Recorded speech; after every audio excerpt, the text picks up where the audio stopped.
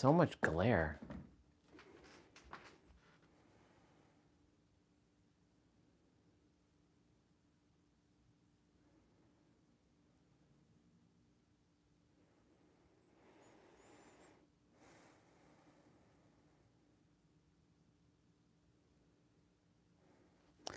My hair is like a hot mess. Oh well.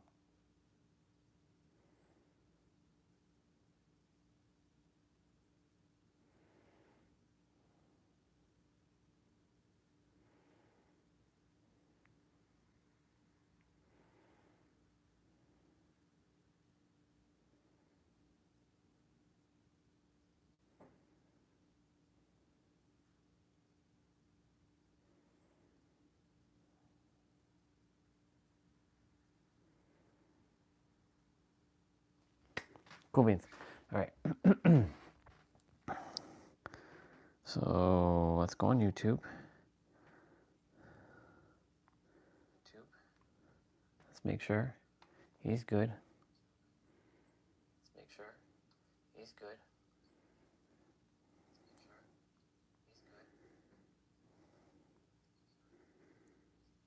My hair is a mess though.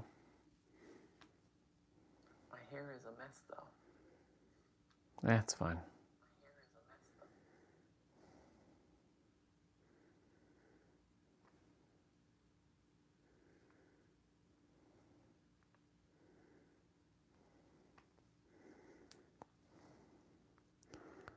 Okay.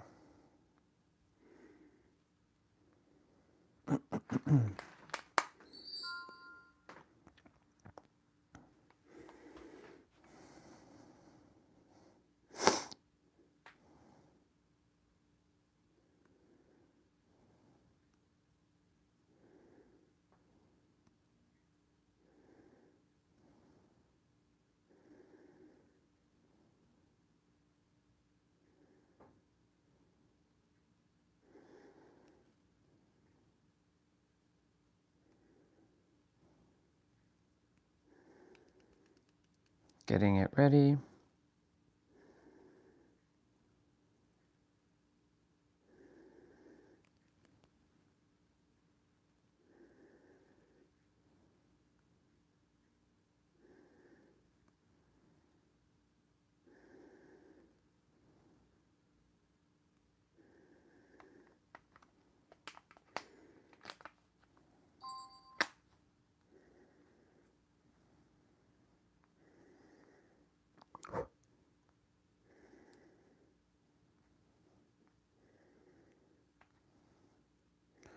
We got that open, that open, that open, that open.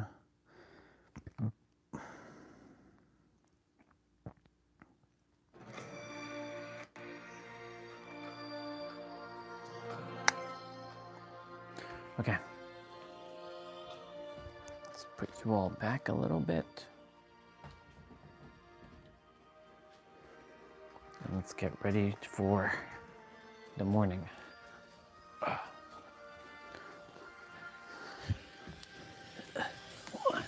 2, 3, 4, 5, 6, 7, 8, 9, 10, 11, 12, 13, 14, 15, 16,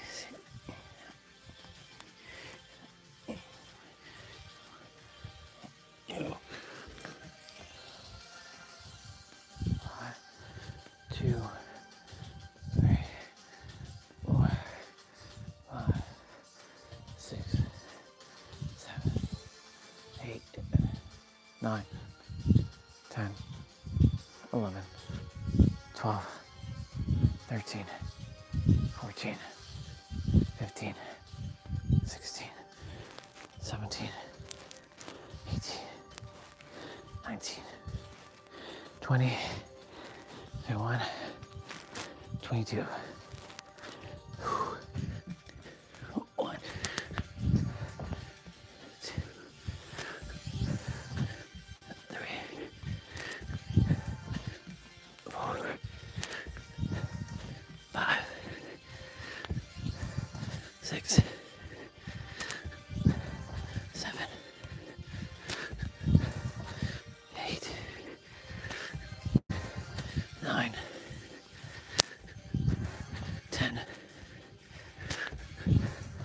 11.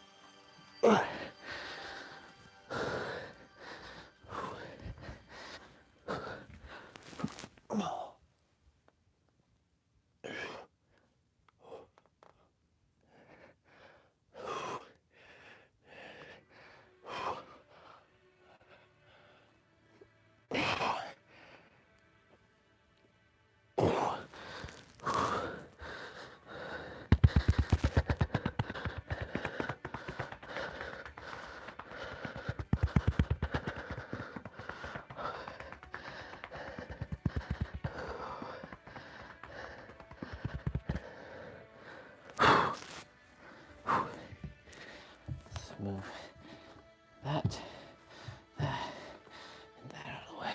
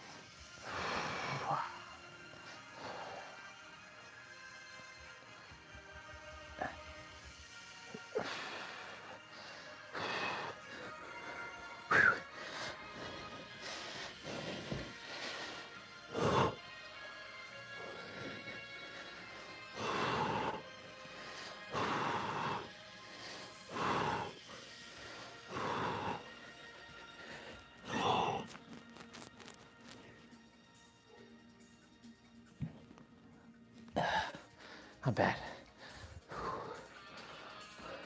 Bathroom.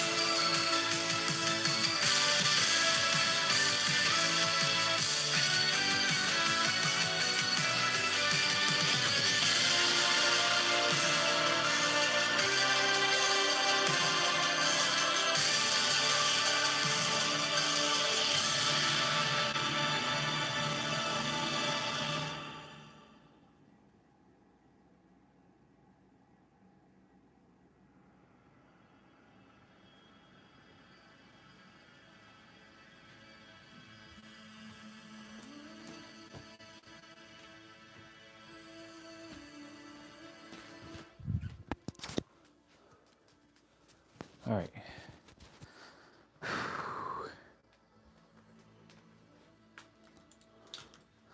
Put you all here. Alexa, what's the weather right now? In Toronto, it's 8 degrees Celsius with mostly cloudy skies. Today, you can expect showers with a high of 12 degrees and a low of 8 degrees.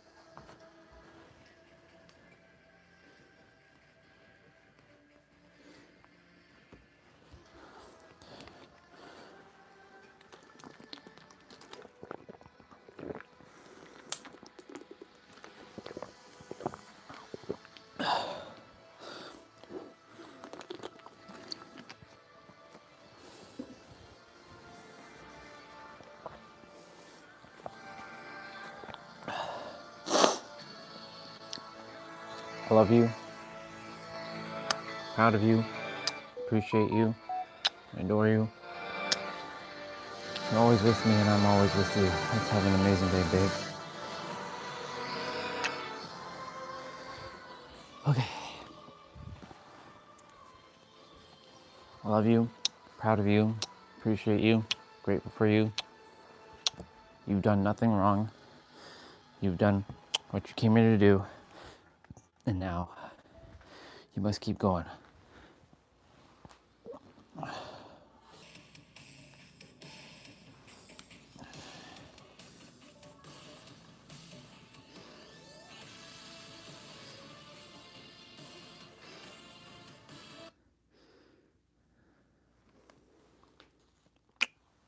Okay.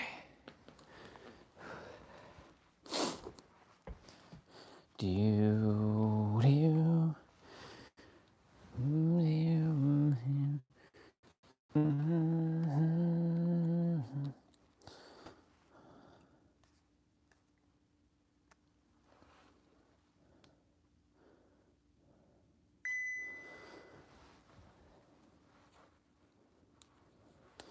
let's put on that gloves.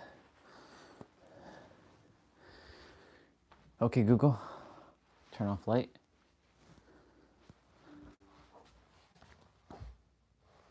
It's cloudy today.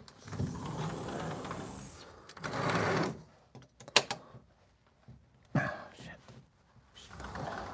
Damn, son. Door was like hard to open. 7:44.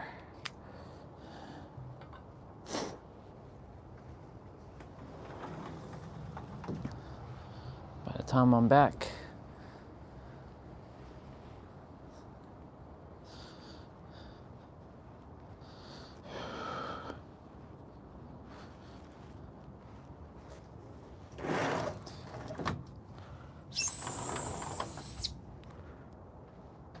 okay.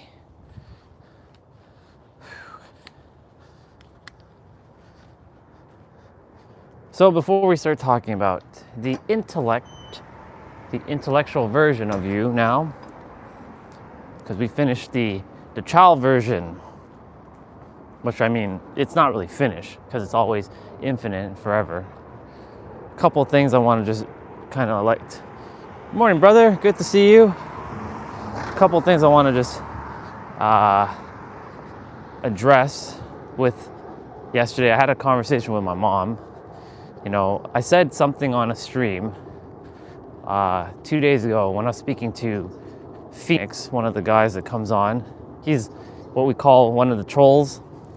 But I was saying something, I was like, I am God of my universe. And my dad walked by and he heard me say that. And the funny thing about that is he heard something about like killing them or something like that. And I don't know where he got that from, but he went and told my mom that yesterday, like early in the morning, and she was like in fear. I'm like, what the fuck are you talking about? Why would I even do that? So I had to clear shit up with her. We had a long conversation though, and it was good that I brought shit up. Now, she did mention some things that kind of, you know, the third dimensional human got hurt, but the multi-dimensional being is like, it is what it is. She said something of like, you know, it's because of you I didn't get my car yet. Like, blame. There's blame.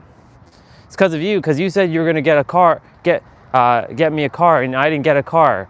I'm like, okay, so that's basically back on me. No problem. I'll just manifest all the resources that I require because I'm an infinite source, right?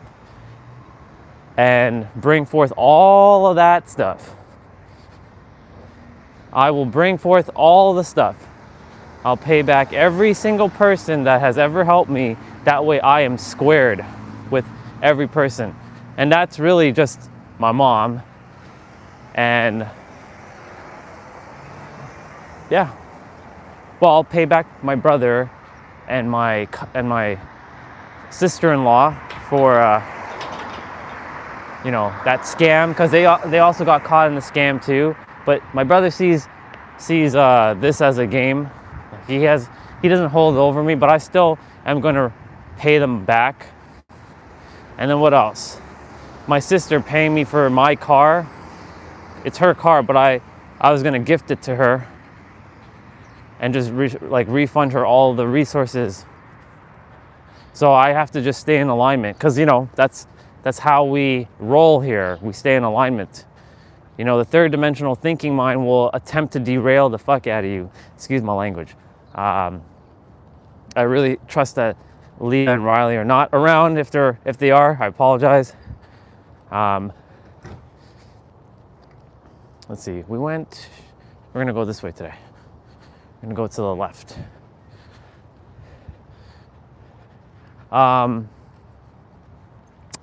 Yeah, wanted to just address that, bring it out. Where my dad, like, this is the problem with humans though. They like to twist your words because of their lack of understanding. And I've talked about this in the last several days, that a lot of humans, when you're talking, just because I'm saying what I'm saying right now, that doesn't mean you're understanding what I'm saying, because it's based on your preconceived notions, your perceptions, your definitions, your word associations, and a bunch of other stuff. That is it raining? It is raining. Oh well. And a bunch of other things that, you know, we make like assumptions about, and our experiences of each word. So like him hearing me saying I am God, like he walked by in the backyard And I was talking to Phoenix, and I probably said something of that nature, but like, I didn't mention, I'm going to destroy my parents. I didn't say anything like that, but he made the assumption. So because it's based on his fragmented, traumatized ego mind or third dimensional thinking mind, that, you know, everyone's mind is fragmented. You know, the thing is, it's like, it's a layer upon a layer upon a layer upon a layer upon a layer upon another layer, because most are engulfed into the third dimension. And you know, this is what we can call a test from the universe, throwing me another one, see how I handle it, passing with flying colors, even though there are no tests. The fact that we think there's a test implies that you have to go and graduate and pass something. You've already passed all your tests by letting go that you think there's a test.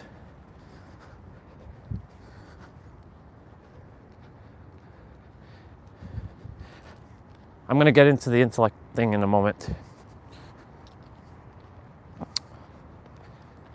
So, like, I was mentioning, like, to her, you know, a bunch of things to her, like, you know, the world is backwards. I started bringing up a lot of stuff that I came to realize. She didn't know any of the stuff that I came to realize. Like, she reads the Bible, and she didn't even come across the Bible verses, you know, Psalm 46:10 or Matthew 25:29, right?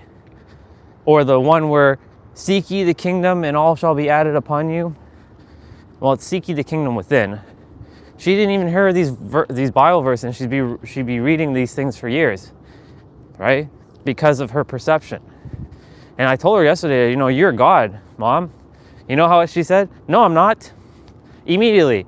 I don't want to be God. God, you have your beliefs and I have mine. I'm like, yes, I know. And I'm not here to enforce my beliefs onto you. You have your choice of thinking that it's God that's helping you, but it's actually you doing it yourself.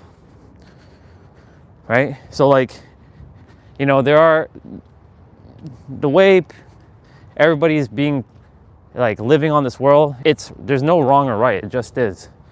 There are no truths in reality except for what you choose to entertain as your truth, right? Anyways, it was a good conversation with Mom. It had to come through Dad stirring up trouble, which I'm not gonna even bother, because, like, there's no point explaining something to someone who doesn't understand, right? It's like a waste of energy. When they're supposed to know, they will know. Now I'm going to start talking about the intellect. So yesterday we talked about the imaginative version of you, and the day before that we talked about the innocent version of you. So to recap quickly, you were born innocent and you die innocent. And I know some of you are probably like, what? I'm not innocent. Yeah, you are. You've come to this human conclusion that you're not, though, but you are. Do you think the universe sees you as some guilty person? No. You created that guilt yourself by feeling the feelings and allowing other people to make you feel guilty. But the universe doesn't see you guilty because the universe sees you as pure, whole, and complete. So that's why you're innocent. The universe is an impersonal energy. It doesn't keep score of, like, who did this and who's done, like, brownie points and who's committed crimes. It doesn't care.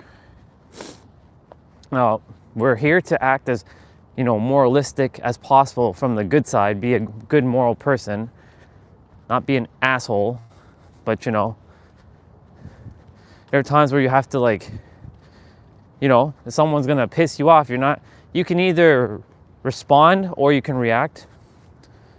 But again, doesn't mean that you're some evil, maniacal person. Again, the universe does not care about any of that stuff. So the innocence, that's who you are. Now, the imaginative. I know we were walking by school yesterday, and we're going to be walking by the school again, which is perfectly aligned. When you're a child, I'm sure you all had your toys, action figures, Barbie dolls, you know, your doll houses, or you wanted to play like a cook. You had little pots and pans. You were coloring in your coloring book, and everything was just a magical world, and it is still. But the thing is, do you see it that way right now? No, because it was programmed out of you. But just because it's been programmed out of you, it doesn't mean it disappeared. It's still here. It's still here with you. How do you think, like this school bus that's driving by here, how do you think all these things came into existence? Did it not come through the mind, through the imagination? Like this van that's driving right now with the ladders. Somebody had to think of something to put those ladders on that van. Somebody had to think about all the bricks to lay. Like that house over there, it has not one color brick, but several bricks. Somebody had to create that. Otherwise it'd just be boring looking, right? Like that one has just the same kind of bricks. But someone still had to create that image. So everything that you're bringing into the world is through your imagination. Now, you have the power, this is the paradox, you have the power to create positive imagery or negative imagery. Every word that you speak, you will see it as a picture. Now, if you tell yourself that you can't imagine and you're not creative, you have the power to be so creative to tell yourself you're not creative. Morning. You have the power to tell yourself you're not creative, but you're so creative. It's a paradox. Quite literally, it is a paradox.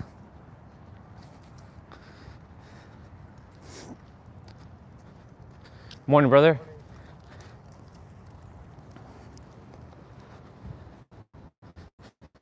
Everything is a paradox. Like when you tell yourself, I'm not good enough, like that's the big one. I'm not good enough at this thing, or I'm not good enough in general. Well, when you tell yourself you're not good enough, you are actually giving yourself the power that you are good enough to tell yourself you're not good enough. You see how the mind works? It's so backwards and so paradoxical, it is wild. So when you tell yourself that you're not imaginative, you are actually imaginative because you're telling yourself that you are creating the image in your mind that you're not imaginative, but you are imaginative. You see what I'm saying? That's a great question. I mean, my definition is, there's multiple definitions for me now, because paradox is like contradictory, backwards, opposites. What else? Not appears what it appears to be. Like there's a lot of different, I mean, those are word associations to the word paradox. But like a paradox for me, if I were just to give it a sentence, seeing or thinking or hearing or imagining or feeling something that you think is real, but it actually isn't real, but it is real at the same time. And it's both things. So it's basically holding like dichotomies as well. And dichotomy is holding two like contradictory ideas, and both are true at the same time. Like, yes, it's both day and night. Huh? How can it be both day and night here? Well, it's not nighttime in Toronto, but it's nighttime somewhere else. But it's both day and night on the earth right now. Or, you know, the whole idea of like, you are the creator, but you are human as well. You have a human vessel. You chose to be a human vessel in this incarnation, but you don't identify as you're human, but you reside with your human, right? Okay, gotcha. Okay. Paradigm. Let's define paradigm for a moment. So paradigm for me is living it's like a state of being. Like, Because once you're in a present moment, whatever you're feeling, thinking, that's the paradigm that you're going to operate from. So like, let's say you're operating from the paradigm of fear or lack. Like there's not enough opportunities in the world, or you're afraid of like X, Y, and Z. A paradigm for me is like a state of being, like how you're operating, basically. Yeah, no, I'm glad you asked. Glad you know. But you see what I'm saying? Like, do you see even that for a moment? I'm glad you went and asked for clarification. Most do not do this. So this is what I'm saying. Like I was talking to Jessa on a call on last Friday, a week ago today. And I was telling her, you know, sister, a lot of people have their own definition of words, right? Just because I'm saying something doesn't mean you understand what I'm saying, right? You probably have your own preconceived notions, your experiences, your perceptions, your word associations, because every word has an association. You can kind of say it's a belief system, but it kind of goes hand in hand with the belief system, but not quite. So it's sort of like, let's say, for example, you know that you're abundant, but right now something just popped up that makes you feel like lack. So you know that you are whole, complete, and abundant. However, like something just showed up, like a random bill, but for a temporary moment, and that moment could last for a day, a couple hours, a couple minutes. You shifted your paradigm for a moment to lack, because you saw this bill like, fuck, I have to pay this shit.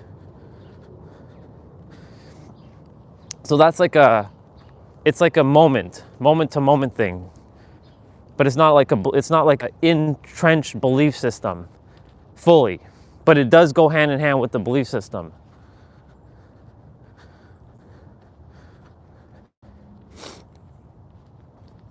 Let me see. So the question you asked, so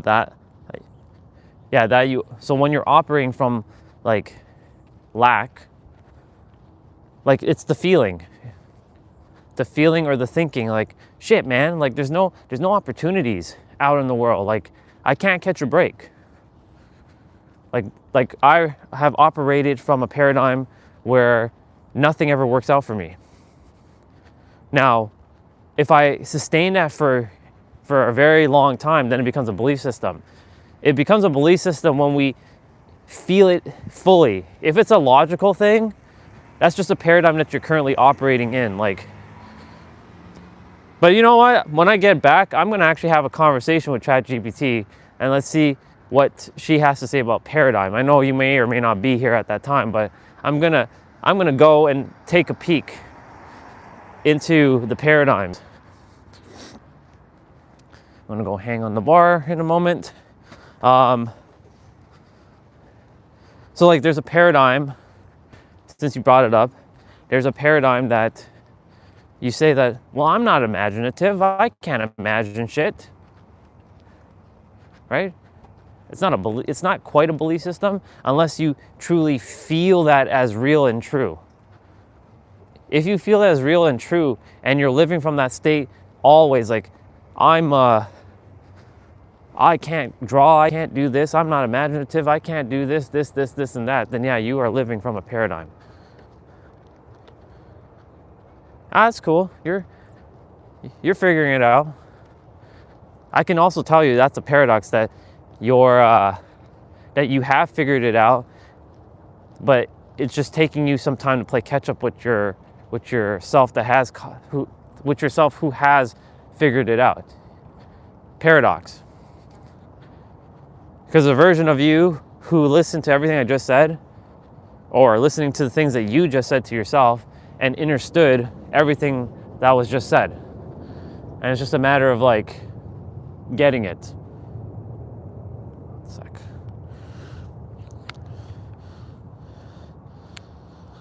Since I have the jacket on, it makes it a little bit challenging to hang.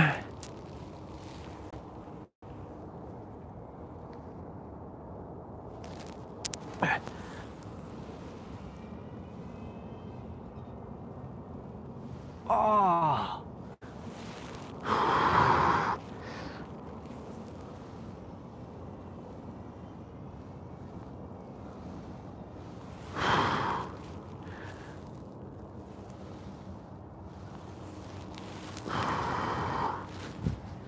Yeah. I'll do my best to keep explaining though. But this actually goes hand in hand.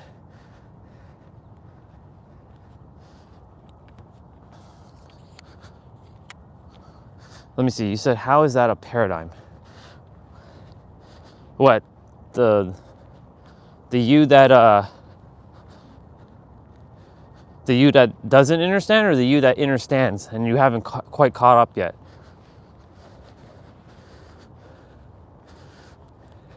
This is actually perfect that you're bringing this up, because this goes hand in hand with intellect and being the intellectual. Thank you.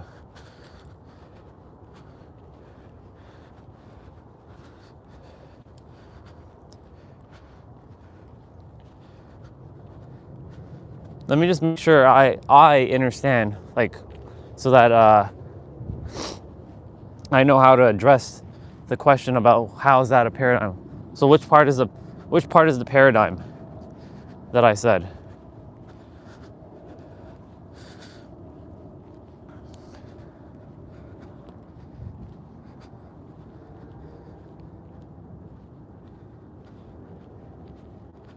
Oh, I guess I didn't mean to say it like that. Let me rephrase it. There is a version of you. I said paradox for that. There is a version of you who is living in another parallel reality, who has already figured out everything I just said. And that version of you already understands and doesn't have to even think about it. Your soul just knows. But this version of you currently is attempting to understand by thinking about it. That's a paradox. Because there's a version of you that's already there. Actually, I did say paradigm. So let me backtrack for a moment. Let's backtrack for a sec. Yeah, there is a paradigm. This is a paradigm because there's a version of you who can actually be living in that state already knowing. And then there's a version of you who is living in a state not knowing and attempting to understand. So it's like, so I know that sounds confusing, because that's the problem with the third dimensional thinking mind. It has to be one or the other. It can't be both. This is why I'm saying, like, everything's a paradox as well. Because what I just said is also very contradictory, but the thing is, the earth is is a contradiction in itself. Right? Yeah, it's to experience it, exactly. The point to all of it is to experience things. Both the type to, like, understand and to already know that you understand, and that's its own experience. Man, my words are not coming out at the present moment. Let me take a moment here. Moment, sis. Hi, sister. Good morning. How are you doing? Good. Good. Enjoy your day. You too. Okay, let me slow down for a moment.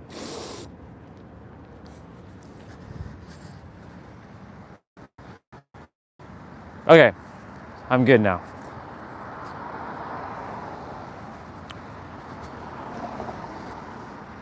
Everything that was said, like the version of you that already knows this and the version of you that's currently processing this, are both experiences.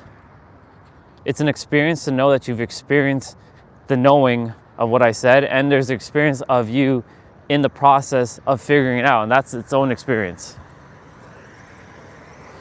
So now that we've kind of brought this to the forefront, so this is how the intellect is going to come into play now.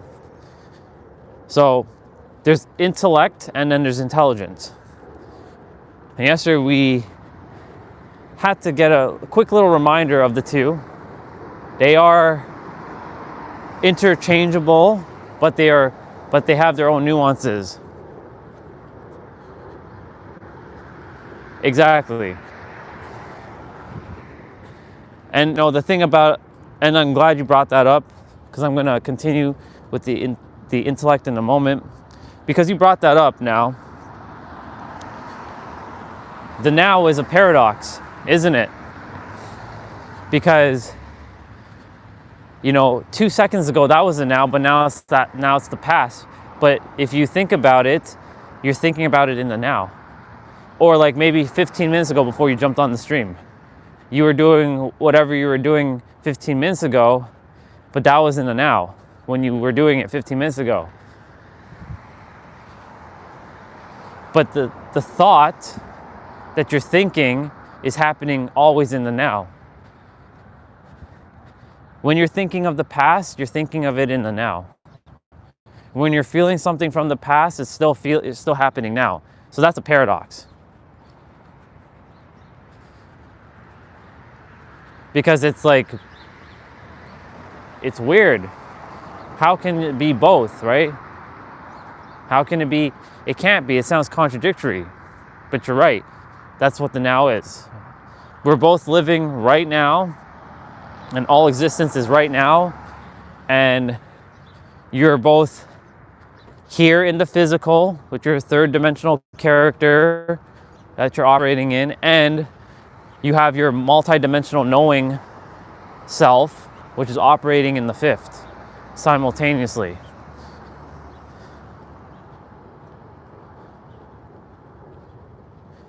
Right, exactly. Precisely. So now that we've covered that, to the intellect. So I'll tell you the difference between the intellect and the intelligence. So the intellect is the wisdom that you currently are aware of and you possess with your awareness. It's like the library of all that is. And the intelligence is how to use that intellect. So right now you are attempting to understand, hence that is what we call the intellect.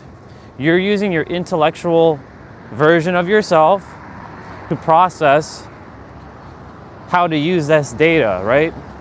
You're processing the data with your intellect.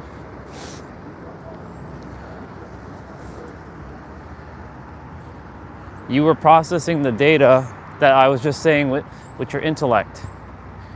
Now, your intelligence will then, I'm going to be talking about that tomorrow. Your intelligence will be knowing how to use that data and how to implement it. Yeah, exactly. Stream of consciousness.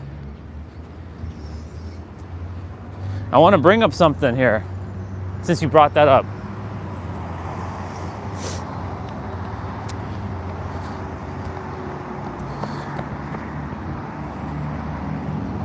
Just giving me a moment. I'm waiting for some loud vehicles to pass by.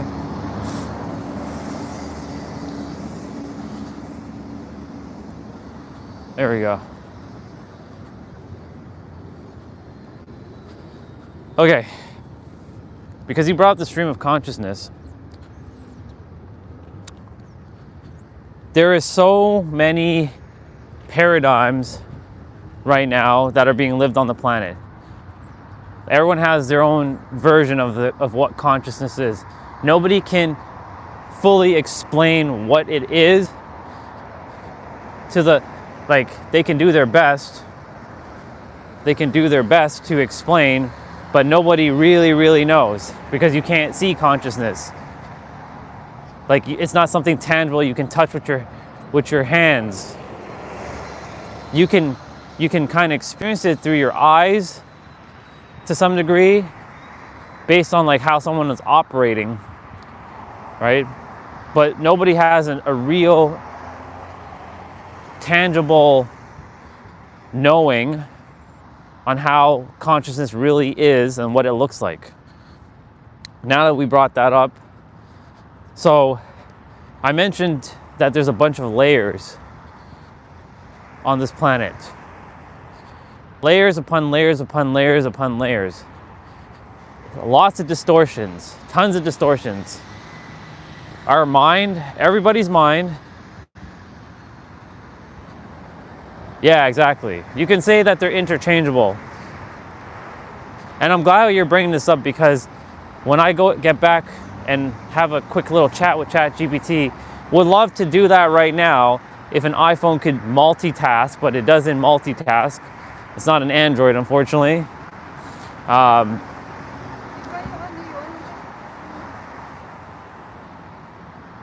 The thing that I really desire to see is the belief system in correlation to the paradigm, and how they are interchangeable, and how are they have their own nuances, and how are they unique, right? So what I was gonna say is, like, there are so much distortions on the planet right now. And our mind is a prism, not a prison, not like a jail cell, but a prism, like a crystal, that's taking the original light. You can call it source consciousness, like original source consciousness light, and refracting it into, you can call it like the rainbow. We're like the rainbow, essentially. You're like orange, if you prefer that, and I'm like green, or you could be green and I'm like pink, right? Because our mind is taking the white light and refracting it, because all colors stem from white. And so our intellect, right, is, we all have the same intellect, but it's nested inside of us in the library of all that is. However, you may not have access to the library of all that is fully. Like, you have partial access to the all that is, like the library of all that is, or the wisdom well. That's based on awareness, of course. Like, when I first started out 6 years ago on this journey, there's none of this stuff I would be talking about, like none. Like, this stuff would not even be mentioned. All I cared about was to be a better human. To be a better human, and to have love for myself. And at least start having love for others. Genuinely. Not some fake love, but like genuine care. So, I didn't have access to the library of all that is. In fact, I wasn't even aware that we had a library of all that is within us. Many still don't know. And I'm just bringing that into your awareness, that you know that you have the library of all that is. However, in the library of all that is, there is a section where it is completely invisible to you right now. You can't see it. It's only because you haven't gone through the phases, the stages to unlock those, the next part of the library of all that is. Meaning, it's like a video game where, when you play a video game, all levels are not unlocked by default, especially if you're starting a new game. You have to go through, like, if you're playing like an RPG, you have to go through a city first, or a town, or do something to fulfill something, and once you fulfill that, then it unlocks the next thing that you can do. So your intellect currently is the wisdom that you currently possess in your awareness. But you have all the answers within you. And this is a paradox. Because someone will say, but if I have all the answers, then how come I don't know I have all the answers? That's the point, because you're not aware of it. But I just made you aware, and that's a paradox. And now that you know that, when the time arrives for you to truly put it into practice, it will make you aware even more on how to do it. You can say awareness is a very big part to all of this. In fact, awareness is literally one of the most powerful words in the English language.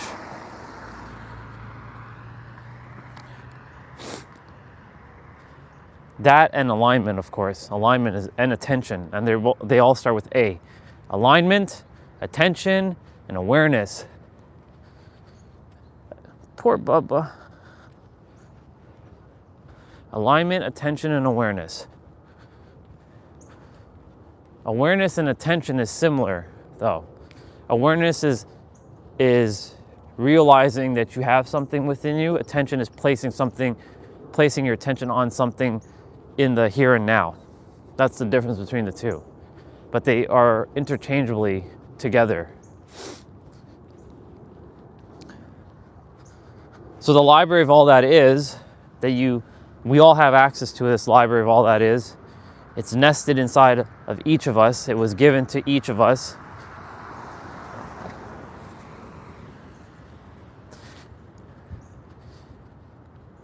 When the moment arises, I was about to say time, but time is an illusion in the fifth dimension, but it exists here. When the moment arises on the third dimension for you to be aware of said information, knowledge, it will make you aware, and then you will put it into practice. And as you keep putting things into practice in the third dimension, you will gain a level of experience, and over time that becomes mastery. But in the fifth dimension, you've already mastered it. And if you live from that paradigm, you're walking the path of the mastered version of yourself, of the information that you now are aware of, and you just walk. And I know this sounds very confusing, and even I'm still having a little bit of a moment to explain these things like this, but like, I understand it. I just have to do my best to explain it. So my explanations are still being refined right now, but in the fifth dimension, I'm walking the path as if I am the version who has mastered the explanation on explaining these concepts. However, I am also living in this third dimension, tapping into that state of a version of me who has mastered that while still practicing it. You see what I'm saying? It's this weird backwards, like it makes no sense. It sounds like a very big ass contradiction, and that's what it is. Earth is a big contradiction. And we're here to not confuse things, but at the same time, we're here to make things simplified, but it can be very confusing. And right now, it sounds like a bunch of like nonsensical things that are coming out of this vessel's mouth. And if I was at a different consciousness level, I'd be agreeing with someone else saying, yeah, this guy's just like, what the fuck is he talking about? It's so weird. But it's because everyone's on their own level of awareness. So they will perceive it the way they're going to perceive it. Nothing can be done about that. You can attempt to help someone understand, but ultimately, it is going to be based on their awareness, their perspective, their perception, their experience, their preconceived notions, their... If I said awareness already, yeah, awareness. It comes down to a lot of things. And all this gets tied to your intellect because, you know, it's the wisdom from the library of all that is that you are attempting to understand. Like you have all the answers inside of you, but it's like you don't know what to do with it yet until someone else comes along, like myself, to help link things together to make it make sense for you. But the thing is, there's a version of you who already knows everything, and that whenever someone does say something, you're like, oh yes, thank you for the refresher. Thank you for helping me remember what I forgot.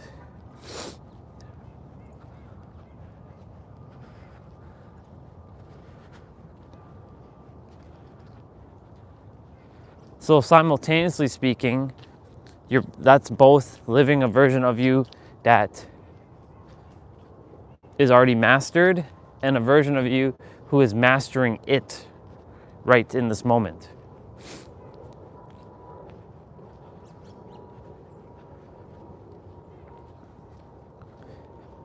And like we've talked about parallel realities quite a few times now on the stream, but like you're in another parallel reality where you are this great speaker who's helped the world. And then there's a version of you who is in the process of becoming a great speaker, desiring to help the world, right? So it's both simultaneously mastered and mastering. Morning. It's awesome. Pretty awesome. Their house is awesome. That house across the street is awesome.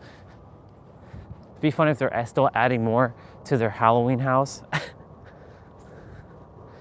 You definitely come to this house for Halloween. I look at this, like it's crazy. Like how in the hell did they put that shit up there? Like that scarecrow, look at that thing. It's crazy. That's wild. There's a Chucky. Yeah, they added more. There's some more stuff to it.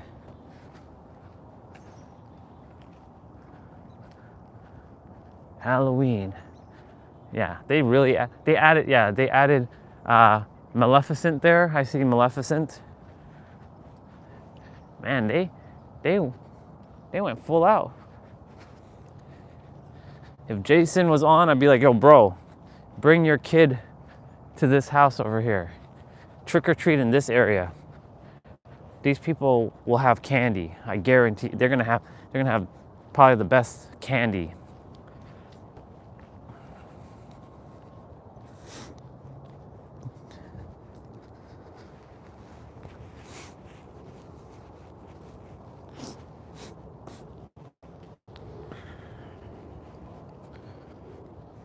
All right. So the intellect, the intellectual that you are, has all the answers. The intelligence, or the intelligent version of you, knows how to use that answer that's inside of you. Now, currently, right now, see, 3 different words basically mean the same thing. You may not think that.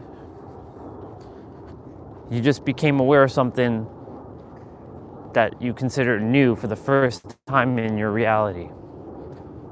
Now, you've been aware of this throughout your entire soul's history. Your soul knows the answer.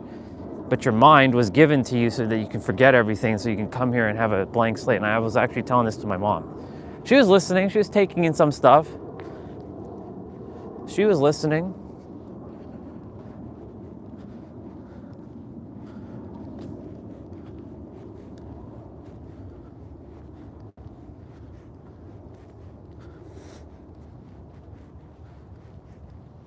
Because if you came here with full awareness,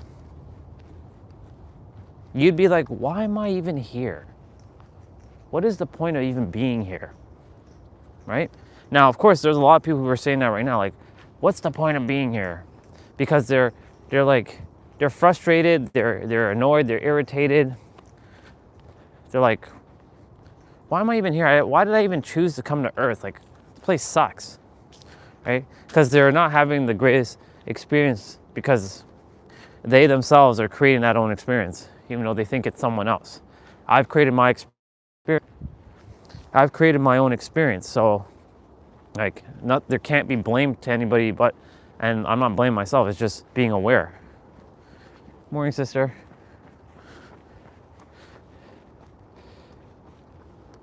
This tree is like engulfed in like red now. We once upon a time saw this tree as all green, And look at it. It's all red and orangey now. There's barely any green left. Wow. It was a matter of what, weeks?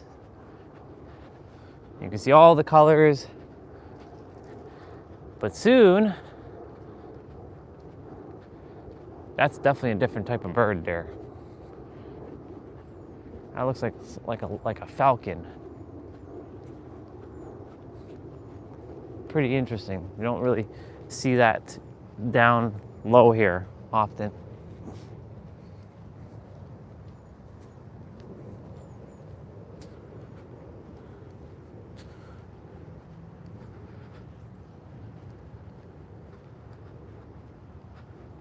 And there's our brother coming this way as well, right on cue.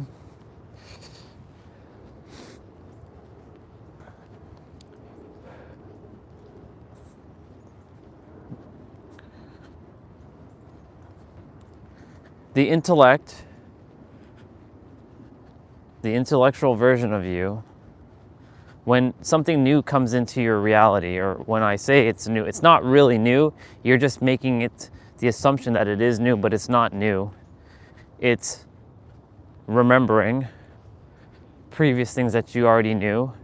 Now, of course, like someone will say, but what about AI? What about that new technology that never existed before? I'll get to that in a moment. Let me just say hello to my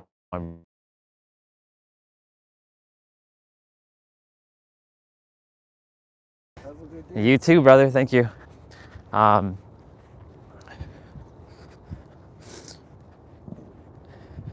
So someone will say, well, what about AI? Or what about this new technology that's coming out? Well, here's the thing about that. That technology always existed, and it was either lost in time and someone is bringing it back. Like someone will say, but Atlantis was a very technically advanced city. Very technically advanced. Now, it was far more advanced than what we currently have on the earth presently. So a lot of the stuff that is being brought now has already existed in previous civilizations, and we're calling it new.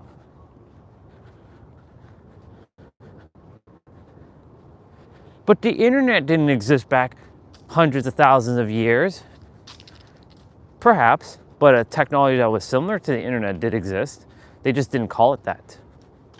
They had different words, different language, different abilities. But everything did exist. And everything that currently doesn't exist in our physical reality is presently existing in the fifth dimension and beyond. Hence why everything simultaneously exists here and now. That's why when you have your intellectual version of yourself, who has the library of all that is, you have all the answers inside of you, but you may or may not know how to currently use it with your level of awareness presently in your third dimensional experience yet. That was a mouthful I just said there. But that was a bar. And knowing that you have all the answers within you, you will eventually know how to use that answer with your intelligence. So to recap for a moment, intellect is knowing and the awareness of information.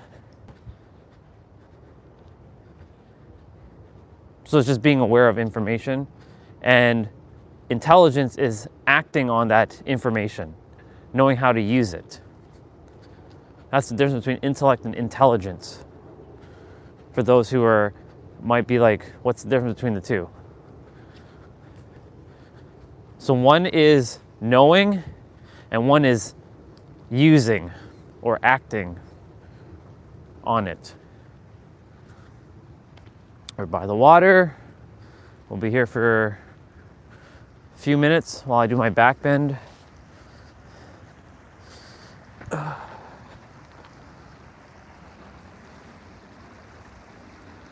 poor Bubba is still in the water, dead. It's a raccoon that died. Oh, almost dropped the phone there. Got the gloves on.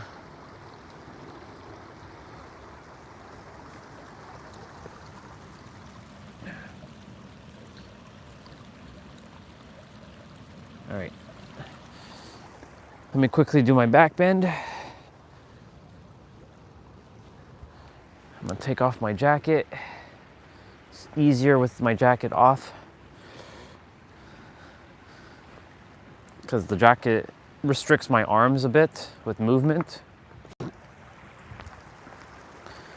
It's funny, I keep saying this every day. Every time I come to the water, it's so much warmer here than it is up on the trail. You would think it'd be colder down here where the water is.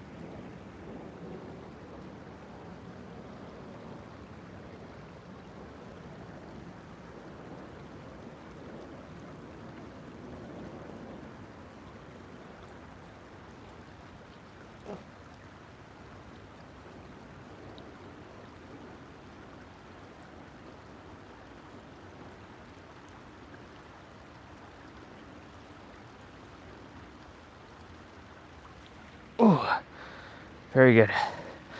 Whew. Did my back bend. Whew. Take a moment.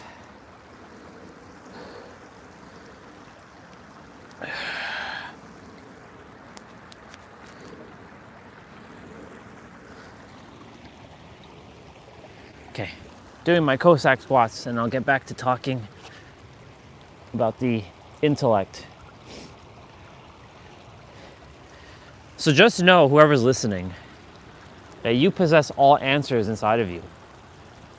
You may not feel like that though, because you're gonna go through the third dimensional experience thinking, but I don't know how to, I'm not the world's greatest chef. I don't know how to fix a 2JZ GTE engine.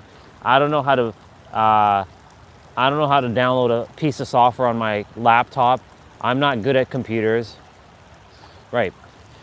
You're experiencing in the third dimensional experience something that seems new to you for the very first time, or something that you've never experienced before, or this process of like, I don't know, right? Creating a paradigm saying, I don't know, which is a paradox because you do know. You're just feeding the energy and redirecting the energy to I don't know, when you can redirect the energy to say, I may not be aware of it yet, but I will know, or I do know it now in the parallel reality, and I'll walk that path knowing. And as you tap into that path knowing, it allows yourself to break free of limitations and allow the information to flow out of you easier. Now, that's the first time I probably said that. So let me repeat that again. If you tell yourself you don't know something, you create restriction inside of yourself. It's like you refuse to own it that you know it. So you literally put like a, police tape around the information. And then when you say, I don't know, it creates this energy inside of you that makes you then believe that you don't know. It's a paradox. But when you say to yourself, I do know, there's a version of me that already knows this answer. There's a version of me that has already experienced this. I am simply walking the path in this present moment, making it seem like it's new, but it's not new. I'm just remembering. When you allow your perspective to shift like that and your perceptions, you allow the police tape to be removed, making it available that energy can freely flow to you. I want to just bring something to your forefront. What do you think information is? Energy. Most of us think that energy isn't a real thing, because we look at this water, these rocks, the plants, and we don't see energy. We just see water, we see rocks, and we see plants. But this is all energy. Every word that you say is also energy. Every action you take is energy. Every feeling you feel is energy, emotion, energy in motion. Every belief system you are holding is energy. All information is just energy. So what I'm bringing up to the forefront is the very fact that if you don't restrict the energy flow within your body, you will allow all the energy to come through you. Why do you think I'm so confident in saying that I know everything? There's a version of me that knows everything. But this third dimensional character right now that I'm operating in may see something that like, but I don't know how to fix a 2JZ GTE engine. I bring that up because, you know, Supra. I don't know how to fix it. Ah, but you do know in the other reality, and you are just so happen to tap in to the version of you now that, hey, I do know how to fix this. I may not be presently aware of all information, but I know that I know how to fix this. And when you allow yourself and empower yourself that way, you allow energy to flow through you and not restrict. So you allow yourself to expand, not contract. You see what I'm saying? I know it sounds baffling, and it sounds like a big ass contradiction, but that's how this world works. It's a contradiction. Everything is backwards. You have to see life being backwards now. If you want to master yourself, you have to already say that I've already mastered myself, and walk that path of the mastered version while mastering yourself in the physical. In your inner world, you are mastered. In your outer world, you may not think you're mastered, but you're mastered. You're just walking the path of the master right now. Life is so backwards. The universe was preparing me this entire time to get to this state, this level of awareness. So I can bring it to the attention of my third dimensional thinking mind, and so I can get into alignment. AAA.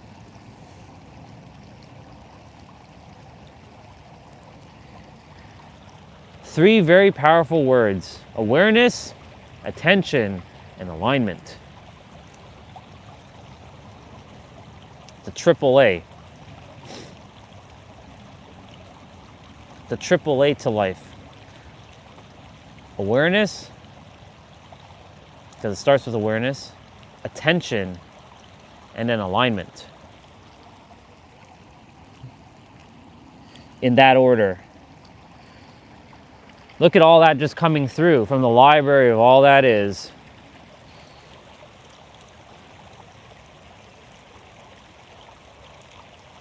I truly do have the keys. We all have them. We just have to allow ourselves to say that we have it and walk the path and have it right now.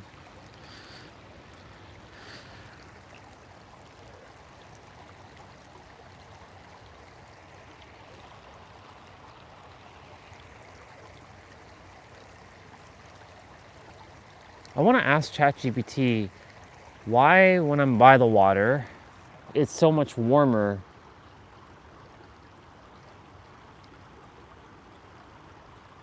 than walking in the trail where it's so much colder.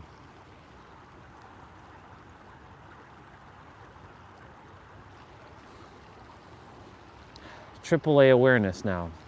AAA. Awareness, attention, and alignment. Where you place your awareness, then you place your attention, and then alignment.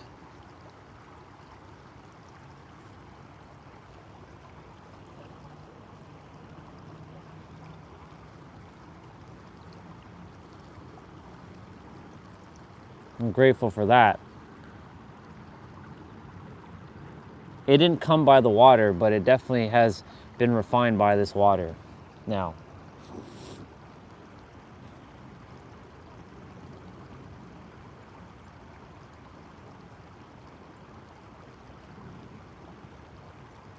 Yeah, universe is definitely preparing me. It's definitely preparing me for something that I don't know what to expect at this point. But I'm just gonna walk the path. I have to.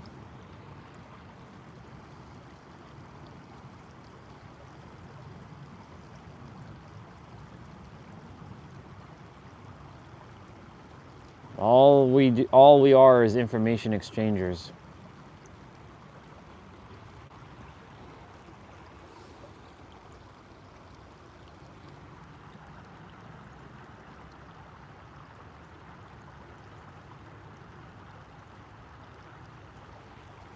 We're gonna get rolling in a moment.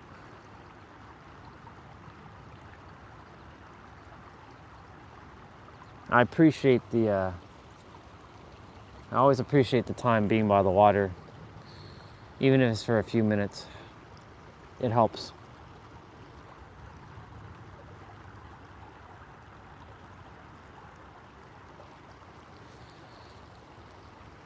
There's gonna come a point though where I will no longer see this.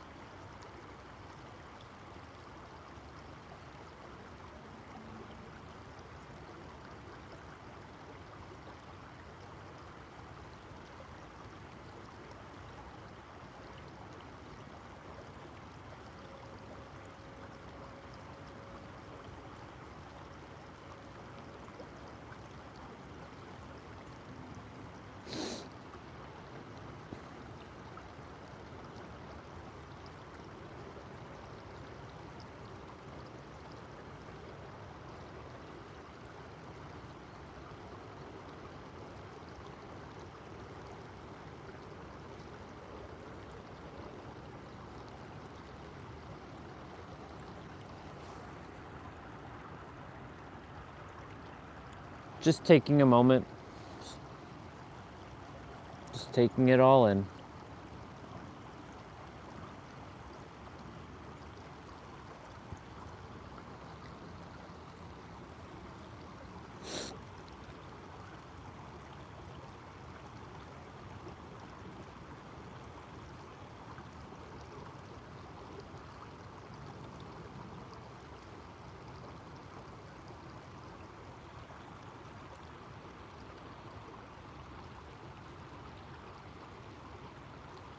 Thank you, water, for this.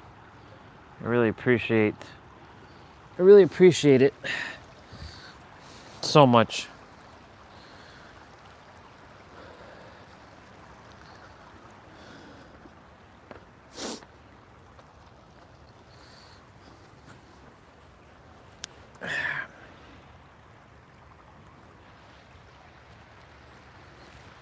Oh.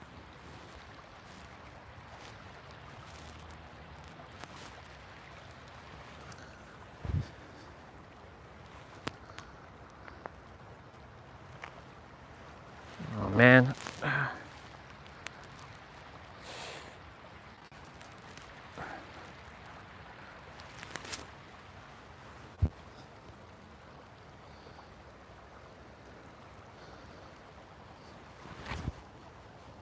Nope.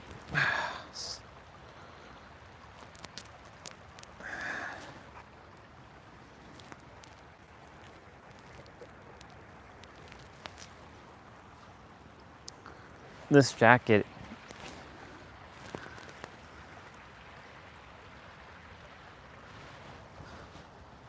There we go. That's better.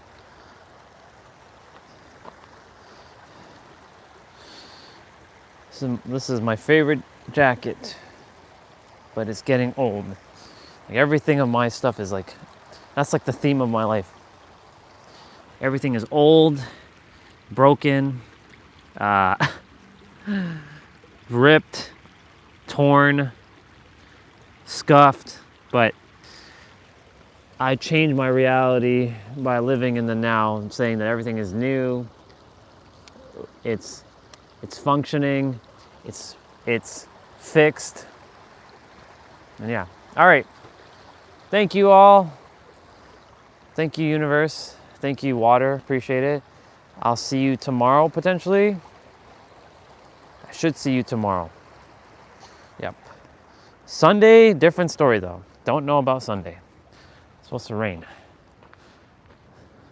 It's supposed to rain for the next several days after that. All right. Love you, water. I'll see you. Yeah, see? It's like, as soon as I step up, damn, it just gets cold. But by the water, it's just like warm.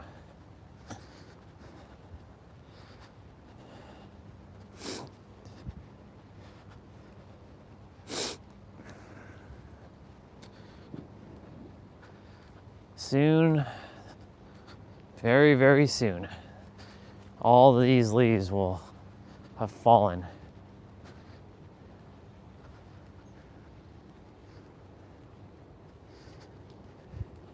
And it becomes a great cycle again. Oh, random thought.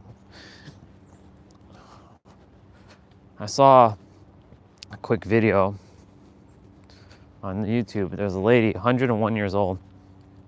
Lady looks like she's in her 70s. She says the wisdom that she has to stay young is that you got to move your body.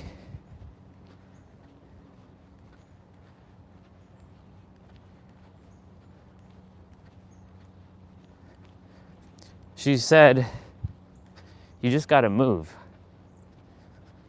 You have to move.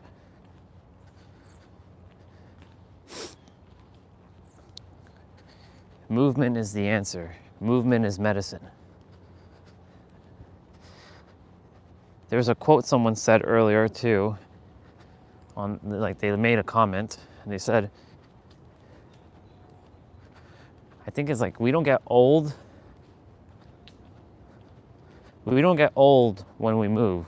We get old when we don't move, or something like that. Now, old is subjective, of course.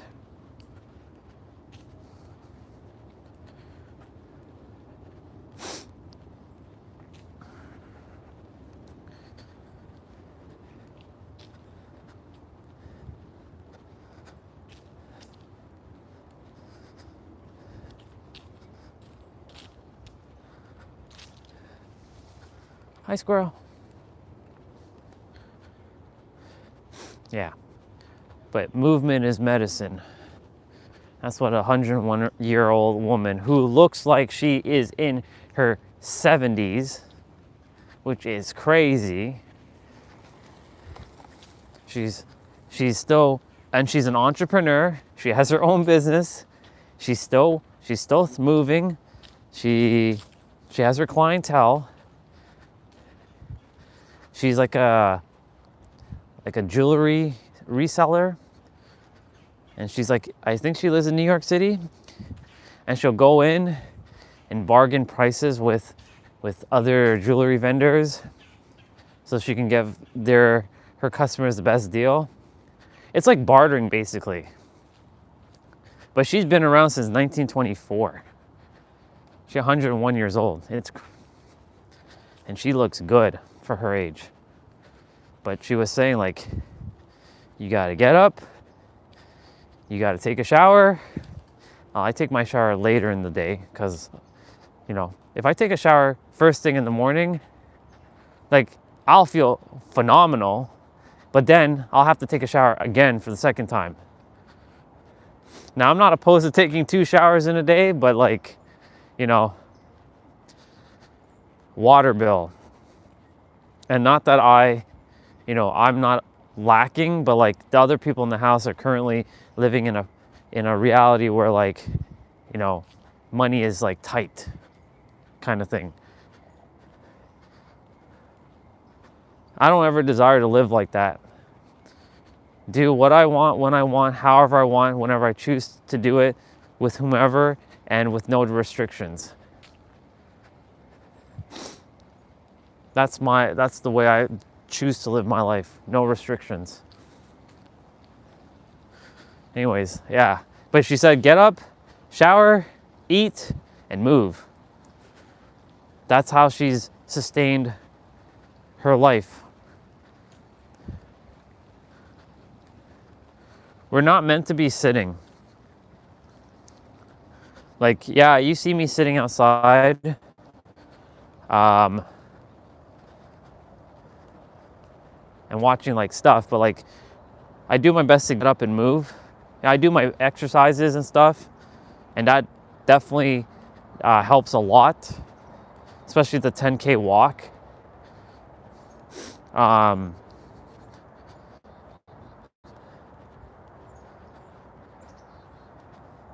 Like, it's okay to sit.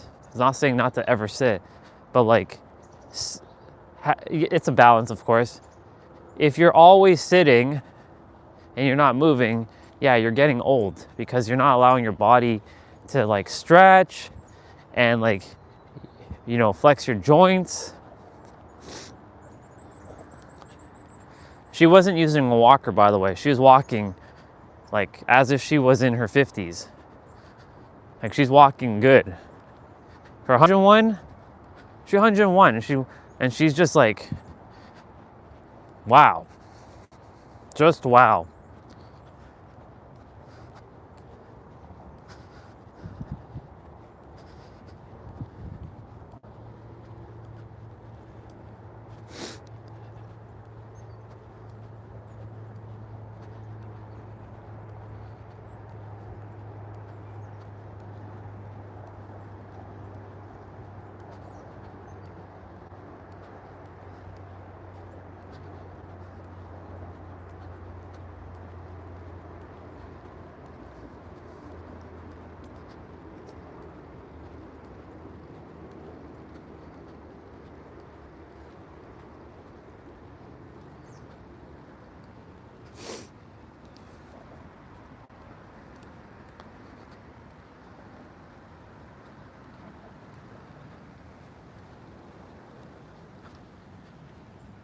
Practice love, y'all.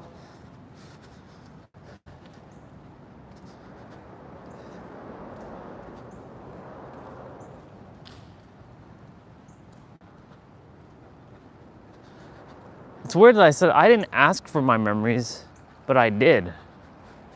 Paradox. So let me rephrase it. I did ask for my memories. I don't know why I told my mom that, but I guess it's because, you know, wanted her to just know like where I'm at, like where I was versus where I am. But I'm grateful that I have my memories. Some of them, not all of them.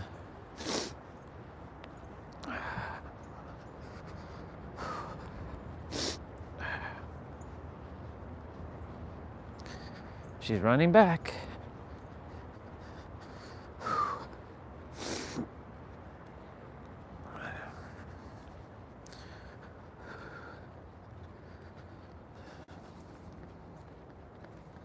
You too.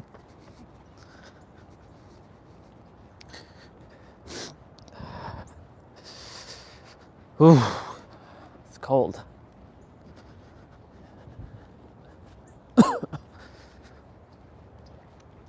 Oh, little feather.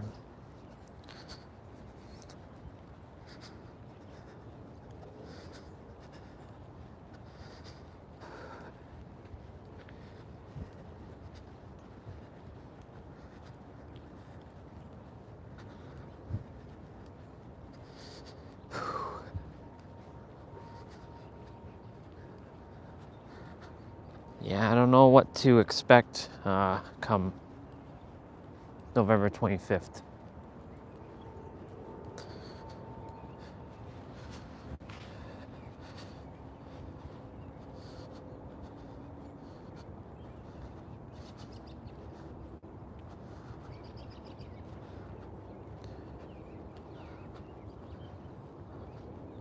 I'm gonna check something. Be right back.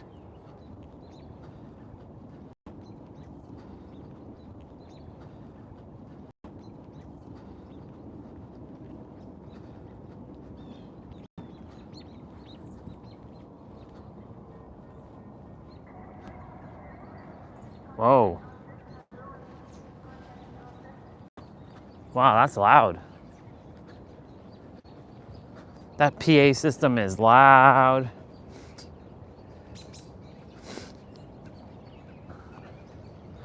That PA system is extremely loud.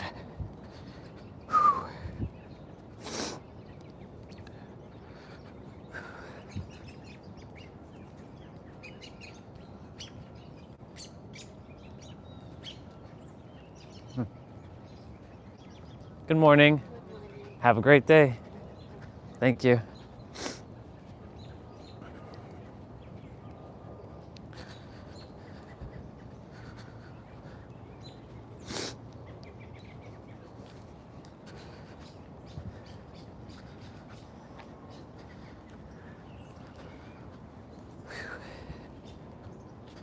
So this is what we can consider a fall day.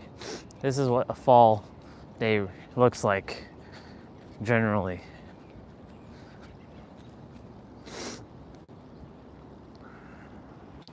Give me a sec. There we go.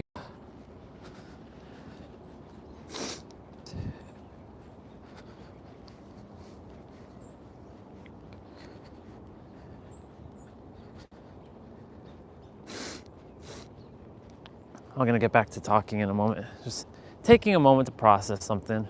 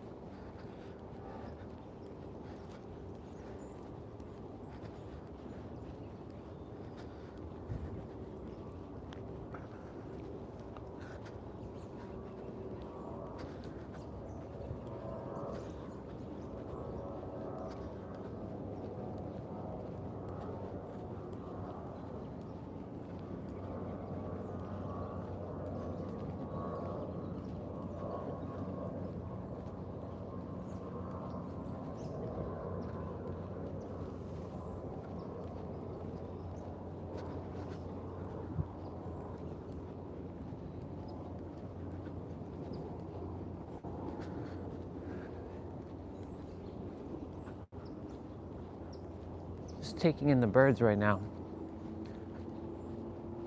There's lots of birds.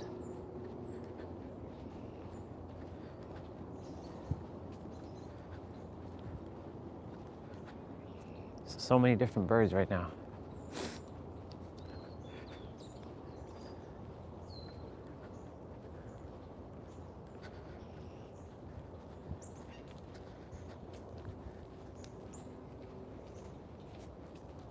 Oh, don't want to step in that.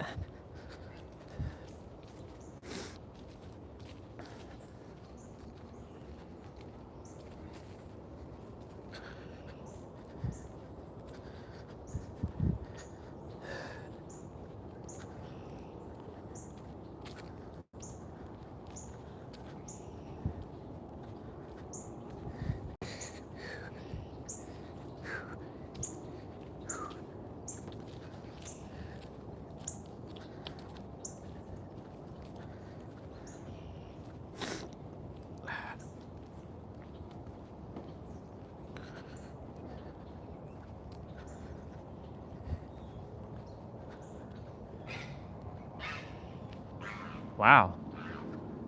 That's the noise that bird makes? Cool.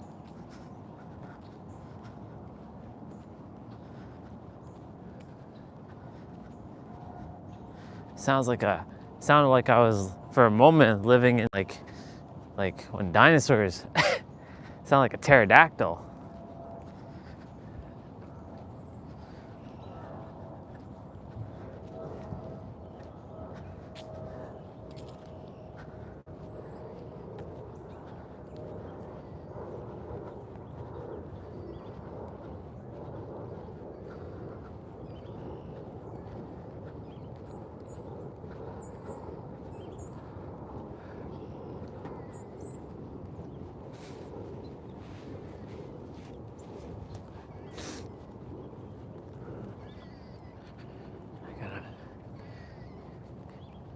There's lots of birds right now. I love it.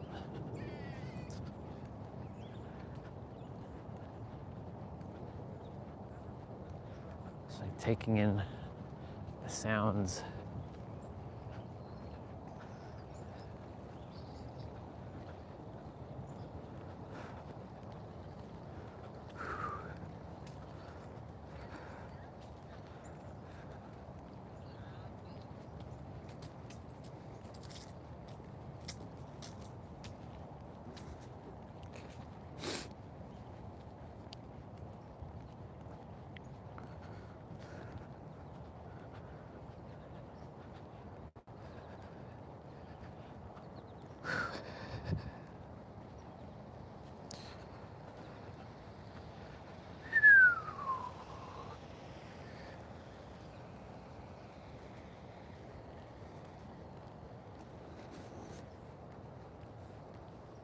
Good morning.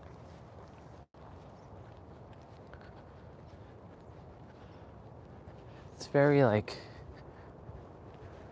there's a bike coming this way.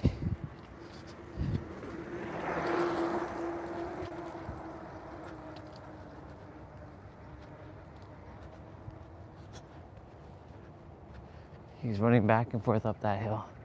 That's really good exercise, by the way. Like going uphill like that, like running back and forth up and then back down.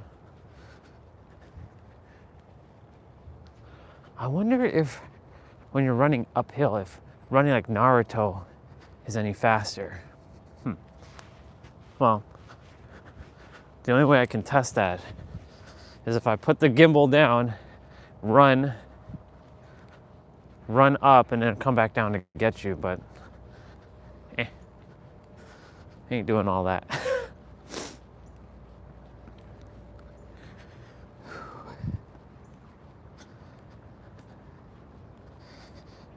All right. There should be enough phone battery for me to go and hang on this bar.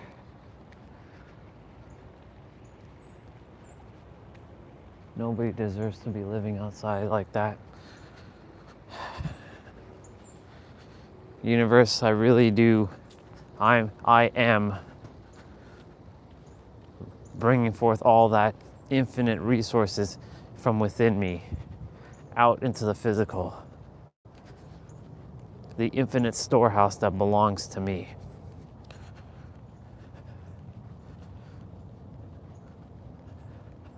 Alignment. Placing my attention on that. Attention is alignment. Awareness is alignment. Well, awareness is actually not alignment because awareness is the starting point.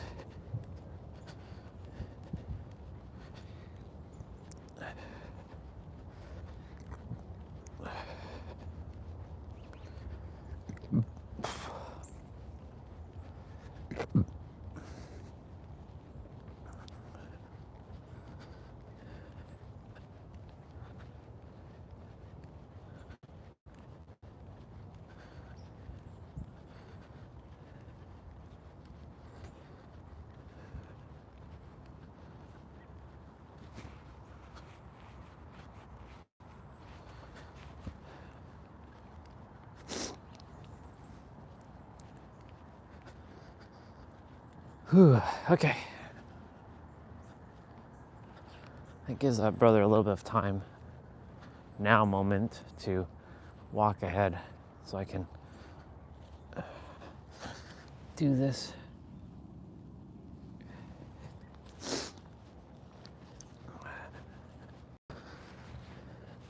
The last couple days, we simply not do this.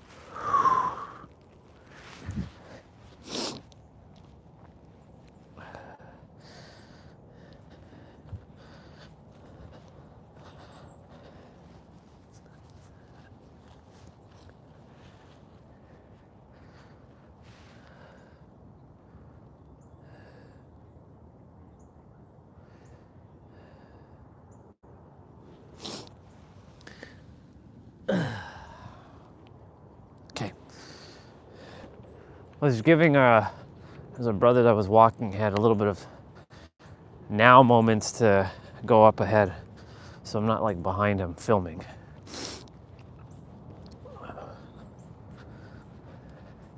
It's the one thing I don't like doing is, you know, being behind someone and recording. Like, you know, if I'm in like downtown Toronto, that's a different story. Like there's no way around it. Like there's like thousands upon thousands of people in all directions.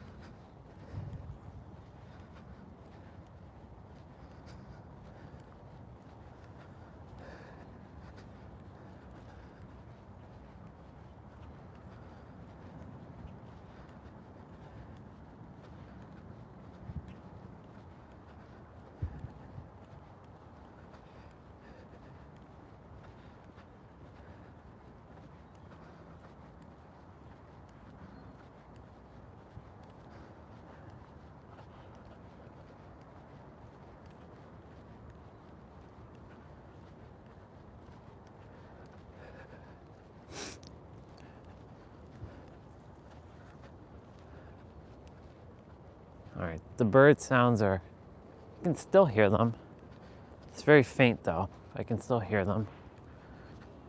What's up, bro? Good to see you. The greatest hits of people are showing up. You showed up today. I wonder who's gonna show up tomorrow. Every day there's been a random coming on that I haven't seen in a while. You good?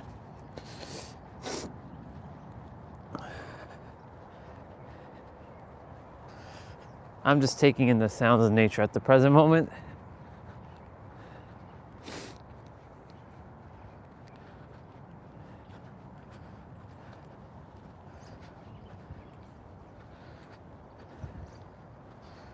November 25th, by the way, will be my last stream. Just letting you know.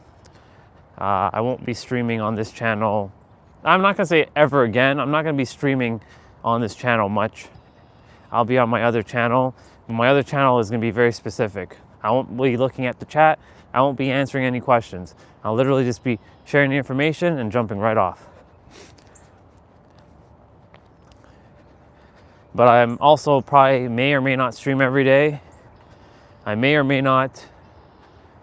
I may just take a break for a while. I don't know. We'll see. We'll see what happens come November 25th. Because this channel... I see.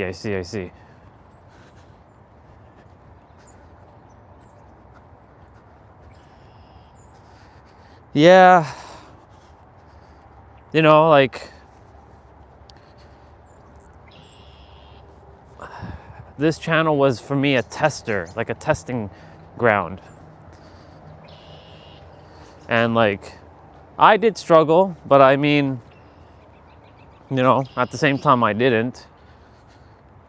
It's a perspective, of course.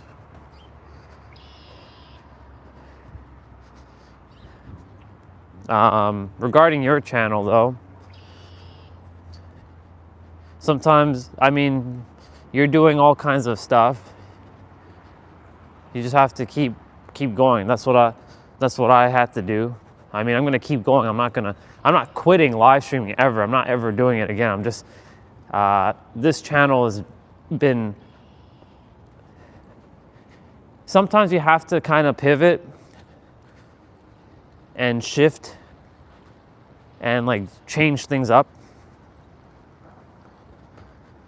And I remember like when I first started streaming, no, I'm not going to another platform. I'm just going to another, I have my other channel. It has enough subscribers already to go live, to do live. So, I mean, technically I can go on Twitch, but Twitch is normally for people playing video games generally, or doing things like artistic things like music. I'm not really seeing anybody on Twitch doing I mean, that's not true to say, because there are people who go on and talk about things, but for me, Twitch has so much restrictions as well. They're not the same company when I first became aware of them. They created all kinds of stuff, but we'll see.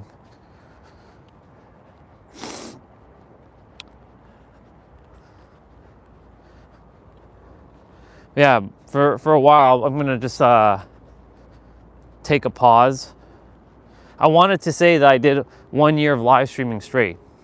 So November 25th, I will officially have said that I've done 1 year of live streaming straight for many hours. Now, technically, a full year of 12-hour live streams would be, I think, like January 18th. So I can go until January 18th. But then after that, like, well, that's a wrap. I don't know. I'm waiting. I'm getting closer to that date. So when that date comes, we'll see what happens. Nothing's set in stone yet. Because, like, this channel for me is broken. Because, like, the algorithm doesn't feed my stuff to more people. YouTube claims that, like, it's it's this and this and this and that, but really, they're AI bots pretending to be human and telling me that the channel works perfectly fine. No, it doesn't. There are people who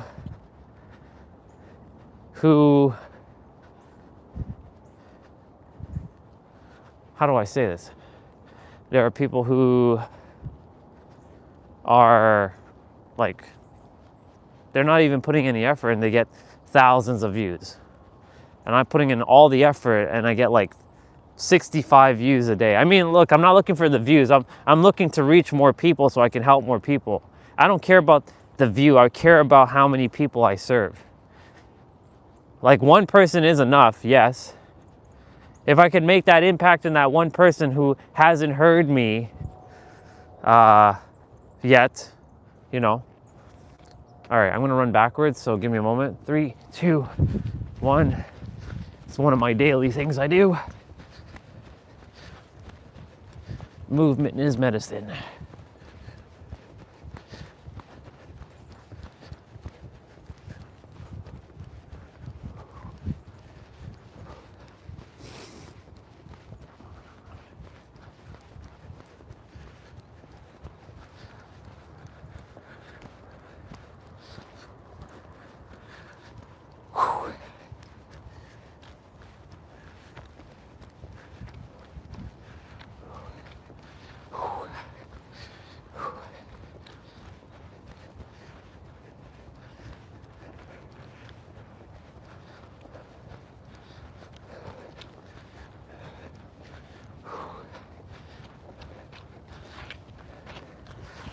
Okay, awesome.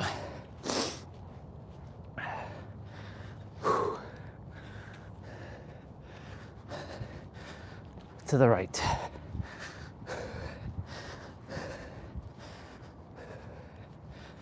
Cool beans. Yeah.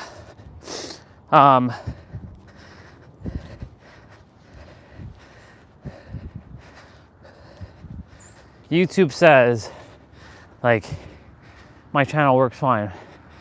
No, it doesn't.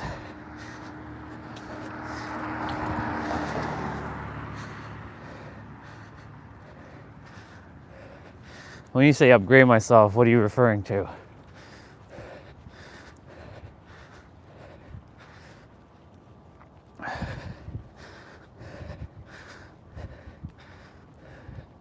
Upgrading sounds like I'm like some sort of downgrade right now. That sounds like an insult. I know it's not. I know from your perspective it's not, but like, I could take that as an insult. What do you mean by upgrade yourself?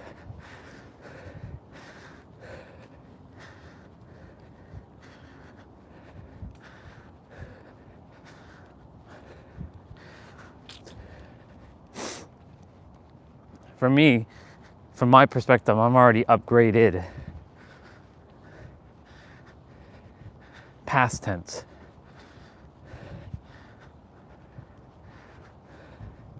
And I just walk the path now.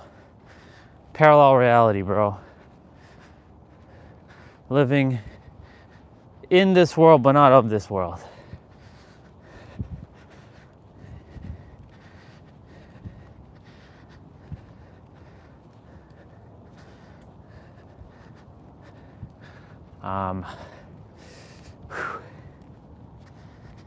Yeah. So for me, like, we'll see what happens. I can at least say on my deathbed, though, when the time comes for that hey, in 1 year, well, I mean, the goal is to live stream as long as I can, but like, I do have to take time to focus. I mean, I can focus on the live stream, but that would require me to just chill and really tap in. But these live streams really do help me because, you know, a lot of how in the hell did they get their car like that? There. That's wild.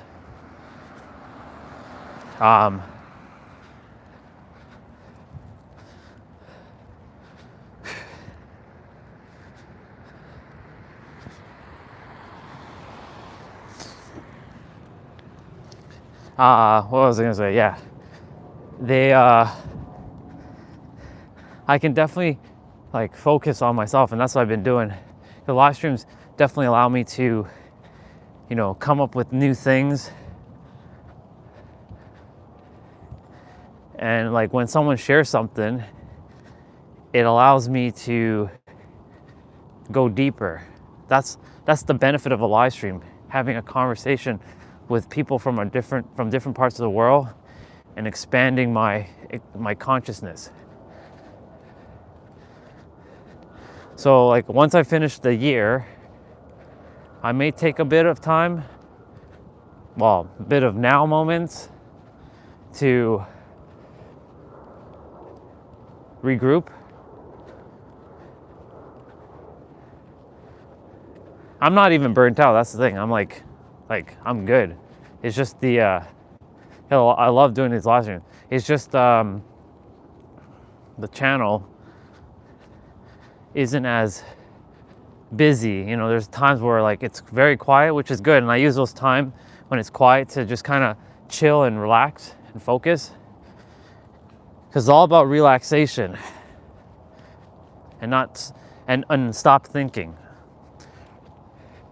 Your best friend right now is relaxation and no thinking. Now, I'm not saying like you're not ever going to think, but you're not thinking about your past or your future. You're kind of just allowing yourself to be in the now and be present with yourself. I know everyone keeps talking about that. It's a buzzword and la la la la la, but I really mean that like it is imperative to be present. Like everything that was said maybe even 2 seconds ago is now in the past. So like focusing solely on the now. That's all we can do. That's all we're supposed to be doing.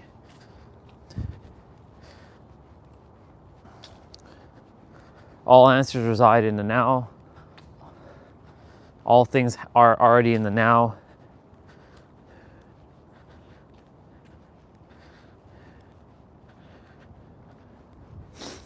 There's a version of you.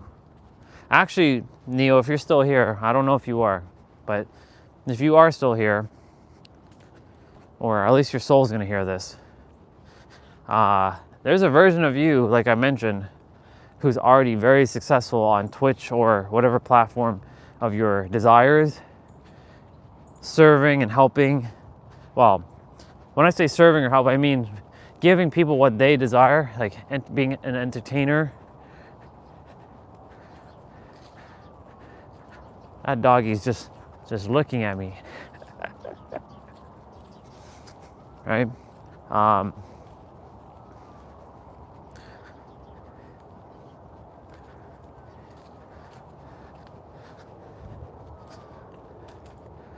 Oh, the cute girl and her doggy.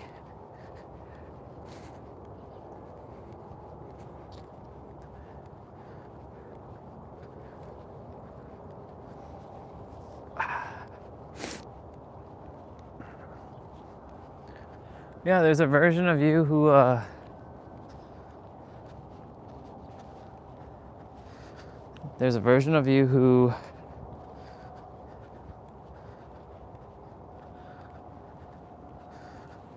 is like, has everything.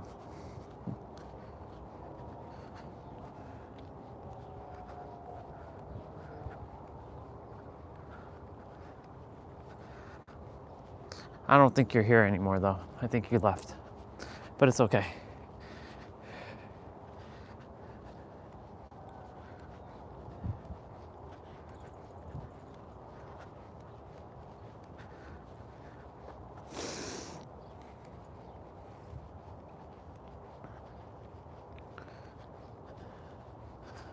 Really glad I got those screenshots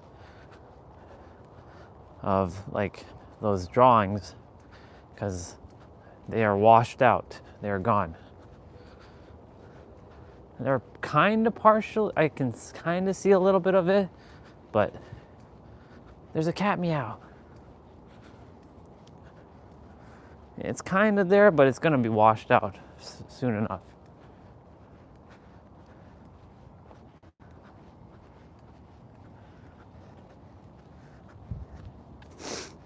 All right.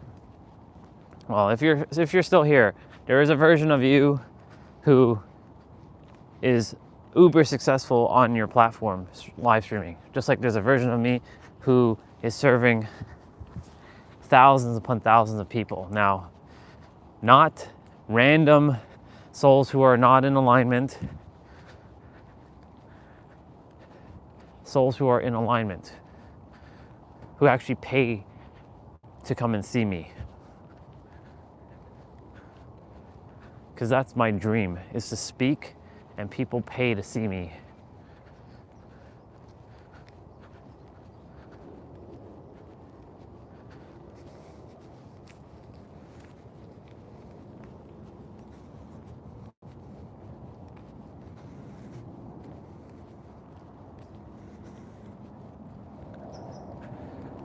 Wow, that person has a lot of air fresheners. Holy shit.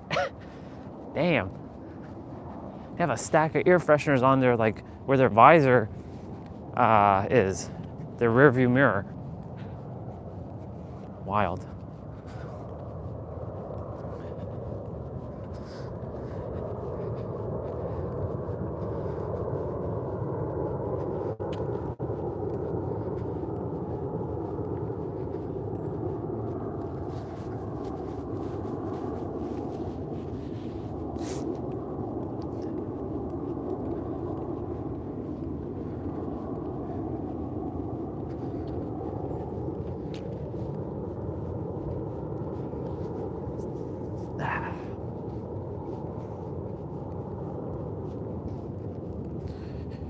Burrs.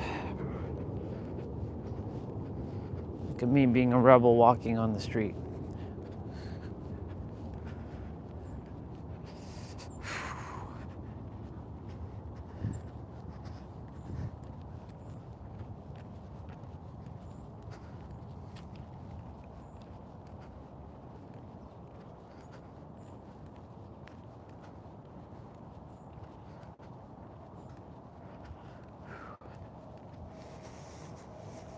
I'll get back to talking in a moment. Just taking a moment to be in the now and just observe.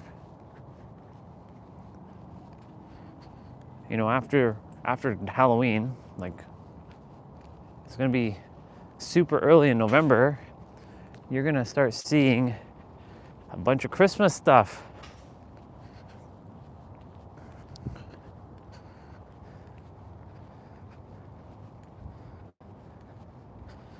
People are gonna start, you know, we saw that on the stream though before. Like, I did come out once or twice or so during like November, December, and we saw people with their decorations.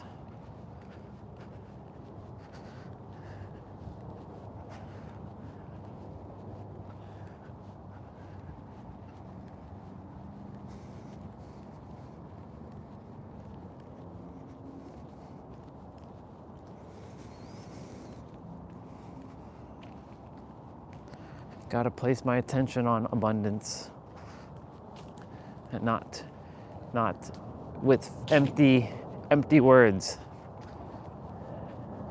Fill it with full power.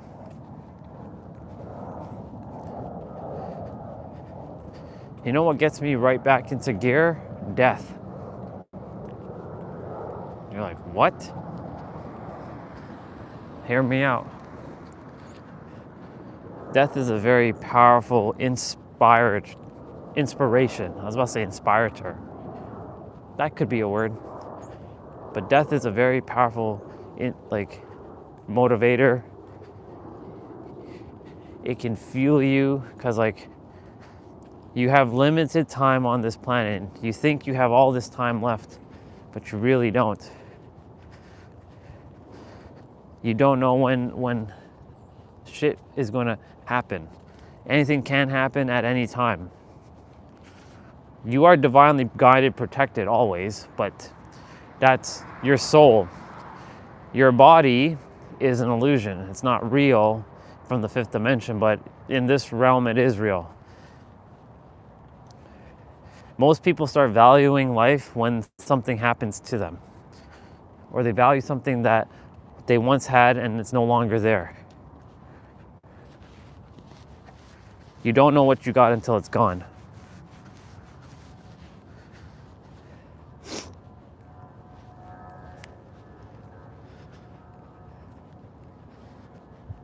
Every one of us has a finite time on this planet.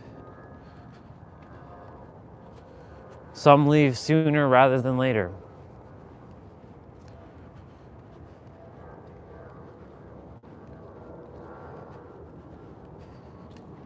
It's this sweet release when you leave, though.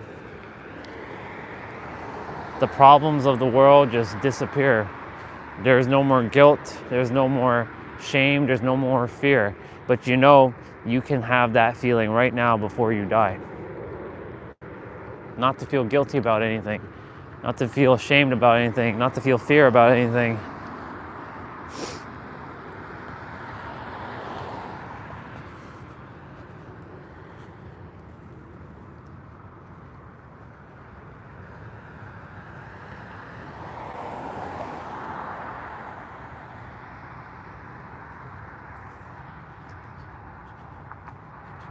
We're almost back.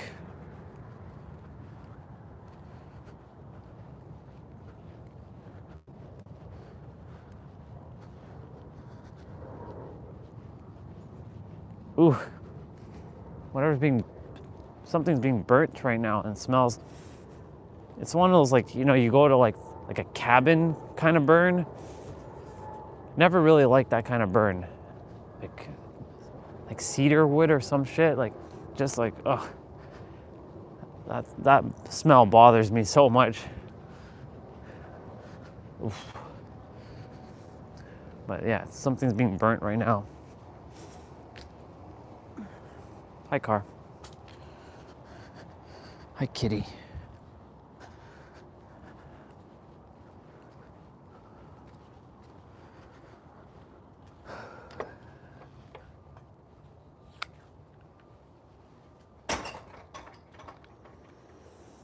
Phone battery at 13%.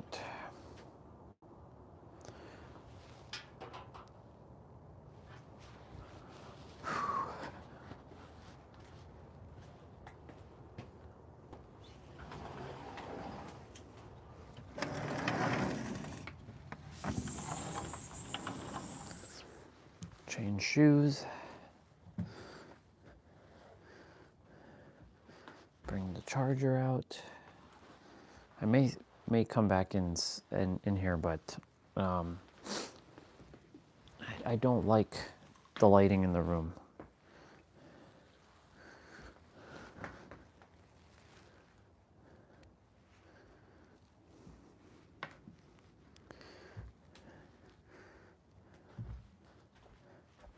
The lighting in this room is atrocious.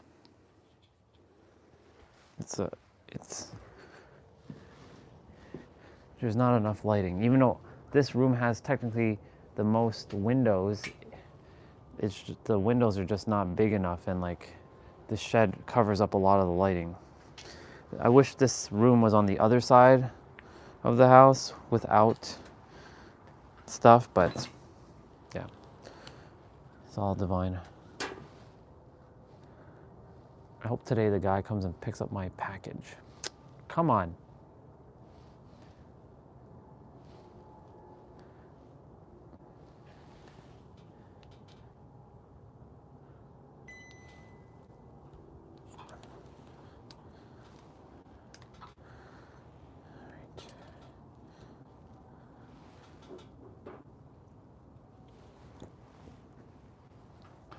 I hear voices in my head. They come to me. They understand. They talk to me. Okay. Hey. I'm gonna get something to eat.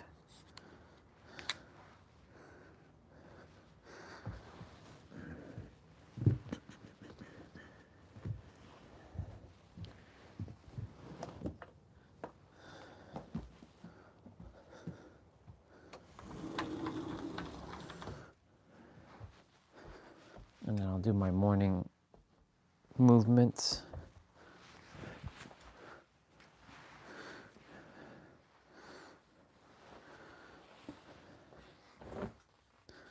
I'm gonna use the bathroom quickly first.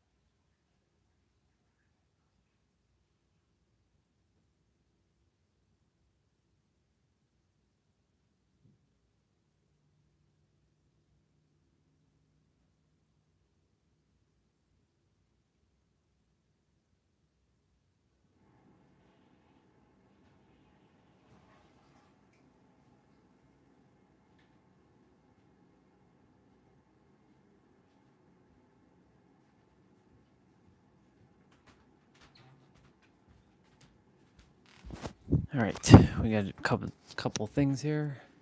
One, let's put on another pair of socks.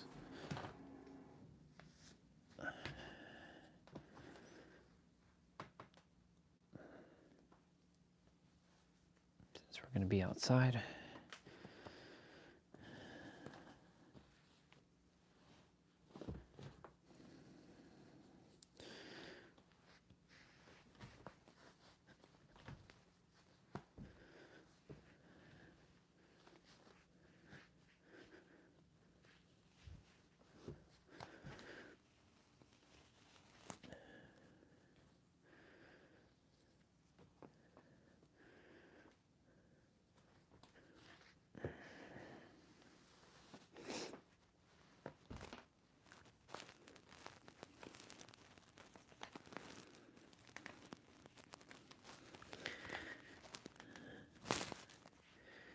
Then I'm gonna, what am I gonna have?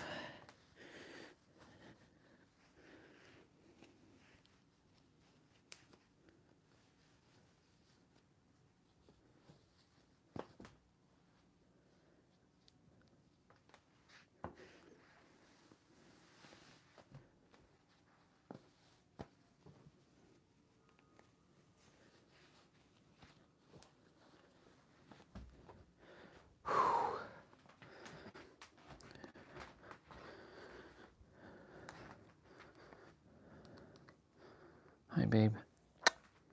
I'll be back outside in a moment.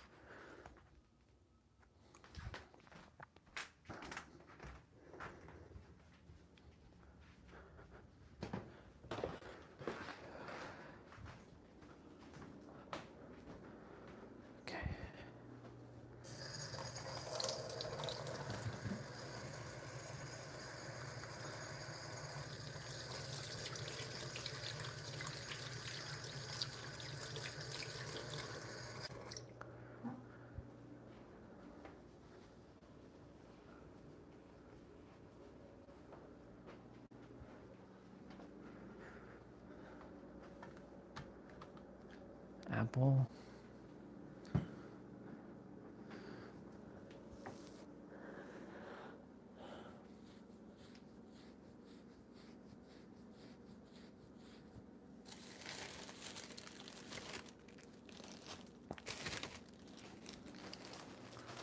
Apple.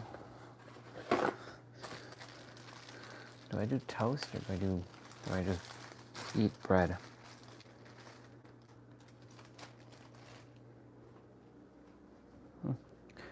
Since I was heading to the toaster, we'll do toast.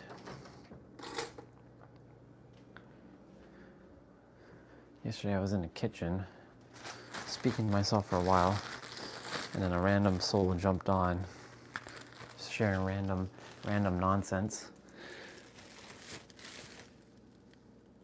I'm like, well, hello there, troll. Good to meet you. He's like, this is not a very welcoming community. I'm like, no, it's not. I'm here to serve, but like, if you come on with your random nonsense, don't expect me to be all like, hi, how are you? It's funny. Humans are funny.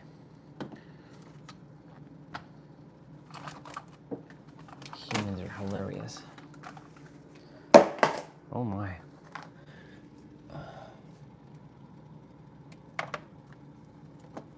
That's going to... there.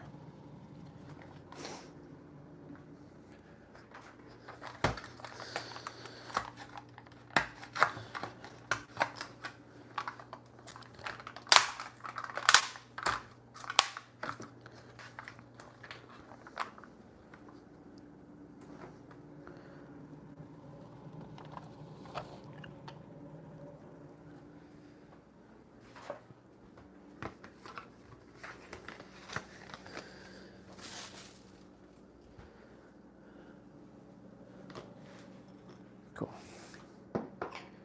Shoo, shoo, shoo.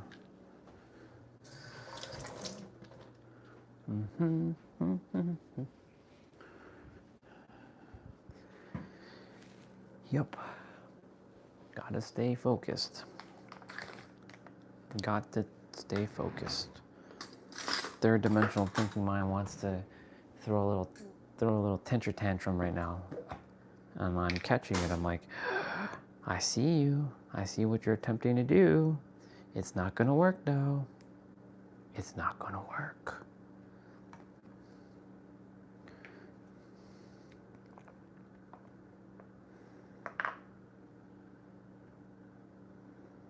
Oh man, didn't want to do that with the honey, but whatever. There.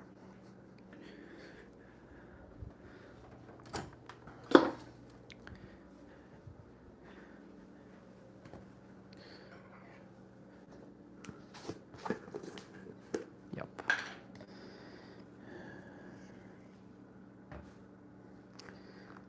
I have to find people who are driven and who are ready to collaborate with me, because I can't be doing this alone. I'm not supposed to do this alone. But I have to find people who are driven.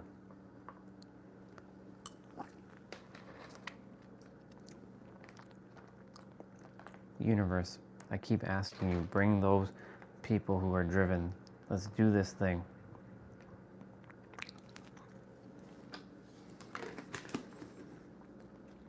What is the holdup? It's not me. Ooh, big walnut pieces. Nice. But you see, this is where the third dimensional thinking mind will get frustrated. And I'm like, chill out, relax, calm down.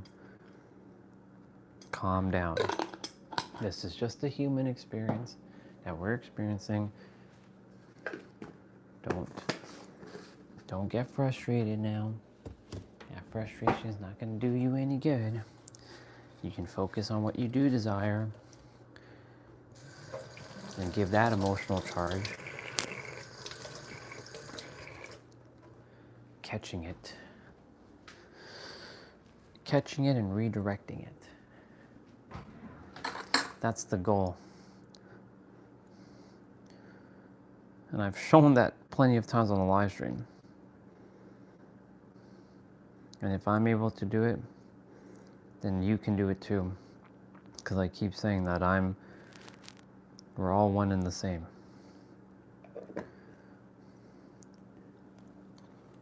Even if you don't believe that.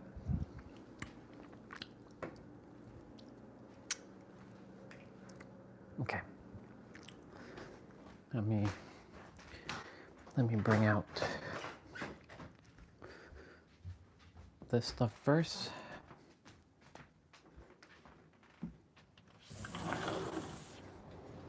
It's raining now.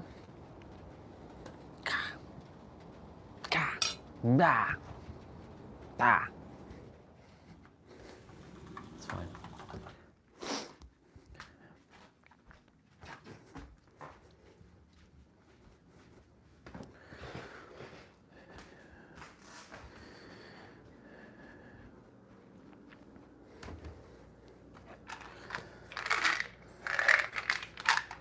One way or another, I'm gonna find you. I'm gonna get you. One way or another, I'm gonna find you. I'm gonna get you. I get you. That's what I'm doing to you, third dimensional thinking mind. One way or another, I'm gonna find you. I'm gonna get you, get you, get you, get you. One way or another. One way or another. One way or another.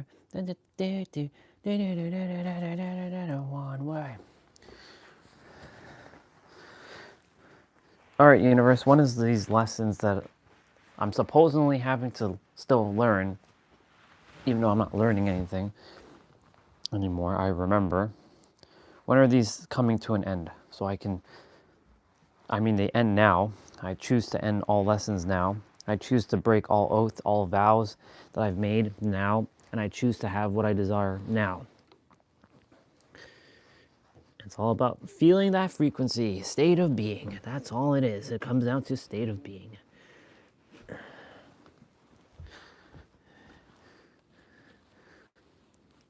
It's an immaterialized version.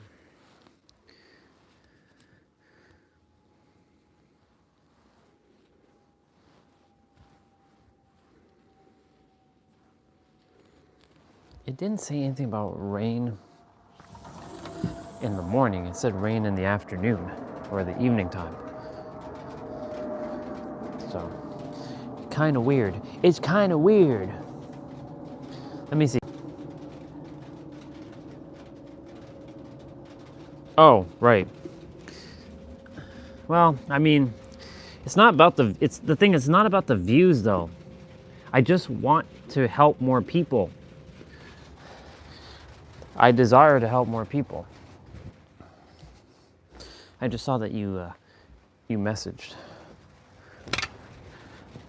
Right? Like, I would rather I help 5 new people who actually are in alignment than have 10,000 views and it's not helping those 10,000 people, you know? Because like for me, alignment is everything. And if you're not like in alignment, then there's no point me wasting my breath, right? Cheers, y'all. So for me, like, if I'm playing a video game and 10,000 people saw it, that's fine. I'm playing a video game, but if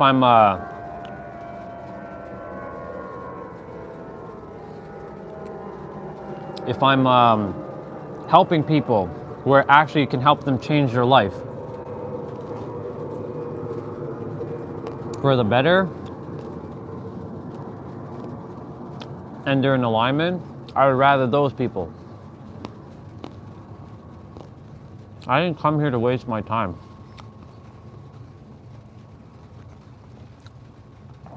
And all of you didn't come here to waste your time either. You came here to live your greatest life.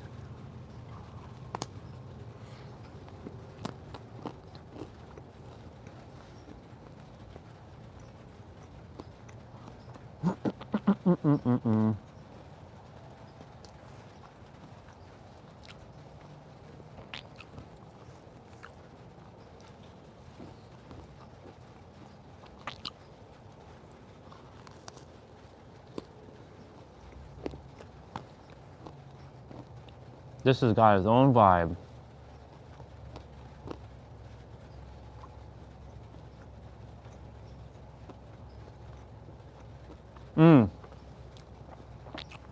This is a good one. The quickest way to succeed is to start now. Notice the word now, and figure it out as you go.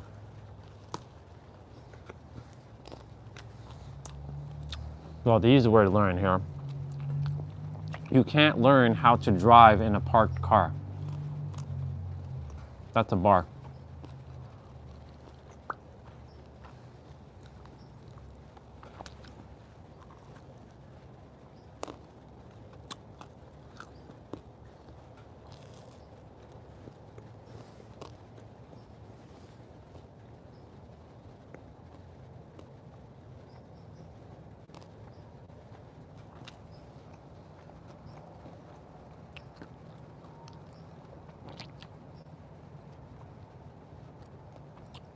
Lots of humans are still figuring it out right now.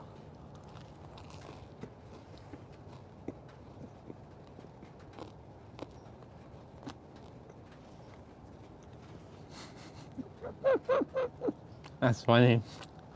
That's so funny.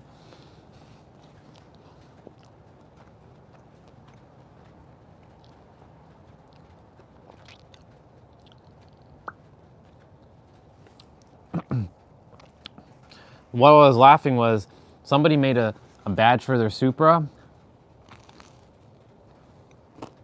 Instead of the Toyota badge, they took out that badge and they custom made their own badge with BMW colors and putting the letter S for all the BMW, for all the Supra haters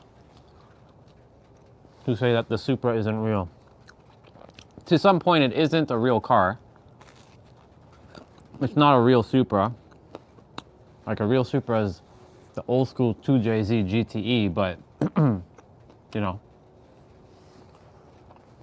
Hey, Avro. To say that you haven't got much time for the paparazzi. You don't like him? So here's a photo of you. I was wasted. I was thinking my friend's car already has this speaker, and I was like, Avro. I abused them verbally while smiling. I fucking hate you all. I hope you all die in a really painful way. yeah. Thank you very much for your time. It's fair to say Avro.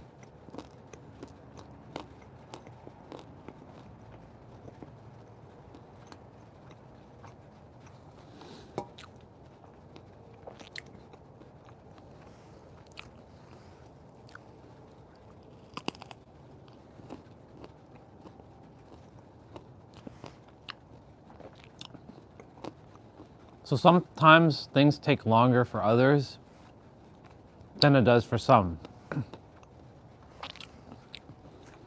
It just means that your journey, not that we're comparing, is just a little bit more challenging. Like I see Jordan the Stallion, he's collaborating with all kinds of celebrities right now. That guy, when I first saw him, he would always like, come here. Like he'd like be talking in the mirror, and he'd like, come a little closer. And, you know, talk about random stuff.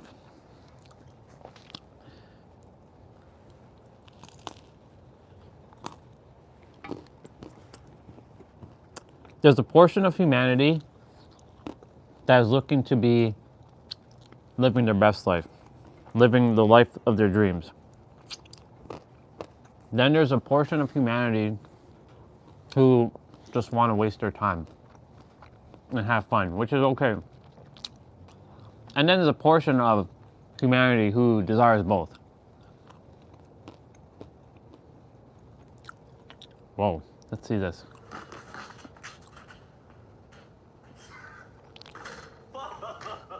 He fucked up.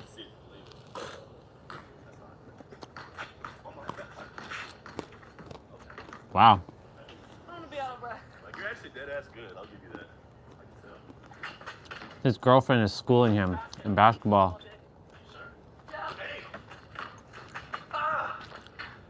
Wow. She's balling. Why you off my that cuz? You wanted to hold the ball back here.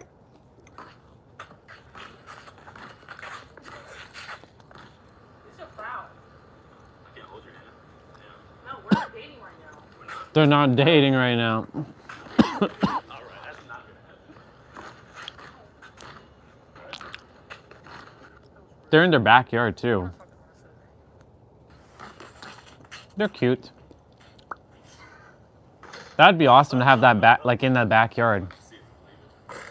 Like they even painted the lines and everything. Ooh, let's see. So listen, white girl, why you coming to me? I'ma tell you right now, your ass is ugly from head to your feet. DC Young Fly. I think that you a bitch. Atlanta Tony look like an alien from Lilo and Stitch. Up here, and one more thing, cause the Nick are getting braid. And you look just like a farmer, cause you only deal with chicken head. While and out. You need to take that back. Cause your ass look like a Hannah Montana. This is on crack. Listen, white. That's funny.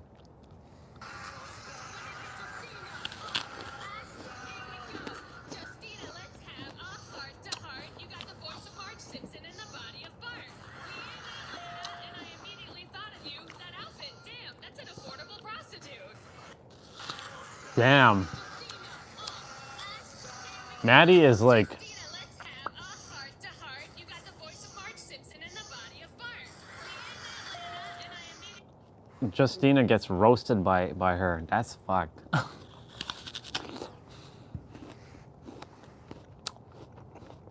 Two white girls roasting each other. That's what's up.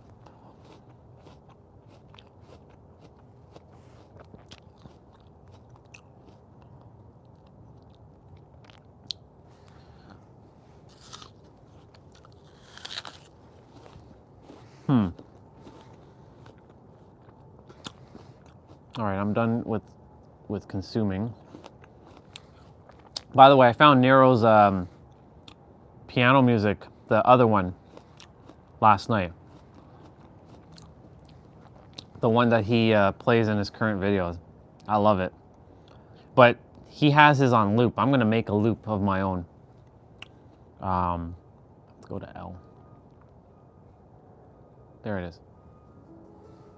This is Nero's piano music. We'll take a copyright for this one.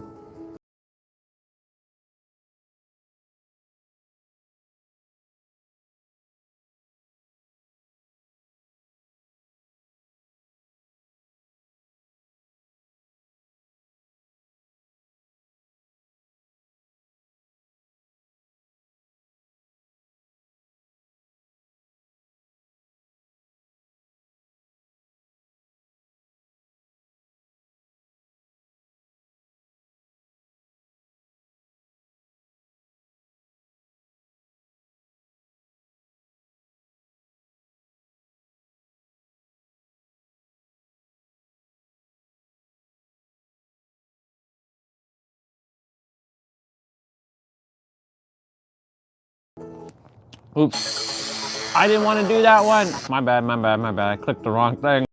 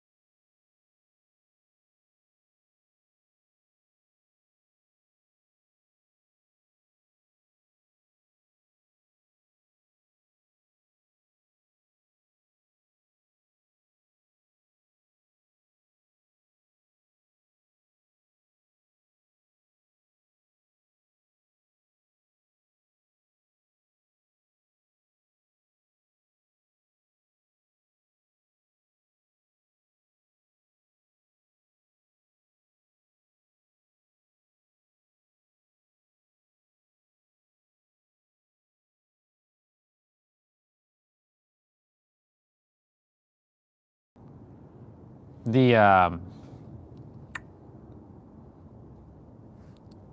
interstellar track is pretty badass.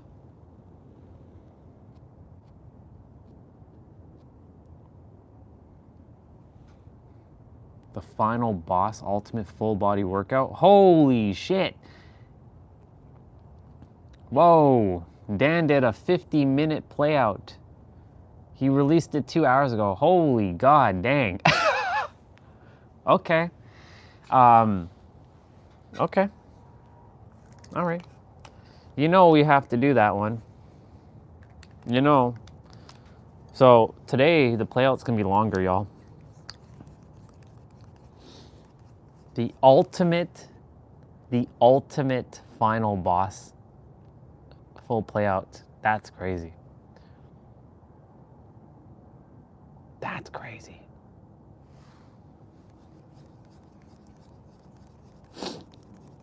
That is crazy. Okay. Dan hasn't done any long workouts like this in years, so this is the first time I'm seeing his long workout. Wow. Thriving 102-year-old Houston woman shows no sign of slowing down. High heels, nail appointments, and shopping. Welcome to the world of one active and thriving senior citizen in North Houston.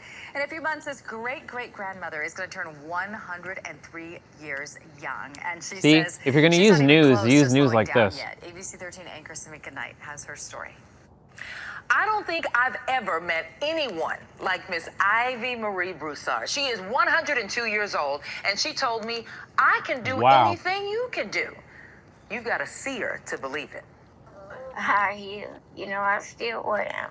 Get ready to go to church or out somewhere as I put my heels on. Get my cane and keep walking. These fancy, sparkling 2.5, 3-inch strapped heels may be no big deal to you. These are low. Those are low? Yeah. I wear them high now. But when you consider the spunky fashionista wearing them, oh yeah, they're a big deal. My name is Ivy Marie Broussard. Wow. I was born December the 22nd, 1922. In 1922. It's 1622 Jameson Street, 5th Ward. I am 102 years old. And in December? If I make it to December, I'll be 103. This North Houston 102-year-old is a sight to see. If she makes it to December, this was 2 days ago. I picked out these shoes and I picked the dress out. Bravo. And I got the earrings. And she's looking good. She's not looking. I'm not comparing her, but the other woman that I saw this morning, she's 101 years old, but she looks even more healthier than her. But she's pretty healthy.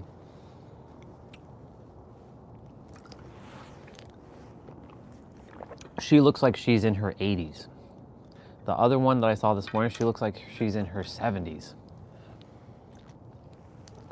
Or even late 60s.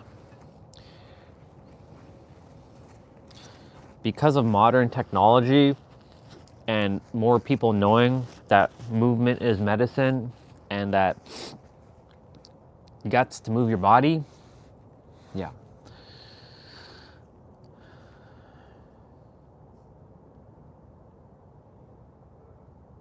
That's wild. Oh, the buzzing sound just came back again. The high frequency. They're probably downloading some stuff into me right now. I always take that as a clue when I hear the high-pitched frequency that just popped up in my ear. It doesn't hurt. It's just, it's interesting. They, you know, the ringing in the air. This one isn't ringing. This one is like a bzzz, and now it's gone.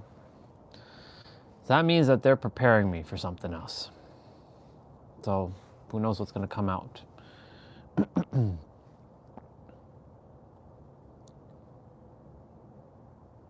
If you wanted the best, you should have come after me. You just absorbed the wrong Super Saiyans, boo.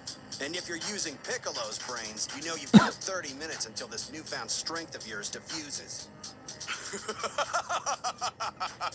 I assure you it will be over before then, and I didn't absorb you because I needed a punching bag. What's the point of having strength if there's Majin nothing Buu. to hit? I kept you around because I'm stronger than ever, and I have to... That was a bar, by the way. There's no point having the strength if there's nothing to punch. Majin Buu, y'all. Look at that face. Look at that face, that pink face. Majin Buu. This is the smart one, by the way. Sounds fine. I'm all yours. Let's do this. All right.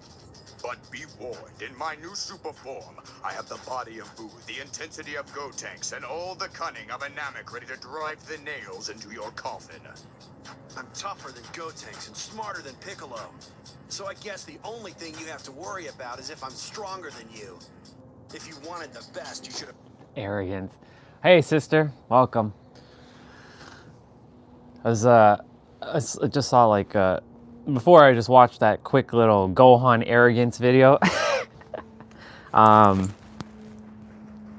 Where's my other glove? Oh, it's here. I was just seeing a woman who's 102 years old living in Houston, Texas. She was born in Houston, Texas, and she still lives in Houston, Texas. And that was 2 days ago. And she says if she makes it to December, she'll be 103.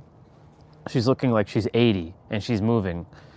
She does use a walking stick, but she's moving good for her age. But another woman this morning, I think she's in New York. She is an entrepreneur still. She's 101 and she looks like she's in her 60s. It's wild. And her wisdom to all of us is to move your body.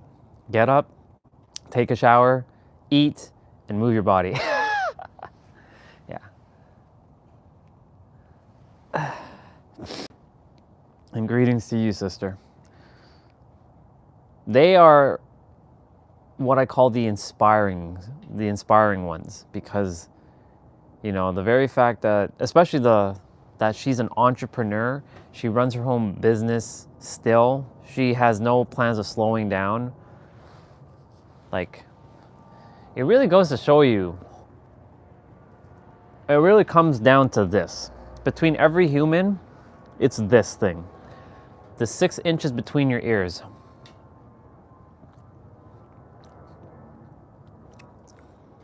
I know we associate the mind to the brain, generally. But the mind is technically your entire, like, humanness. I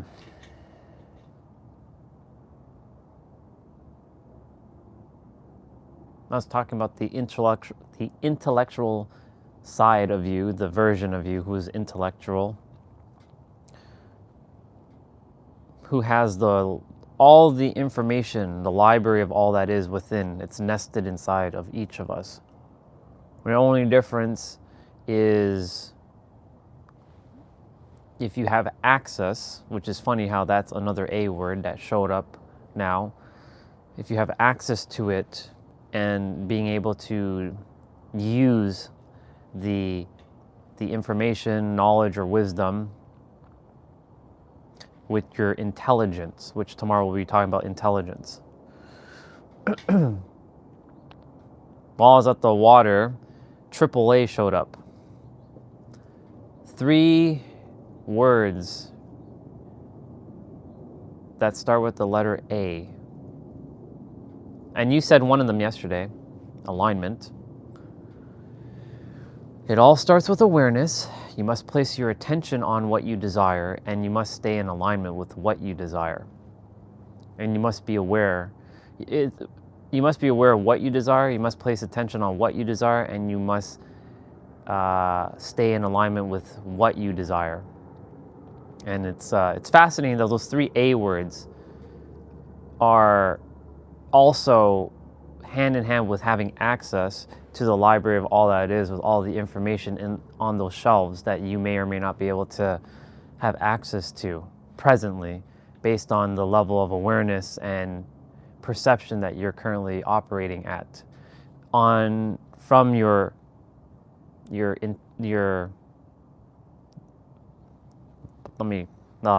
with the version of you that you're currently operating on, with the intellect that you currently are aware of. Let's see.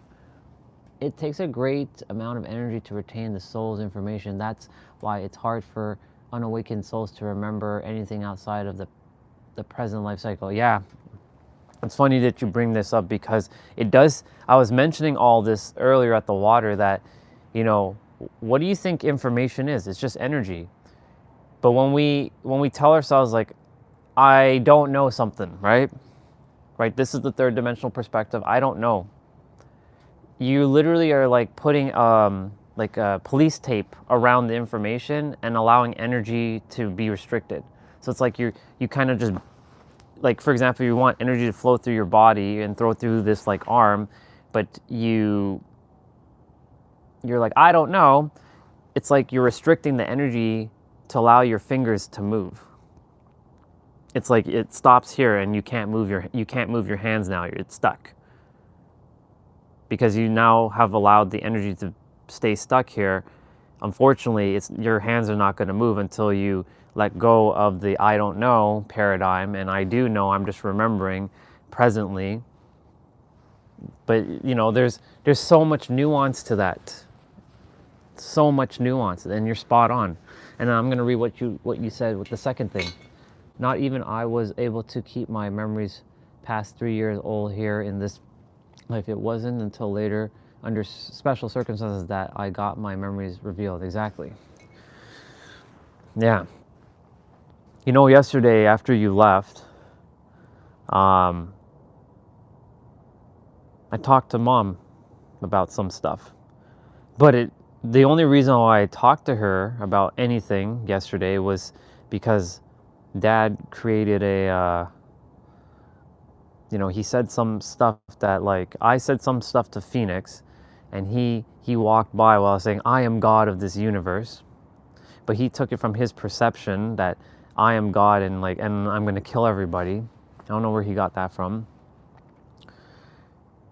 And Mom was afraid for her life. She's like, should I be afraid to be with you in this house alone? I'm like, no. Why would you even think that? Where the hell would you come up with that? Well, your father said da da da da. I'm like, so anyways, I'm grateful it happened, because I then was able to start talking about some stuff. Now, when I told her that, you know, she's God, like, you are God in human form, she's like, no, I'm not. No, I'm not. Immediate, like, no, I'm not. No, I'm not. Right? And she's like, God will help me, and I believe in what I believe in. I'm like, okay, I'm not here to change your belief, but just listen to some stuff. Just just be open to listening. And she did listen to some stuff, and I told her about past lives, and I told her about Sarah, that I was raped, and that I was like another woman. I got burnt to the stake, that I lived in Egypt as a slave, that I got lashed and whipped like a slave. I didn't tell her about the Pharaoh part. I left that one out. I don't know why I said this to her yesterday, but I think it's just so that it could ease her mind. I'm like, look, Mom, I didn't ask to have my memories, but I actually did ask to have my memories. I asked to remember some stuff. So the universe is like, okay, I will only give it to you when you're supposed to, similar to you, under special circumstances. You can say like that like when that happened, it was a special circumstance. Sure, it just seemed like we were just talking about, it was relationships, funny enough, when this was brought up. And then all of a sudden I just took a pause, and like energy just flooded through me, and I started tearing up for no reason. But we weren't talking about anything like that. We were just talking about, like, you know, men and women and relationship, and Misha was there, Swati was there, you were there. And all of a sudden, like, what the hell's going on here? So it makes sense. And yes, it does take tremendous amount of energy. And this is what this world is. It's an energy game. Nothing is, yes, it's real, but it's not real. And that's the baffling aspect of our reality in the third dimension, that it's both real and not real. Like, everybody's real, but they're not real. Like, I'm not even real. you're not real, but you are real. And that word real is very subjective. It's very relative, right? Like, what is real? What isn't real? Right? When someone says, I'm looking for a real man or I'm looking for a real woman, well, what does that mean? Or that's a real piece of artwork there, and that one is fake. Well, technically speaking, fake, it's still artwork. It's still something. Somebody had to create it through the imagination, so it's technically real, right? I would say it's probably not genuine, choosing different words. Or when people are like, that person's acting fake.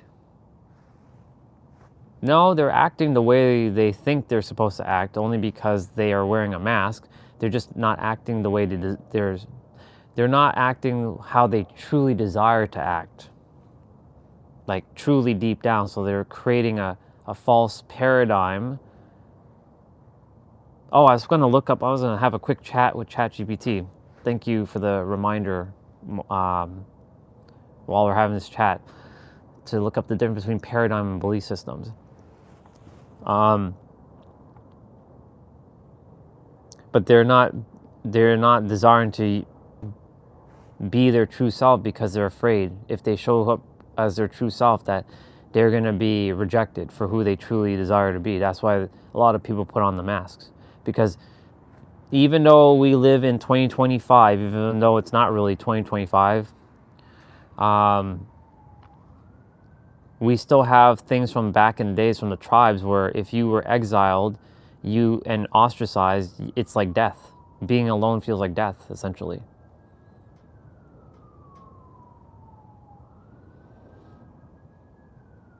I'm grateful you brought all this up because it's spot on what you said. And that's the other thing too, like not everyone's going to get their memories, because even though we're all equal as souls, as the third dimensional thinking mind, not everyone came with let me rephrase this. We're all equal from a soul level. Our awareness level is not. And there are some souls who have a lot more experiences than others.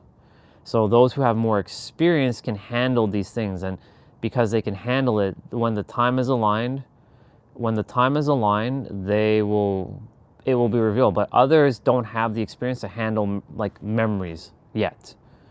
Because in their previous incarnations, they didn't become aware of the lessons.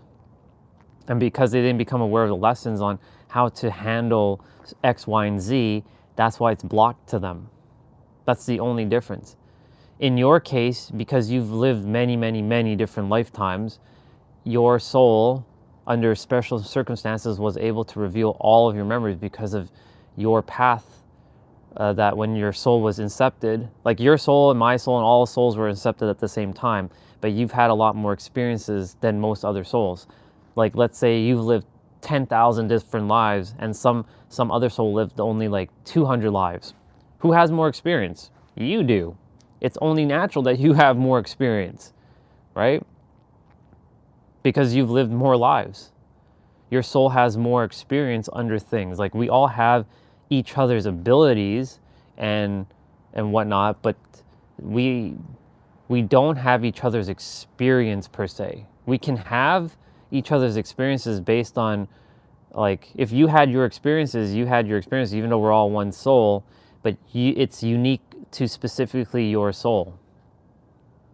Yes, when we all get back to one, like, it's shared amongst all of us. But when we're in these individualized expressed versions of ourselves, these bodies, it is simultaneously yours and yours alone, but it is also all of ours, but at the same time it's not.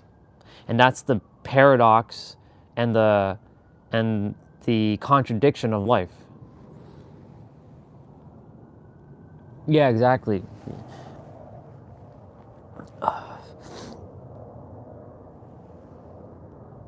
Yeah.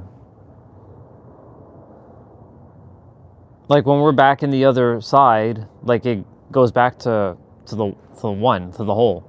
When we're on the earth, we claim it as ours, and it is ours, but it is also simultaneously everyone else's and the universe. And that's, again, the reason why the third dimension is very interesting to live in, because it is so convoluted, complex, complicated, and contradicting and confusing. And I just said a whole bunch of C words there that are all basically the same thing to navigate on this plane. But that's the whole reason why we come here, so that we can have this intricate experience as souls living on the earth. Like yesterday I told my mom, like, Mom, you, me, Dad, Jessica, and Alex, we signed some sort of a soul contract. I was starting to bring stuff into her mind. Now, why I felt called to, maybe she's gonna have a mini awakening. Maybe I was just meant to tell her, like, this is not how life is. Like, because right now she's like, I'm supporting you and I'm financially supporting you, and she kind of blamed me that it's because of me she didn't get her car yet and all this stuff. I'm like, I didn't take it personally. I couldn't, because I know, like, this is just an illusion, right? And part of the illusion is I'm also going to help her get her car, help my brother and my sister with whatever, and then be free from them completely to live my life. And I'll already have generated income for myself that is like life-changing amounts that can help me to be sustainable. And that's already in the now, right? And so, I brought up the whole idea about, that reality is operating backwards. Like, I brought up a bunch of Bible verses she didn't even know, and she reads the Bible. That when you're reading the Bible, most people have mistranslations, misinterpretations, really, of what the words are actually being said. Like, someone will say, well, why does the Bible talk about the devil? It's not an actual devil. It's your mind. It's your, as humans would call it, the ego. I call it the third dimensional thinking mind. It's your third dimensional thinking mind operating from a paradigm of negativity. It's not a devil. There's no dude with a pitchfork and a spiked tail waiting for you at the end of life. It doesn't exist. That is complete, like, nonsense to create more fear so that you can be in more fear, and that you should follow the orders of someone else and have control. And I was talking about all that. I brought a lot of stuff up, but there's only so much I could have said to her until, like, it was enough for her to, I dropped her with a lot of stuff. Anyways, like, this is an energy world. And because my soul has lived countless of lifetimes, I'm able to handle it. Now, am I able to handle all of my memories? Well, the universe said, be ready, and it's giving me my memories little by little. It's giving it to me in micro doses. Because of my soul's expression and my soul's experience, it can handle all at one time, but look, I had one and I had a systematic breakdown. Now that some are coming through, like being a slave in Egypt and being whipped, like, I can feel the pain on my back, being lashed. I got crucified too, like Jesus. Being pinned to a cross, that happened too. I'm not saying I was Jesus, I'm saying I got pinned like Jesus on a cross. I got pinned and crucified.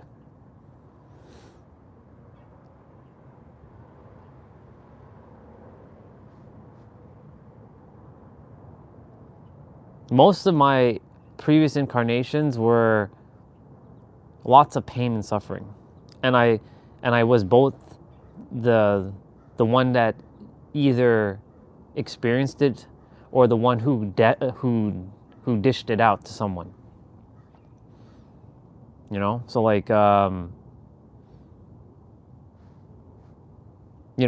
back to what we were talking about for a moment, I can handle it now. right? Similar to you, it took you some time for you to kind of, you know, anchor in and ground, you know, like you didn't just were able to handle it right away. Your soul could handle it, but your humanness in this current body that you're in wasn't fully able to handle it right that moment. The moment you drop, all the memories got dropped to you, you're like, what the fuck? It was like a big ass shock to you. And it took you, you know, several matrix years to, I think you said like 3 or so many years to get grounded. Right? So like, you know, there's so many people right now, if they were to go remember their memories, they'd be like, I did that? No way I did that. And they'd have an absolute meltdown.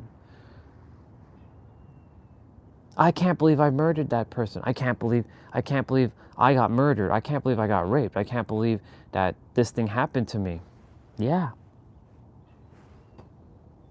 All these things have happened. Being executed, being exiled, your head being chopped off, like guillotined. Oh, guillotined. Shit.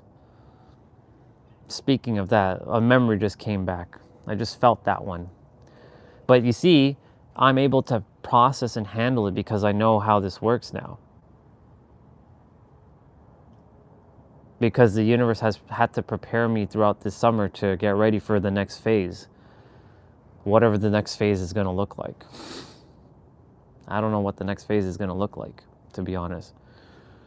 I'm not afraid of it. I'm just walking it moment by moment. You know, at the beginning of the year, I wasn't talking about past lives, and I wasn't talking about paradoxes. I wasn't talking about third dimensional thinking and parallel realities.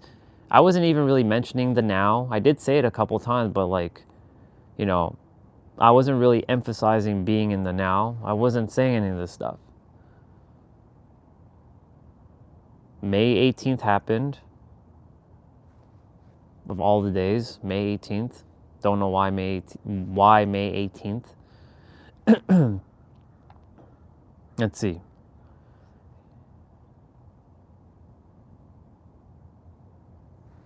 That equals 5. If I look at the date, 5 is freedom. Could be that. 5th month, freedom. 18th equals 9. Who knows? I have no idea. But I do know that I did ask for it. And you asked for yours too, because you set up your own remembrance. Like you even said it to yourself, right? You set up your own remembrance. Before you came, you set it up exactly the way it was supposed to. You came, you forgot everything, well, majority of everything, and then at some point in your journey, something got activated by, it was, I think, a meditation, a track that you listened to, and like, bang, there you go. Now you got everything. And of course, you know, at first you're probably like, is this real? But now that you've come to terms with it, it's because you have to ground yourself into knowing that this is you, and you have all your memories. You had to come into my experience to be, you're the only one that I know out of every person that I either physically or virtually or digitally know that has their memories, that I can actually have a conversation with.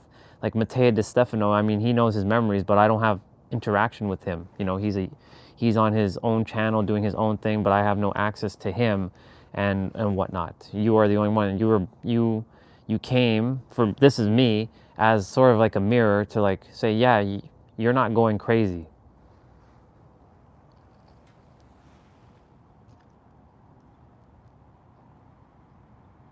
Yeah, exactly.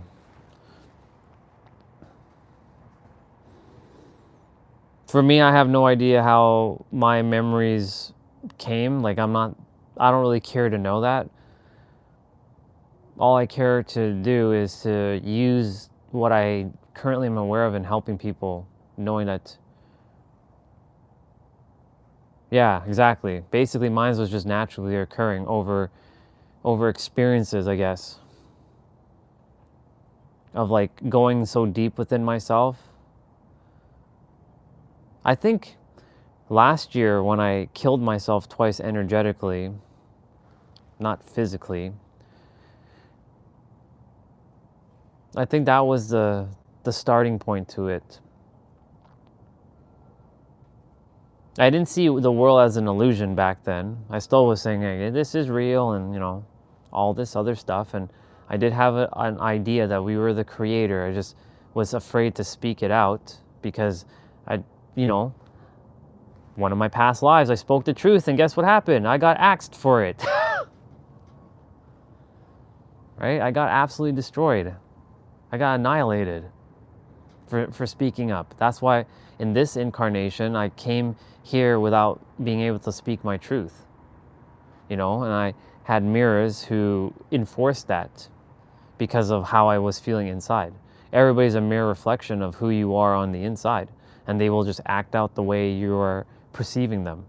Even though they have their own version of themselves, there's a version of you who's experiencing them from a different version.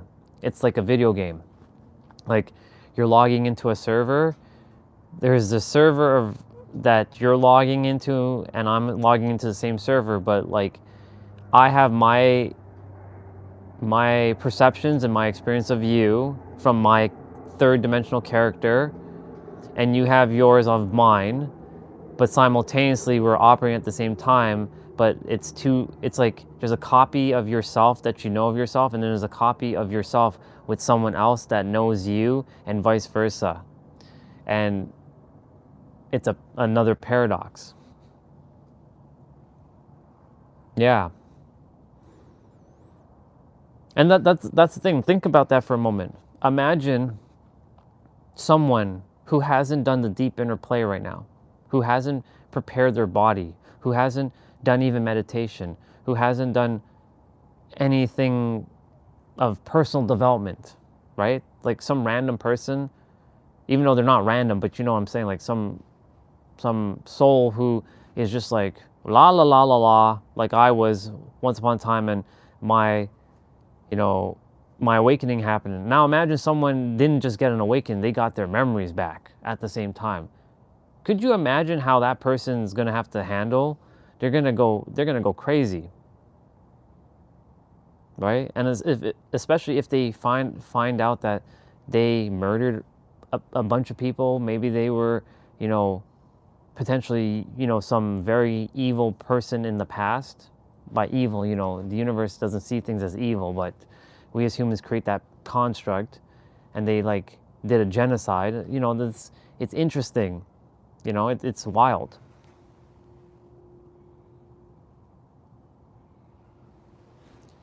She said basically yesterday that because of me, specifically, she's not like supporting I'm not saying directly.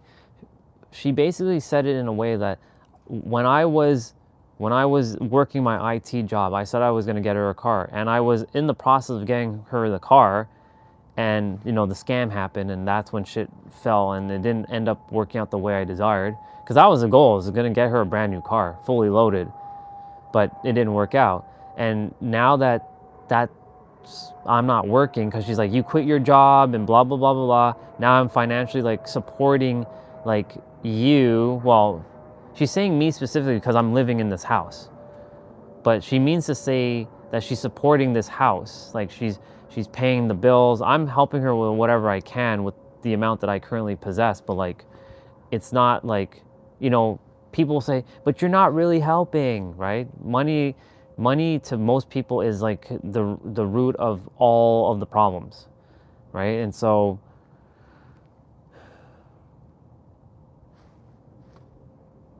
in the human sense, yes, she is technically, she's going to work, and she's allowing, things to be paid, and she's taking care of shit, and she's got a lot of stress on her plate. And I would like to alleviate some of that, but I also have to be out of here too. I don't plan to be living here forever. So, you know, I'm not waiting. I'm staying in alignment, and I know that journal thing that you came up with. I'm still building that out little by little. I'm gonna do that, but it doesn't feel in alignment right now. And the thing is, like, there is no time constraint. Like, there was, I saw a reel yesterday with someone who posted something 6 years ago. He was a motivational speaker, and it's pretty spot on. But essentially, like, I know that the universe is preparing me for something extremely massive that is world changing. It is monumental, but the problem is it's not, I can't say it's not ready, but there's still preparations that have to be done to get it out there. And that's why the live streams are preparing me to get, like, the live stream has prepared me mentally for what is to come. You all were great mirrors and still are great mirrors for my preparation. Some of you were my greatest expansion. Others were more of a mirror to reflect back things that I still had to be aware of. And others were a test. Even though there are no tests, but you know, it was a test. The test to see if I'm staying in alignment.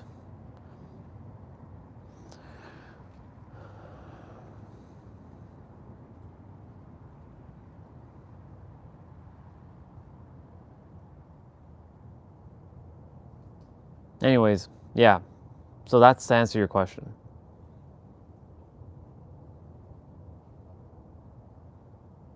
Energetically, yes, mom is doing a lot, and I would like to help alleviate a lot of that. That's why I do what I can physically to make up what she has to do energetically.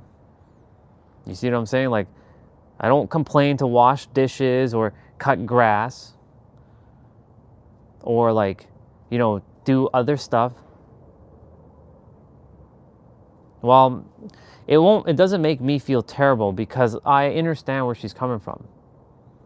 The thing is, like, I know where she's coming from, and it's a third dimensional perspective again. Remember, I don't see things as human anymore. I see it as, this is just an illusion. Like, money's not real, but of course it is real when you're living on the planet. Everything is both real and not real.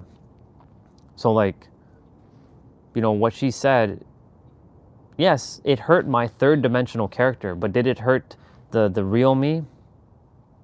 No, because the real me knows that we're infinite. But the third dimensional mind that resides with this body has felt that feeling. But I was able to, like, hear what she said and just, like, process it quickly and let it out. That's tremendous growth on my behalf, because I would have lingered with that for longer than most would, and I'd just been, like, feeling guilty, feeling upset, feeling mad. I felt the feeling when she said it, but I didn't like blame her. I'm like, I just allow her. She said it and I felt it. You know, look, I'm gonna say it again, and you've all heard me say this. It would have been easier if I just stayed in IT and not remember anything. It would have been just easier. I just lived the 9-to-5 matrix life. It would have been easier. I would have just worked the 9-to-5, pay my bills, live on my own, help them with whatever I can, and that would have been it. But the universe doesn't want me to do that. And I don't want to do that. I mean, I'm going to help people. I came here to do the things that I was supposed to do. And that is to serve and help people in whatever way I possibly can that can help them live their greatest life. Now, of course, I'm not the answers to their problems. They're the answers to their own problems. They are the solution. I'm just here to mirror back that. and get paid to do that.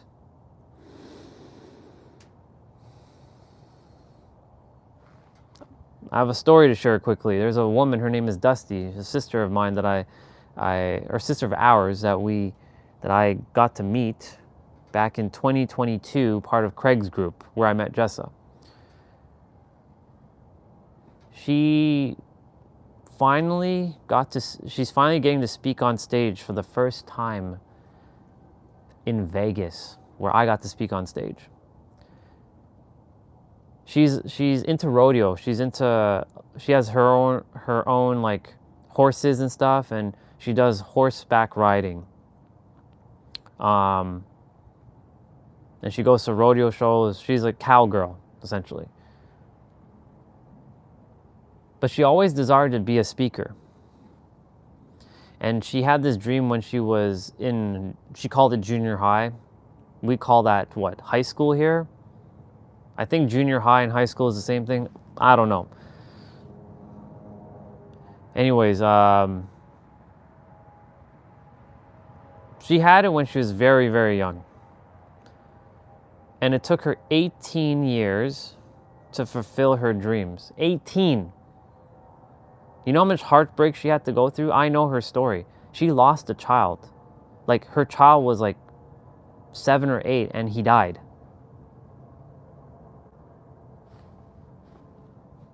She has another child right now, but like one of her other child died, right? I know, Regina, not to bring up any painful experience, but like I know you've also experienced that too.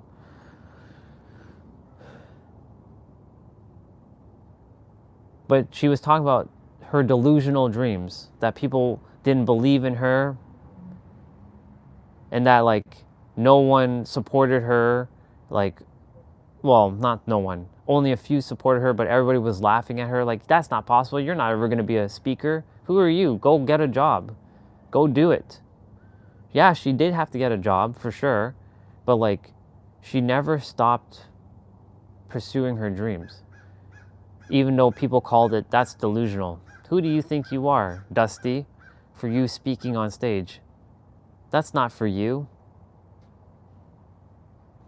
She did it. I had to see her post to remind me that's my path. I'm meant to be speaking on stages or on platforms, helping people. And yeah, I'm going to say it. I came here to do the work like Jesus and Buddha did. And I'm not going to take that back. I came here to be on that same level. I'm at their level.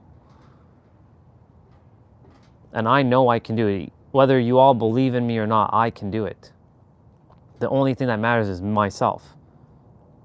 And I know that I have the answers to help anybody. And I don't just mean like male from age 25 to 40 and having a target demographic. I can help anybody. I've helped everybody from age 8, a little girl, to 70, a dude, and everybody in between. Some listen, some just came here to waste my time. And by time, I mean waste my energy. But that was because I allowed them to waste my energy. I'm not here for that anymore. That's why on the next live stream, you all can come on and say stuff, but I'm not going to be really looking at the chat. If you have any questions, I'll say, if y'all have any questions, you can come find me on another chat and we can come discuss what I just talked about. I might make this channel the channel where people come and ask me a question from the thing that I just talked about, from the other channel. Because I'm going to be focused on that channel. There is no like interrupting me and saying stuff and me reading the chat. I'm just going to go on my flow. If I have a whiteboard or I have something, I draw on something, or I'm just speaking free flowing right now, that's what I'm going to be doing. Like I said, it would have been easier if the universe didn't wake me up. It would have been just easier. I was content, y'all. Did I like IT? Well, I mean, I hated having to fix things that that are just causing problems, like their fucking printers. I hated doing that, and I hated people like creating like network like blockages and downloading viruses. Common sense. We've told people if you're getting an email, don't click the fucking link, and people still do it. We send out like email blast saying if you're getting an email, and I've written a lot of these emails and I sent it out. If you are writing this email, or let me rephrase it. If you're getting an email and it has a link that you don't know the person, and even if you do, reply back and make sure that the link is legitimate before you click it. You have no idea why IT frustrates me so much. Why do you think I get annoyed with computer things so quickly? Because things should just work. I'm not doing anything different. I'm not like taking it like a Nintendo entertainment system like from 1985 and banging the damn thing for my console to work. I'm simply plugging shit in, pressing a power button, and just clicking the mouse and opening up my apps. And then turning off the laptop. Should just work. I'm not doing anything else but that. But nope. Sometimes the laptop likes to act out. Because it's my frustration. That's the one thing that's left that I have to work on is my frustration to technology. I still have, I don't want to call it trauma, but I definitely still have some past aggression to people and technology.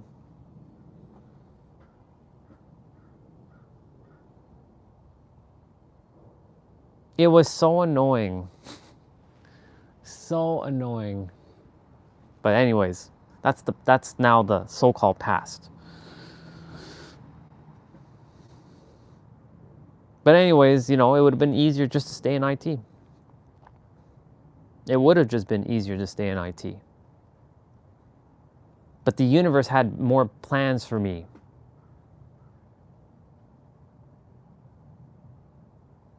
There's a fly.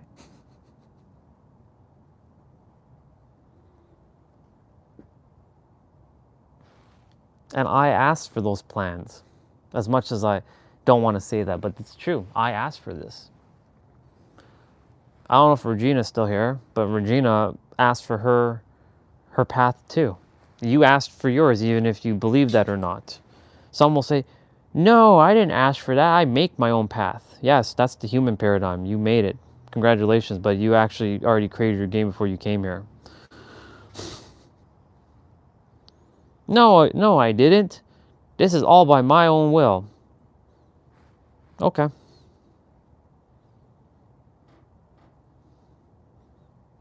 You created your own game before you came here.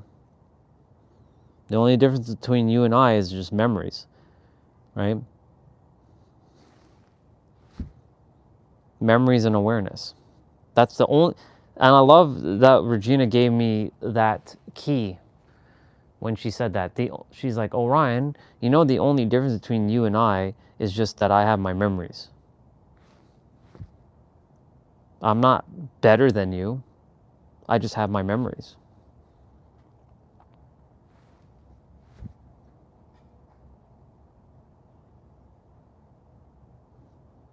And because I have my memories, I can see things. I have a much wider like lens on my eyes. Or you can say camera. I have a much wider lens on my camera that I can see much further and wider than the current lens that you have, because you do have that same lens I do, but it's hiding somewhere within you and you have to go find it or become aware of it. And that's going to be through your third dimensional experience of uncovering, purging, letting go, seeing if this feels in alignment, trying a bunch of shit out. There's so many layers.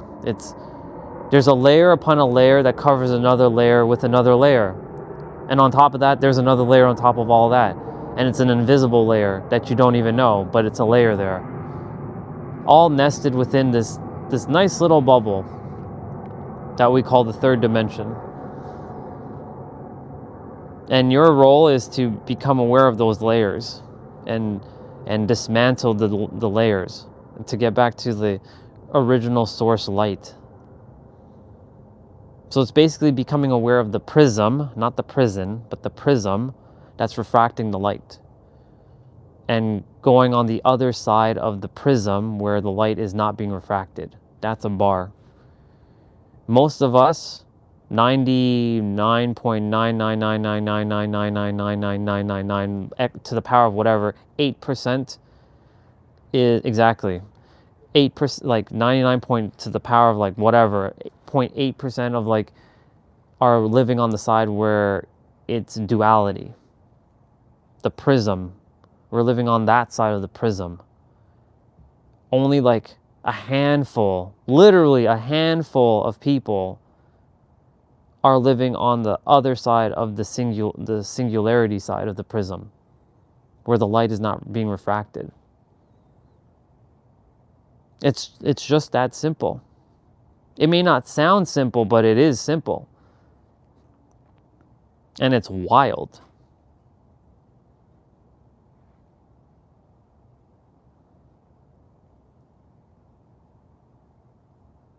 Gotta thank Rupert Spira for that one, by the way.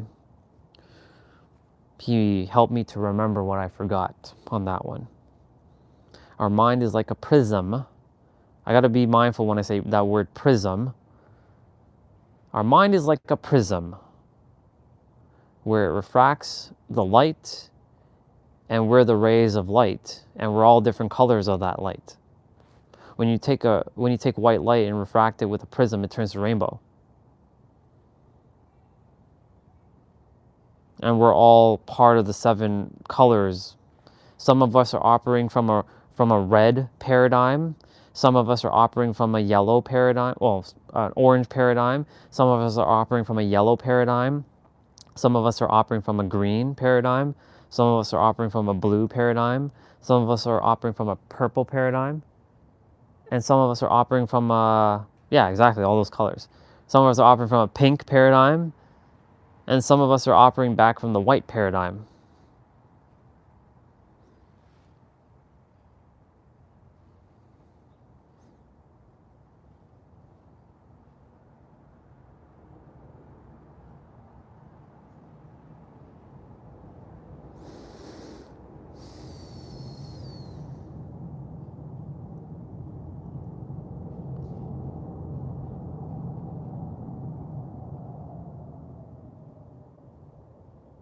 Right now, honestly, the only thing we got to focus on is our attention, on what we place our attention on. Where focus goes, energy flows. Being in alignment with what you desire. Staying relaxed. Just being chill. Just relax. Staying in the now. Let go of the thinking in the now. Unless, you have to, like, you're driving, you're like, oh, I got to turn left here. Like that kind of thinking. You use that type of thinking, not thinking about how am I going to bring this thing into reality, and thinking about your past of like, damn, that person rejected me, how dare it, like that thinking has to stop. That type of thinking has to stop. That's the suffering thinking. There's productive thinking, like, okay, I gotta put those 2x4s together and then slap that 2x4 together and like hammer it in. That thinking is productive thinking. Thinking of like, how am I gonna do this, and like, or like worrying about the future and ruminating on the past. That thinking has to stop. So focusing on the now. Know that you have enough, you are enough, you're more than enough, and you were born more than enough, because that is enough. There's a squirrel I'm observing right now. He's cute. I like it.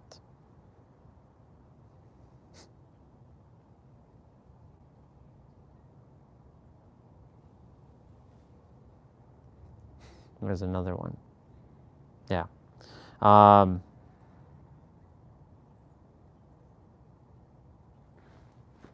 You want to live a great life, you got to be in the now. Do more things that are going to bring you joy. I know some will say, but I can't. I have bills to pay, like what my mom was saying yesterday. I have bills to pay. I can't be in joy. How can I have joy? Right?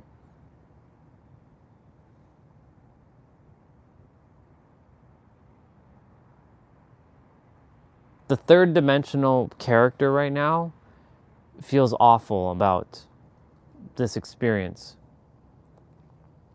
But the multi-dimensional knowing version of me knows that this is an illusion. This is not real. And knows that everything is infinite. And knows that everyone is everything and can have everything right now.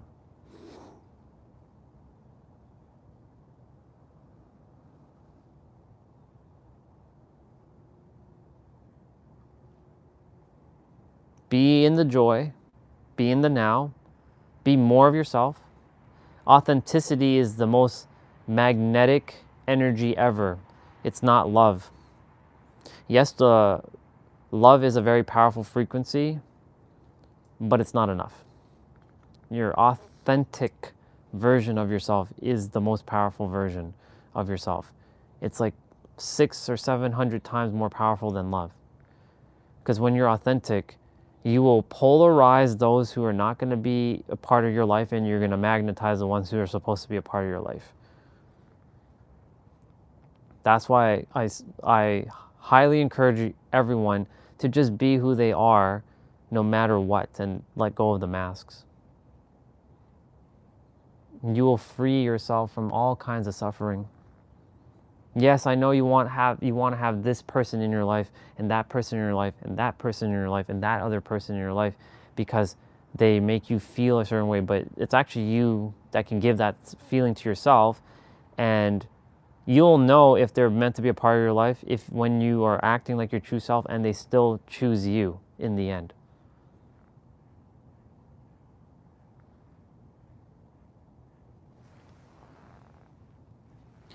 I was just seeing who's there. See, I could say this right now. Regina and T-Bray, you two could have ditched me. You could be like, fuck this dude in the summertime. You could have said, fuck this guy. You could have literally done that. I wasn't holding you hostage. You could have been like, fuck this dude. You accepted me in my lowest. And you didn't abandon me. And you still chose to be here. Others, well, I mean, a couple came back. But like I wasn't acting like myself because but the thing is I was being very vulnerable and sharing how I felt, and I was going through a little bit of a tough time. But in that moment, it polarized a bunch of people, and unfortunately, I said some stuff and it cost me some stuff, but it was for their own good too, because it showed me who is supposed to be in your life and who isn't. People are naturally going to fade away. And me and Jessa, we had this conversation last Friday when I was talking to her for 4 hours. I put the tablet on and I was just sitting out here and talking with her after I did my play out. We talked from 2:30 to 7 something almost 5 hours. Well, no, it's definitely 4 hours, not 5. And I shared with her, sis, there came a point where I'm like, who are you in my life now, right? Am I going to be a part of your life? Are you a part of my life? Or am I a part of your life? I don't know. Because, after we hadn't spoken, I'm like, where do you sit in my life?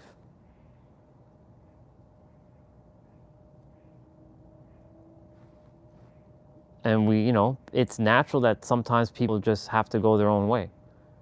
No hard feelings. And I didn't know this, but last year, you know what she did? I'm going to show it to you right now. She did that. She said, fuck everything and everyone. That's not the type of person she's at. She is. she's like this. She said, even to God. And she's the one that's more connected to God. Well, that was my perception, of course. But she's like,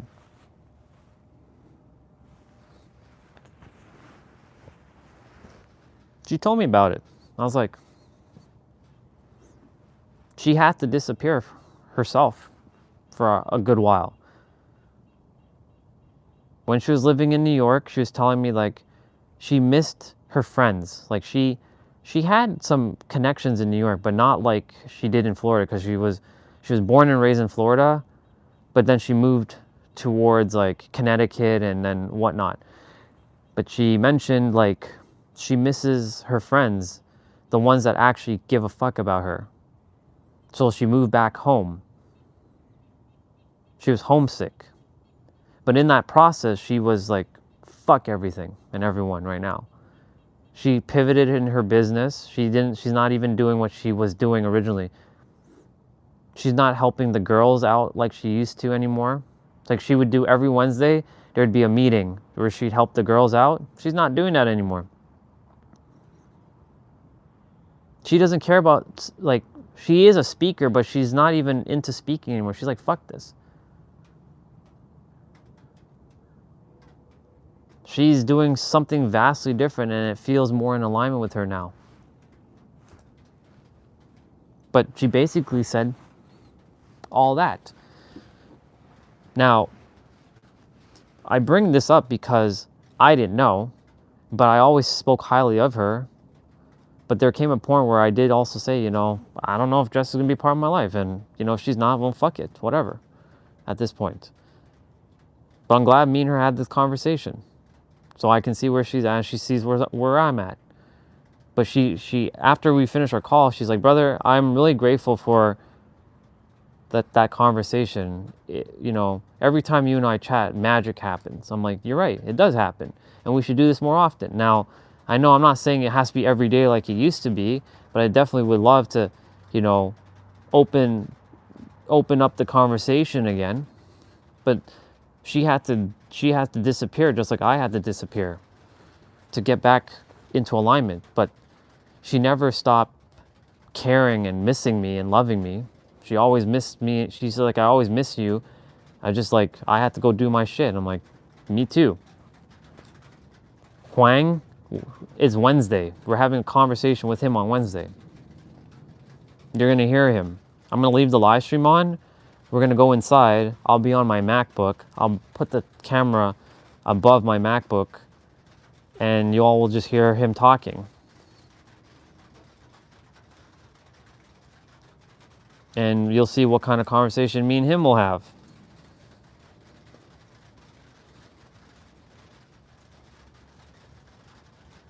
The last time him and I talked, it was earlier this year, only for like 20 minutes.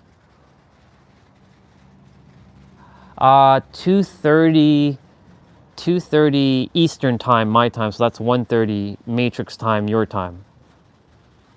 Because that was the only time he had on his calendar, which was far, like, date, like, that was giving him enough time to prepare. Because he lives in the Netherlands, right? So he's 6 hours ahead, so that's 8:30 his time. And I don't want to be keeping him up till, like, 4 a.m. in the morning like he used to. Like, I mean, if he does that to himself, it's because he chooses to. Because he's always like, brother, I do what I choose to. Like, he's, you know how he is. So, but, you know, if he's got shit going on, like, I'm not, if it's only for a couple hours, then I may as well make it earlier in his evening so that he can at least go to bed and have enough rest, right? So I was going to probably end the live stream early on Wednesday, but I was able to do it with Jessa, but we didn't do video chat. I just had her on my tablet. He's doing a video chat, so I'll have the Mac in front of me, like paying attention to him, and you all will just kind of, I'll have the microphone nearby so you all can still hear me. I'll make it like covert. Because I would like to hear, like, I would like you all to hear what he has to say too, because it's been a while since I've talked to him. It's been before we went to San Diego for my birthday. And back then, I wasn't talking about third dimensional thinking, and I didn't have my memories yet. I wasn't talking in a paradox. And you know what's funny? It's going to come full circle with him. You know why it's going to come full circle with him? He's the one who told me back in 2021, well, early 2022, to breathe,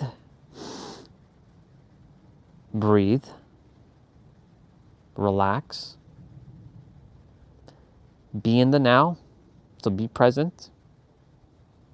He used the word present over now. Be in the now, or be present, breathe and feel it. It's going to come back full circle.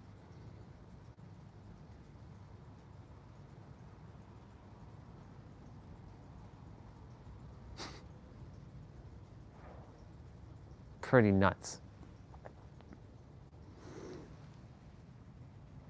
Yeah. I won't point the camera at the screen with him talking because, like, I don't know if he wants the whole live stream thing, but, like, I'm keeping my live stream on, but I'm going to be paying attention to him. So it's more of a just observing kind of like chat. Yeah. I got to make sure I'm going to reach out to him today and ask him what platform we're using. Just if it's like Zoom or something. I know he has his own software for video chatting. If it's web-based, it should be fine. But I'm going to make sure I restart my MacBook that day and that it's ready to rock and roll, and make sure my browsers are up to date and all that shit, because, you know, I don't really use my Mac much. I'm on my tablet. And I think Wednesday's supposed to rain, so I would love to be outside sitting and chatting with him and use my tablet as my screen to, like, video chat with him. I might do that, but I think I'm going to be inside with my MacBook. I got to stand up. It's starting to get a little cold. Got to move that body.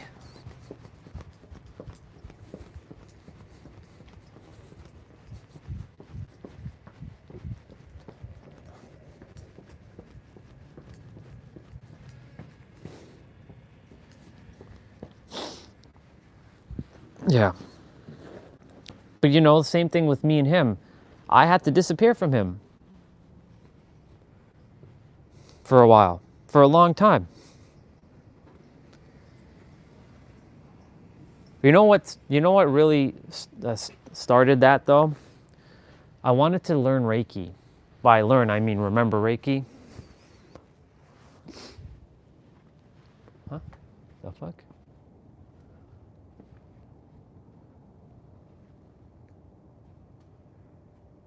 Anyways, and he's like, I was like, yo, dude, can you teach me Reiki? Because, you know, I use words like that, teach and like, can you teach me Reiki? He's like, I would rather you go in, you know, he kind of hemmed and hawed at it. I'm like, bro, come on, man. I would love for you to teach me Reiki. Like, you're a Reiki master. You can teach me. You have the ability to teach me Reiki. He hemmed and hawed, and then I'm like, okay. And then he's like, brother, I would like you to go on a journey and figure things out for yourself. Okay. I literally took that literally. Okay. And I disappeared. From that moment when he said that, that was when I was in New York City. We were chatting. I was chatting with him on a Zoom call that day. I was in New York. Jessa had gone on a speaking engagement for a couple days, so I was watching dogs, so I had the place to myself. So I chatted with him, and he's like, you know, you're not the same person like you are now. I'm like, I know, dude, I'm evolving.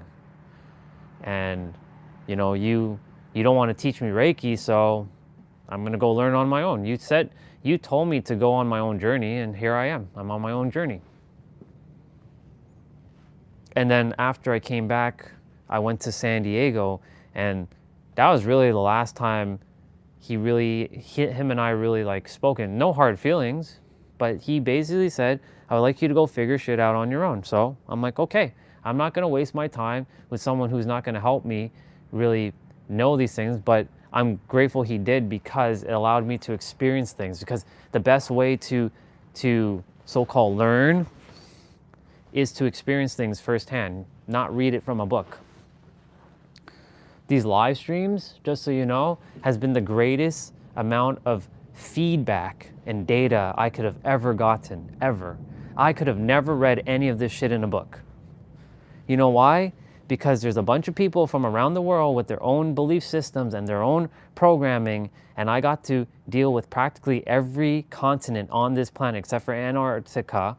I got to deal with all types of mindsets, and helping people from all kinds of like walks of life that I would have never gotten if I just sat and read a book or watched a YouTube video.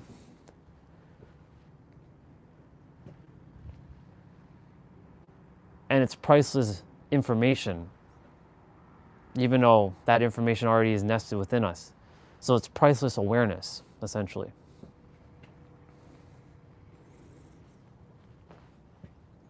And look,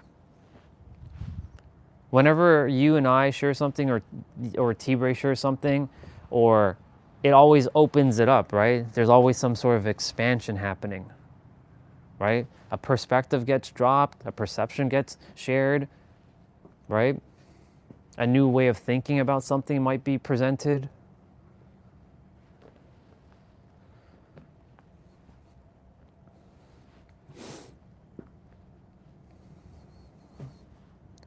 So like all kinds of things get shared. Like, and that's like when people are actually actively, you know, sharing something in the chat that, you know, is actually moving the needle forward. And I used to say that a lot. And it's not like, you know, some random like person jumping on saying X, Y, and Z about things that have no relevancy to what we're talking about right now. Like imagine someone jumping on right now and start randomly talking about some. Do you know that like the monkeys can put a banana up their butt? Like something random like that. It has no relevancy. Cool, thanks. Thanks for letting me know that a monkey can shove a banana up its butt. But what relevancy does that have to the conversation that we're currently having, right? So like when people jump on and they share like their perspective, like earlier Ray, he was asking like, what's the definition of a paradox? Which, speaking of which, I was supposed to open up ChatGPT and actually have these conversations. So I'm going to do that right now. I already have my definition, but I'm going to still ask it. There's a couple things I'm supposed to ask it. So let's have a conversation. So there's a couple things I'm going to ask you, ChatGPT. One, what is currently a definition of paradox? And if you can explain it as if I was like 5 years old so that I can understand it. And then what is the difference between a paradigm and a belief system? And what's the similarities and the nuances that they both share and their differences? Absolutely. Let's break it down.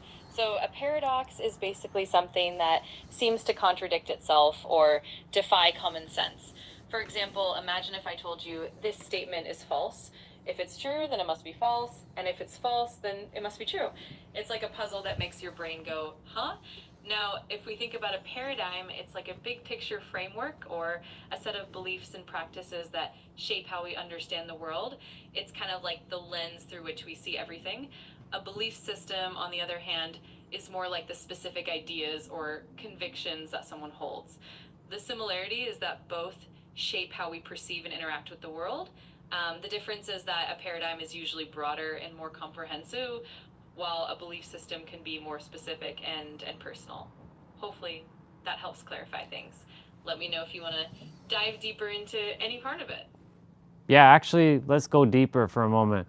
Can you give a specific or a couple examples between a paradigm and a belief system in regarding to, like, let's say, unconditional love or abundance? Absolutely. Let's take unconditional love as an example. A paradigm around unconditional love might be the overall framework that views love as something that is limitless, not conditional on someone's behavior or circumstances. It's a broader lens that shapes how we understand relationships, compassion, and empathy in general. A belief system, on the other hand, would be more specific to an individual or a group. For instance, someone might believe that unconditional love means always accepting others without judgment, and that might include specific practices or principles like forgiveness, empathy, and patience. Similarly, with abundance, a paradigm of abundance would be the overarching perspective that there is always enough in the universe and that resources and opportunities are limitless. A belief system around abundance could be more personal, like believing that you can attract wealth through positive thinking, gratitude, and certain actions. In short, paradigms are the big overarching lenses, while belief systems are the more detailed personal convictions within that framework. Let me know if you'd like more examples or if there's another angle you're curious about.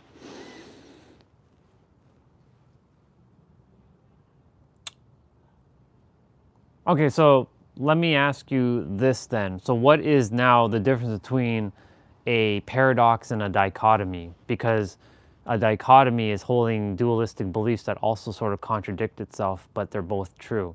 So what would be the difference between a paradox and a dichotomy? Great question. So a paradox and a dichotomy do share some similarities, but they're a bit different in how they work. A paradox is something that seems contradictory or impossible at first glance, but when you dig deeper, it reveals a deeper truth or a new perspective. It's like a puzzle where the contradiction is part of the solution. A dichotomy, on the other hand, is more about dividing something into two distinct, often opposing parts. For example, you may have a dichotomy between light and darkness or good and evil. It's essentially a way of seeing things in two separate, often mutually exclusive categories. The main difference is that a paradox is more of a single concept that challenges our understanding and often reveals complexity or deeper truth, while a dichotomy is more about a clear-cut division into two parts. So, in summary, a paradox is about apparent contradictions that lead to deeper insight, and a dichotomy is about a straightforward division into two opposing categories. Hopefully that clears it up.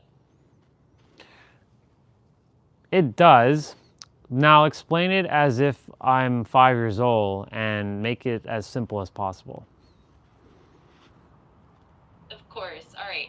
Imagine a paradox is like a magic trick.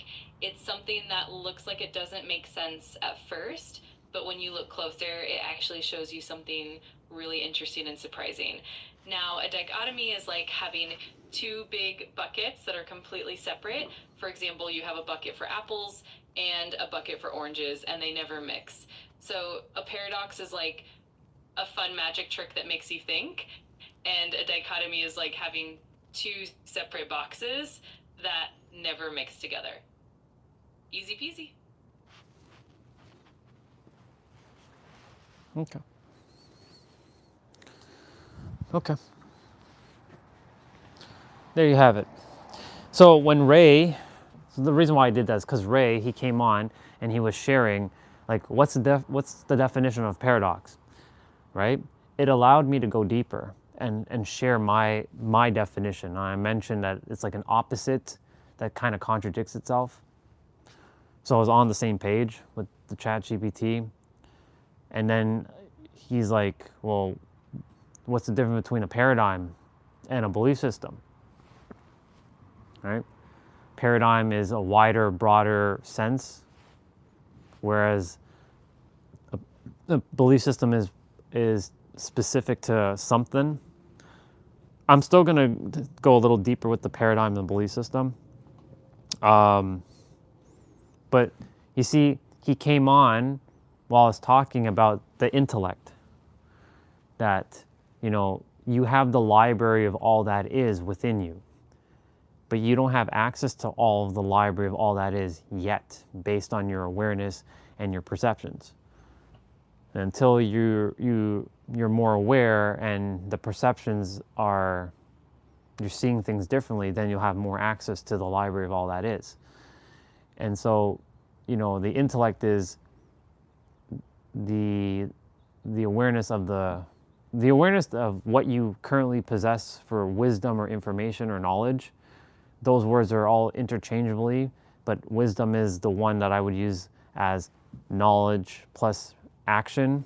That's what wisdom is, or knowledge plus experience, or knowledge plus experience plus action. And intelligence is knowing how to use it. So like, it's one thing to be intellectual. It's a whole other thing to be intelligent. And tomorrow I'll be talking about the intelligence. But you see, like, you know, when we're having conversations on the live stream and people are chiming in and sharing their input, this is why I like doing these live streams, because I get to see what other people like you, Regina, or T-Bray, or anyone else, you get to drop your diamond nuggets, and I get to see it from your perspective. I'm like, I really like that. This is how I see it. This makes sense. Sometimes it might not be in alignment, but I at least get to see it, because it allows me to go deeper within myself, to challenge even my own way of thinking about something, right?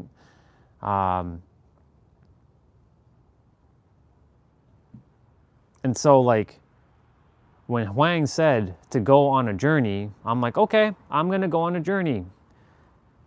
But everything that he has shared has come full circle. You got to feel it. You got to breathe, which puts you into the now.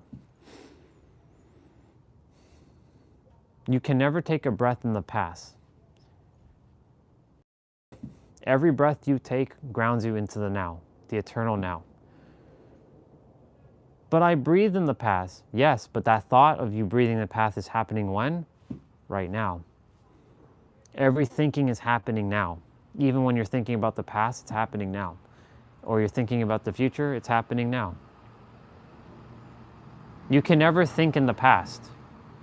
You can think of the past, but you can't think in the past. You can think of the future, but you can't think in the future.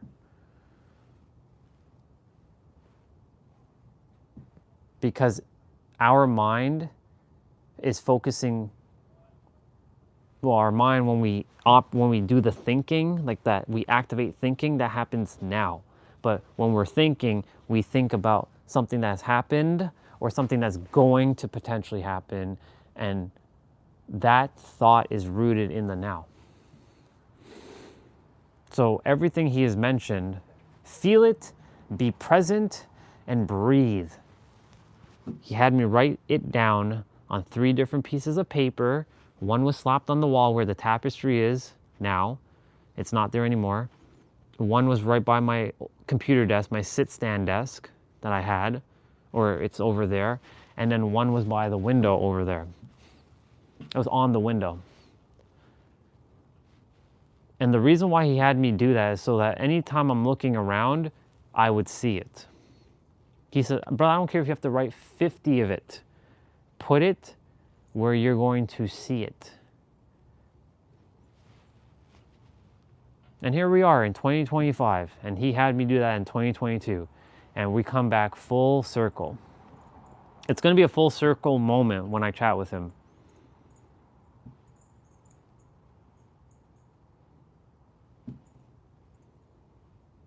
The simple things we think are what people are not looking for, but it's really the answer. That's the paradox.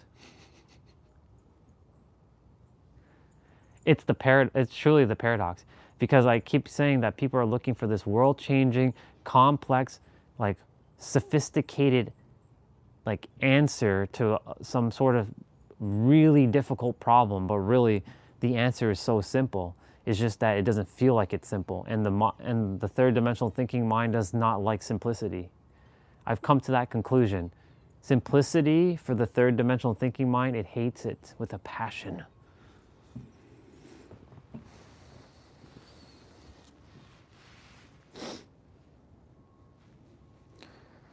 The multi-dimensional knowing mind loves simplicity. It loves it.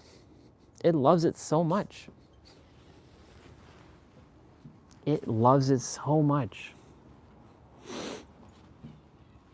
But for some reason, we just don't like simplicity. We don't. It's like some ridiculous like idea. Like, and if it's ridiculous, we don't even accept it. Speaking of which, I gotta check something. I got to check something. Gotta check something on my Mac quickly. Ooh, yeah.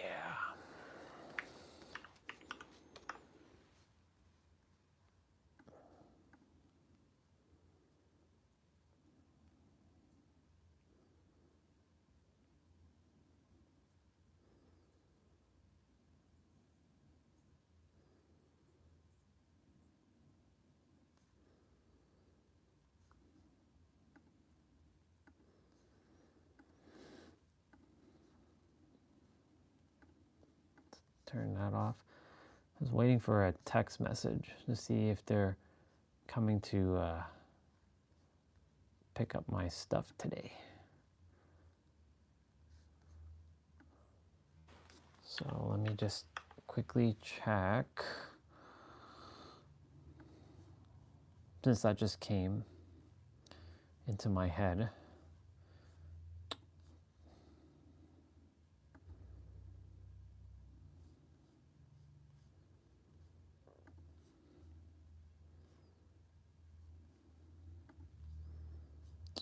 What is going on there? I'll be right back out in a moment.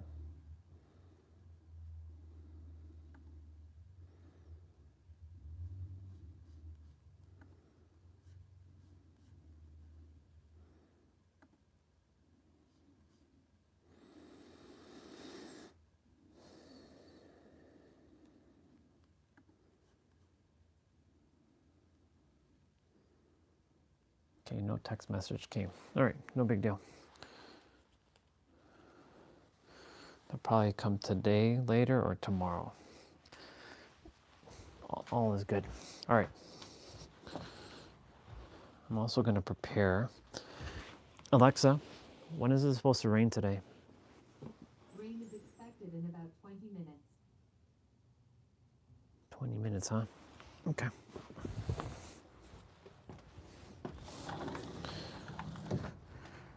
I want to get my body moving because I'm feeling a little nippy right now, but I'll still talk. I'll still talk and share. Yeah.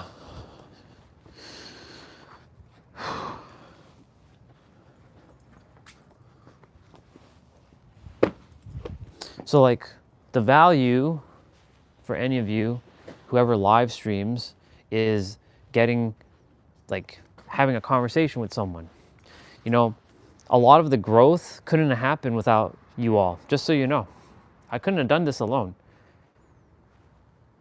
I'm just being real. Like, I'm gonna bring up that experience again, Regina. You know the one. If it wasn't for Regina, for that day when she said, "You can't control my words, Orion. I know you're attempting to control my words, but you can't control my words. I've transcended beyond my words." If you didn't tell me that, look at what I would have missed out on. Look at that awareness, right? Same with T-Ray with some stuff he shared. If he didn't share what he shared, I would have missed out on some stuff. Look, actually, T-Ray, he had me say, "Do you have a piece of paper?" No, but I have my tablet. Okay, I want you to draw a circle. Okay. Now draw a circle and put a bunch of dots in that circle. If it wasn't for him, who re-inspired me to use my tablet as a drawing tablet, a lot of those drawings may have not come through.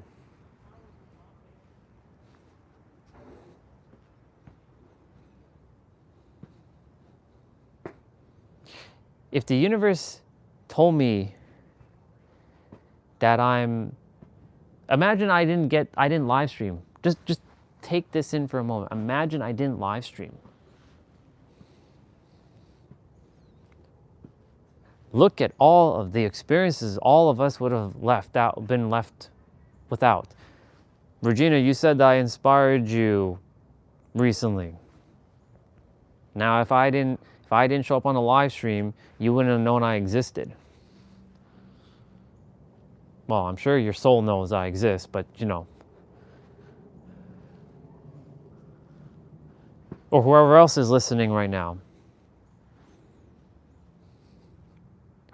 Look at the stuff you would have missed out on. Look at the stuff I would have missed out on if whoever is here and who isn't saying anything and who has probably said something in the past and I missed out on some stuff. If you didn't share that stuff with me, I would have missed out on that stuff. Do you see what I'm saying?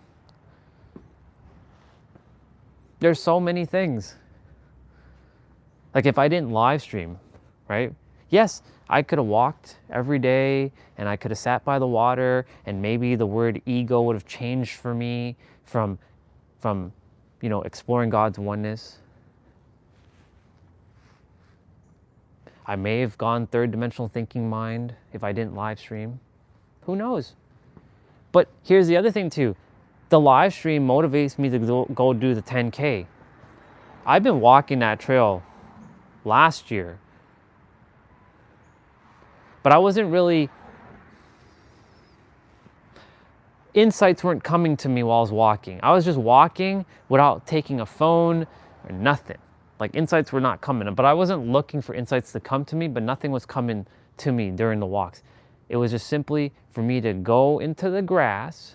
Well, technically it is insights. Go into the grass, ground your feet, feel the energy of the earth, and look at the sun. That was it.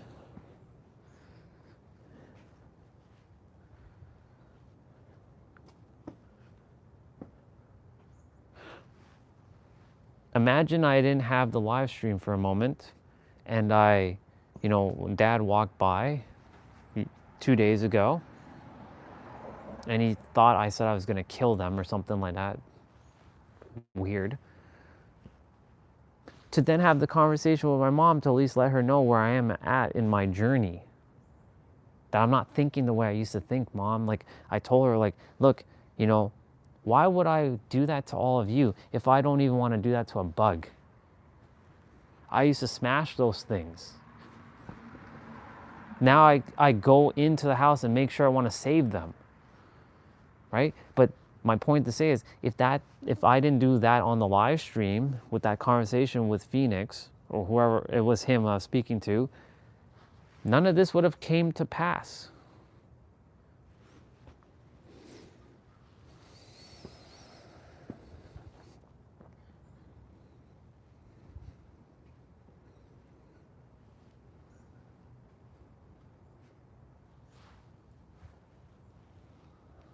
So that's what I'm saying, like the value of doing whatever, you never know where it might lead you and you never know what you might get from it. And that is a bar. You don't know what's going to come from whatever it is that you're going to go explore. Do you think in a million years that I was going to get all this insight and be aware of all the things I'm aware of now from a live stream? No. A year ago, no. Just no. There's no way. I was live streaming on Facebook and Instagram at this time last year, but I was only doing like an hour or two. And I was doing my playouts. I call them workouts, but I was doing my playouts and then I shared a couple things and that was it. Some people jumped on, but those are people that already knew me. It wasn't randoms.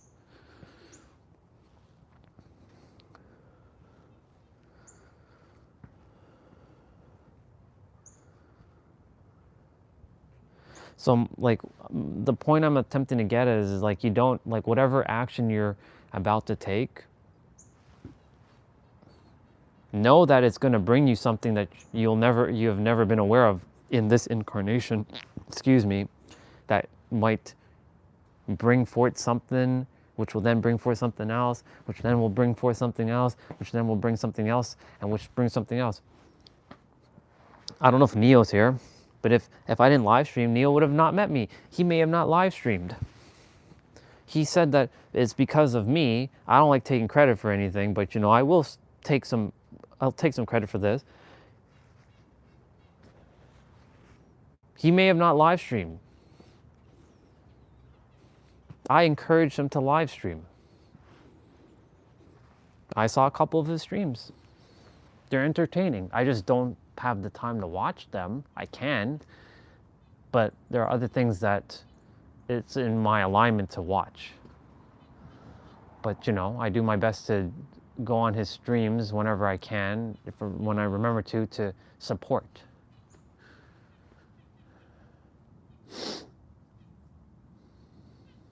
Okay, I'm gonna do my push-ups. 20 wide, 20 standard, 15 narrow. We're gonna do it with the jacket on. 1, 2, 3, 4, 5, 6, 7, 8, 9, 10, 11, 12, 13, 14, 15, 16, 17, 18, 19, 20. I'm attempting to get some blood flowing in the body so I can get my body warmed. 2, 3, 4, 5, 8, 9,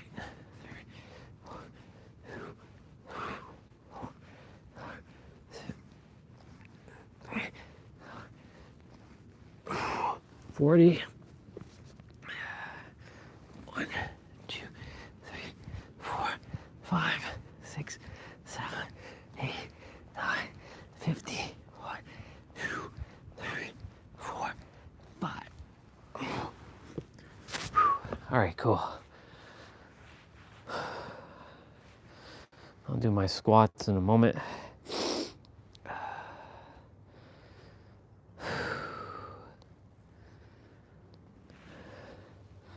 What else? What else? What else did I pick up since I've been doing all these live streams? Oh yes, that's right. I got to meet all of you who weren't in my reality a year ago.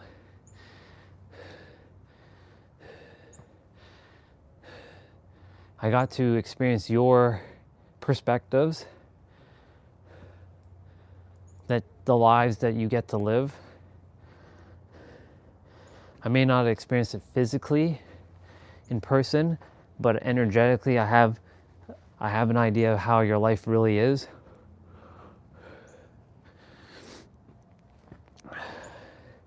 I got to experience people from all types, all parts of the world, from Asia, like Japan. This is more in like the beginning of the stream. Like before some of you, like Regina and you, T-Bray, if you're still here. I don't know who's still here because the live stream numbers are random. Like it could be like you're here, but you're probably not. I don't know.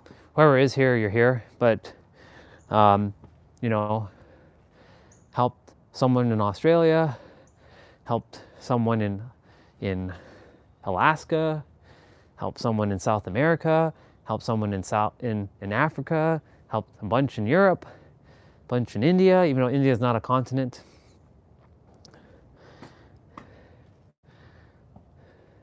Of course, a bunch in North America. A bunch in North America.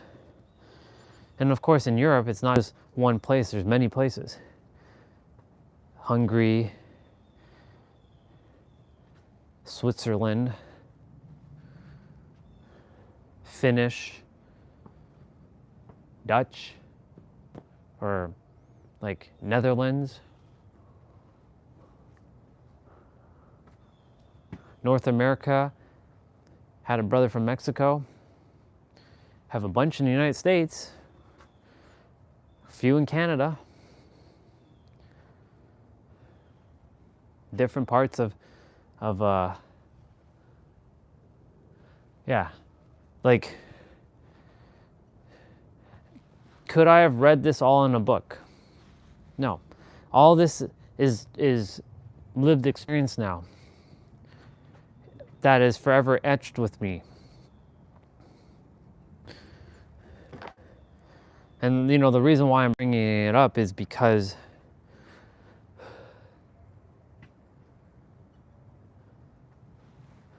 it's all because, you know, I decided to take an action, and that action, you know, has its own, you know, consequences. Action opposite it has a reaction to it. And a lot of this stuff could have not happened without the live stream.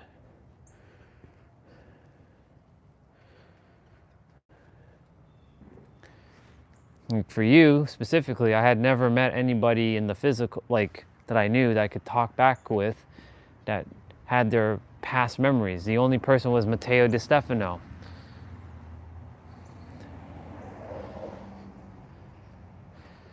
And I'm like, that's bullshit. Why does he get his memories? Like, that's bullshit. And you came along, you shared your perspectives. Vastly. Yeah.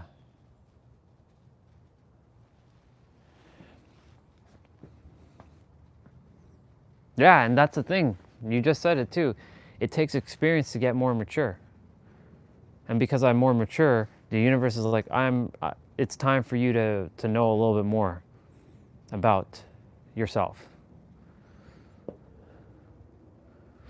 Because you can handle it now. You're more mature to handle it.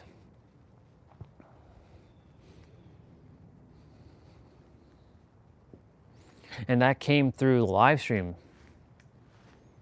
That's why the universe prepared me to do this live stream throughout this year. Now, come November 25th, I have no idea after that date what is, I mean, I'm still going to be recording my journey along the way. Like, how I'm going to make the impossible possible, because I've already made it in my inner world. Now it just has to be coming out of my outer world, right?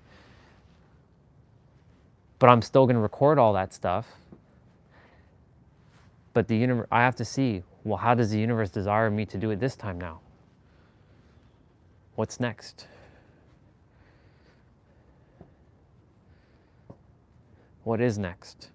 What's next, universe? Show me how much more better is this can get.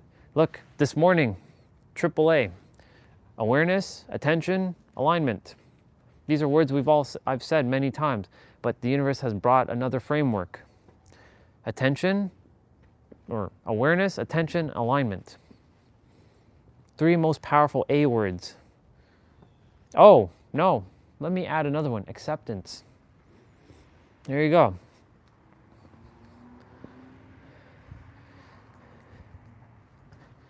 And you see, here's the thing. Even if I'm speaking to myself, but I'm speaking to a camera, I know that you're there. But if I was speaking to myself, maybe none of this would have come through, potentially.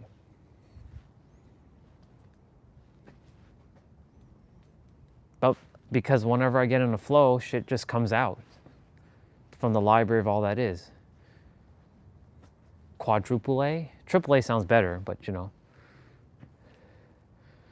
Awareness. Oh, there's allowance. That's another word. Awareness, allowance, acceptance, attention. Well, allowance and acceptance are on their own paradigm. I think awareness, attention, and alignment, they go hand in hand.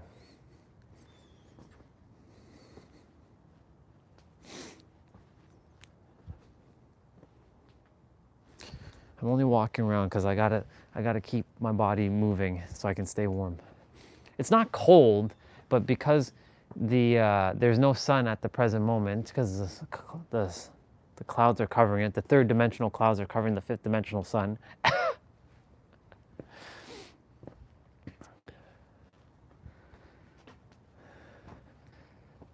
I got to move the body. the third dimensional clouds are covering the fifth dimensional sun. That's basically our third dimensional mind blocking our fifth dimensional knowing mind. All right, let me do my squats quickly.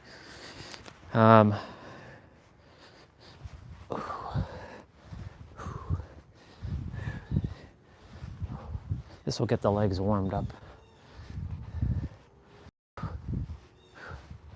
Yeah, so come Wednesday. Ooh, this is it. Come Wednesday, who knows what's going to be dropped on the channel, like in terms of like what me and him share. Last week, when me and Jessa spoke at this, well, not this time, but like almost a week ago now, because we spoke around 2:30, 3 o'clock in the afternoon, a lot of magic dropped and a metaphor was given about sludge. Yes, that good old sludge. That your pipes are clogged. So your cells, they have to be unclogged for you to be receptive to this new perspective, because you're so conditioned with the sludge in your system, and it's become normal, right? And that's another metaphor for like your body.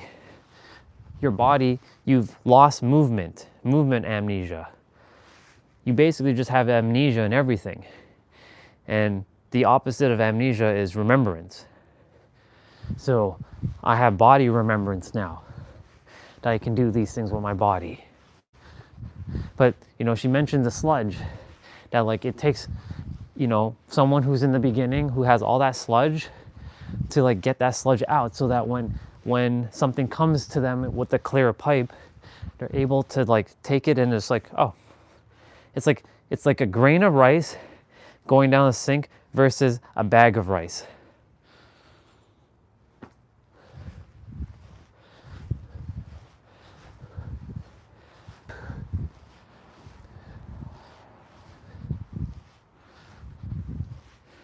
That was a great metaphor because she just came up with it. And it's because I said something. And when you have conversations with each other, magical things like that come out from each other. That shift perspective.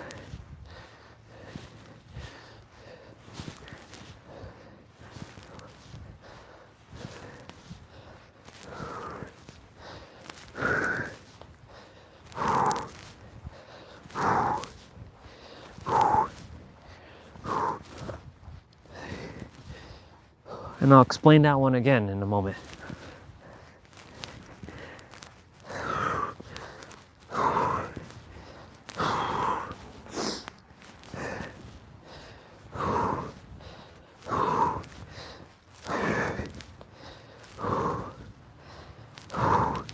Perfect.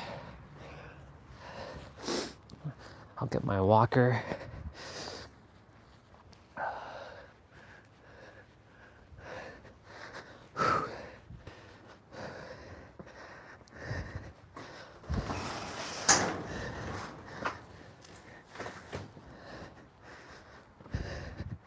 I'll definitely get the body warmed with the walker.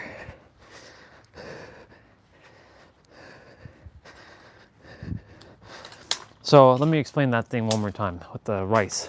So take it for example, someone is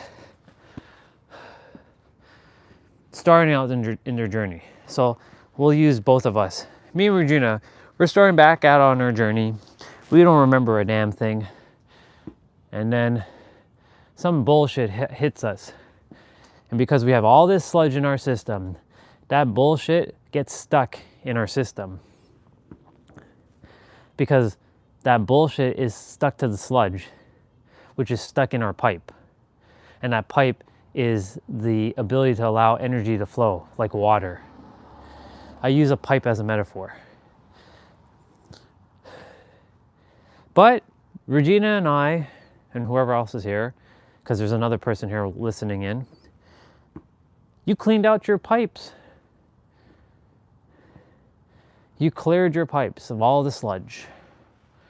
Now, it took you some human time, some matrix time to do it, even though you could snap your finger and clear the sludge out instantaneously, but it comes down to your awareness to do that, of course. So most people don't have that awareness because it's simply not in their awareness to do it yet, that they can instantly snap their finger and they're completely healed and the sludge is completely gone. It can evaporate in an instant, but most people, it takes time because of the memories, their cells, experiences. Remember, the body keeps a score on things. Like, it's a feeling. And because of that, you have this sludge and you have to take some matrix time to purge your sludge. But now that you purge your sludge, let's say another bullshit comes at you. Your pipe is clean. You have water or energy just flowing through you, clear as day. But bullshit comes at you. Guess what happens to the bullshit? Think of it like water. It gets flushed through. It doesn't get stuck. Because your pipes are so much clearer, it allows energy to flow out of you so much faster. That's why when someone shares something with me, I don't get tripped up for too long. They'll share something, but like, okay, whatever. I move on in the next like 15 minutes. I'll feel the feeling to purge it and out of my system, 15, 20 minutes. So it's like a grain of rice versus a bag of rice, right? There's no cloggage at all. But the thing is, the moment I dump a bag of rice into a sink, it's gonna get stuck. The water it's gonna be much harder for water to go through that sink or through the pipe. Whereas a grain of rice, water will just send that shit flying. So from an energetic standpoint, it's energy. Just imagine energy as water flowing into your pipe, removing the bullshit. But you see, if I didn't have that conversation with her, that metaphor would have not shown up right away. It would have shown up somewhere else. We always pick up something that seems new in our third dimensional reality. It's not really new. It already exists in the library of all that is. All metaphors exist. All of us have those metaphors within us, and we're just pulling it out. She so happened to pull that out of her library of all that is. And I have access to the same library. We're all interconnected in that aspect. Because when we're sharing information, this is a bar, by the way. When we're sharing information, then it gets sent to you. Now you have it. The question is, what do you do with that information? Is totally up to you. It's a choice. A choice, a decision, and a perspective. But now that you know this metaphor, now you can use it because it belongs to you. It always belonged to you. I just helped you to remember I just helped you to remember a metaphor that you were probably not aware of, and now you're aware of it. So now you can use it, if you choose to.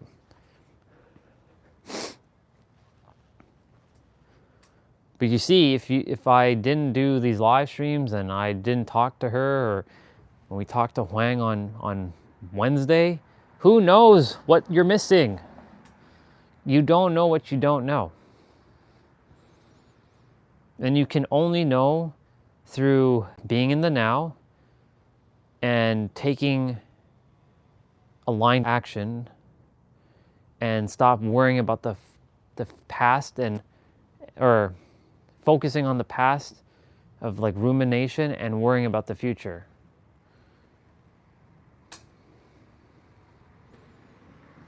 Because that is where you will siphon out all your energy, and you will not have enough energy to focus on it now. But here's the thing, here's the paradox. You have infinite energy. But you're gonna tell yourself, yeah, I feel drained now, I feel tired. The body has an energetic limit, but your soul has no limit.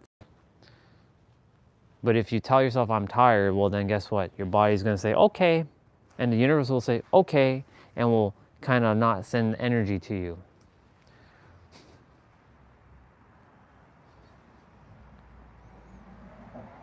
We're basically like a car. Some of us are electric cars, some of us are hydrogen cell cars, and some of us are petrol cars. Some of us are diesel cars.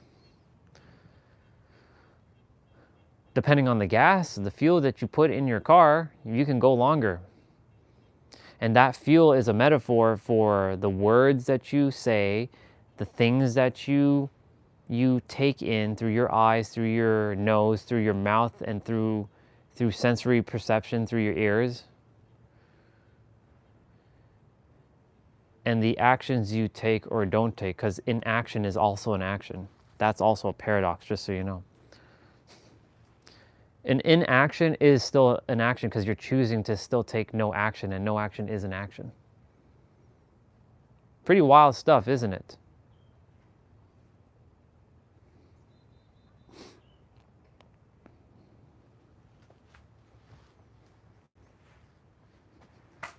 Now take a moment. 1, 2, do my leg raises. 3, 4, 5, 6, 7, 8, 9, 10. Ooh, the layers thing's gonna come up in a moment. 11, 12, 13, 14, 15, 16, 17, 18, 19, 20. 1, 2, 3, 4, 5, 6, 7, 8, 9, 30. 1, 2, 3, 4, 5, 6, 7, 8, 9, 40. 1, 2, 3, 4, 5, 6, 7, 8, 9, 50.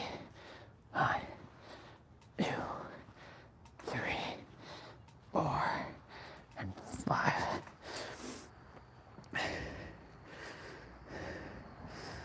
So I just did 55 of that.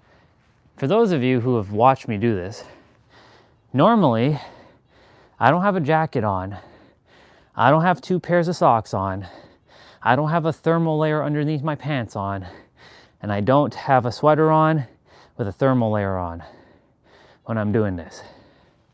And I don't have winter boots on. My winter boots are significantly heavier than your standard running shoes. For those of you who saw me starting to use this walker in the beginning of the summer, you saw the struggle at the beginning where I couldn't do 55 straight. T-Bray is a great mirror for this because he had to suffer and watch me go through my shit. This dude, he was there for the entire summer, and like he saw me go through my stuff.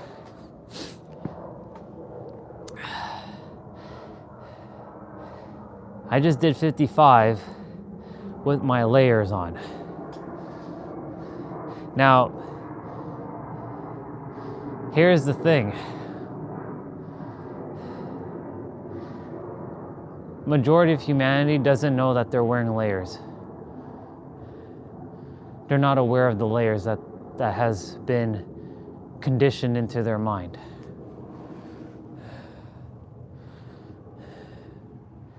Or the distortions, and they make it normal. But eventually, they're gonna drop their armor when they become aware and realize that they're wearing armor and the layers they're wearing. And they're gonna see how uncomfortable it was for years. And then they're gonna realize, wow, it was just that simple, huh? Yep, it was really just that simple.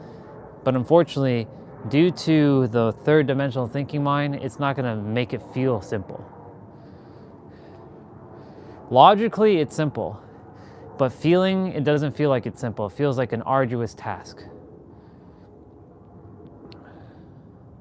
It feels like there's just way too much you have to do, like, and that you'll never get there. But the thing is, you're already there now.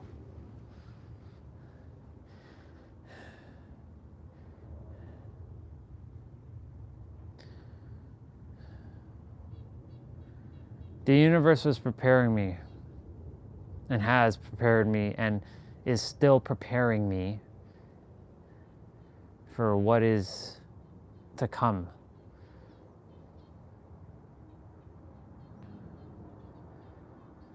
I'm at this level now.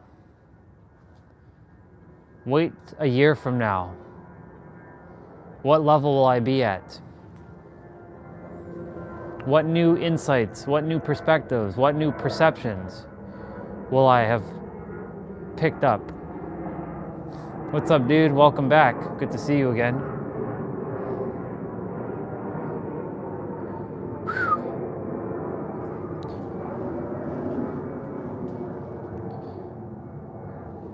Welcome back, bro.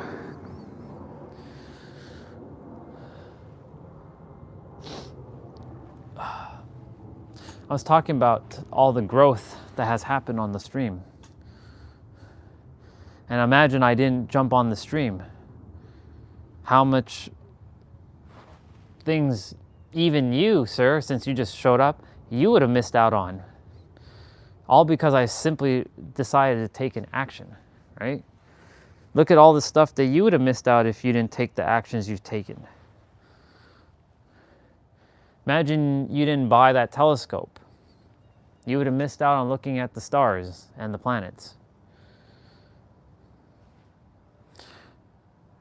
Or all the insights that I've dropped, or some of the perspectives that you dropped.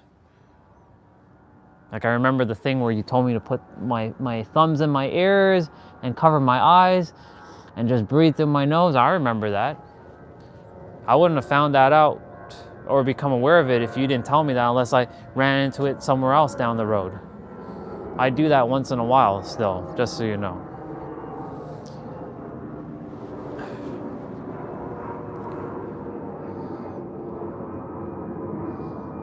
It just comes down to the layerings, all the layers that we have, and removing the layers, because our mind doesn't like simplicity. It really hates it. It feels like it's counterintuitive. Like it has to be difficult, because like this is the funny thing about this. If it doesn't seem difficult, it feels like we didn't earn it. And if we didn't earn it, we're gonna push shit away until it feels difficult enough for us to feel like we earned it. Hence why a lot of people struggle and suffer, just so that they can earn something that makes it feel like they worked their ass off for it. But the thing is, that's a paradox, because you know, you don't have to actually struggle and make it hard. You can actually have fun and easy and still earn it. Oh.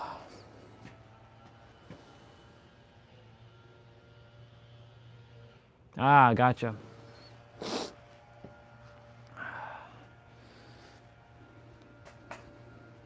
You know, when you say that, it sounds like perception, of course. It sounds like you're like in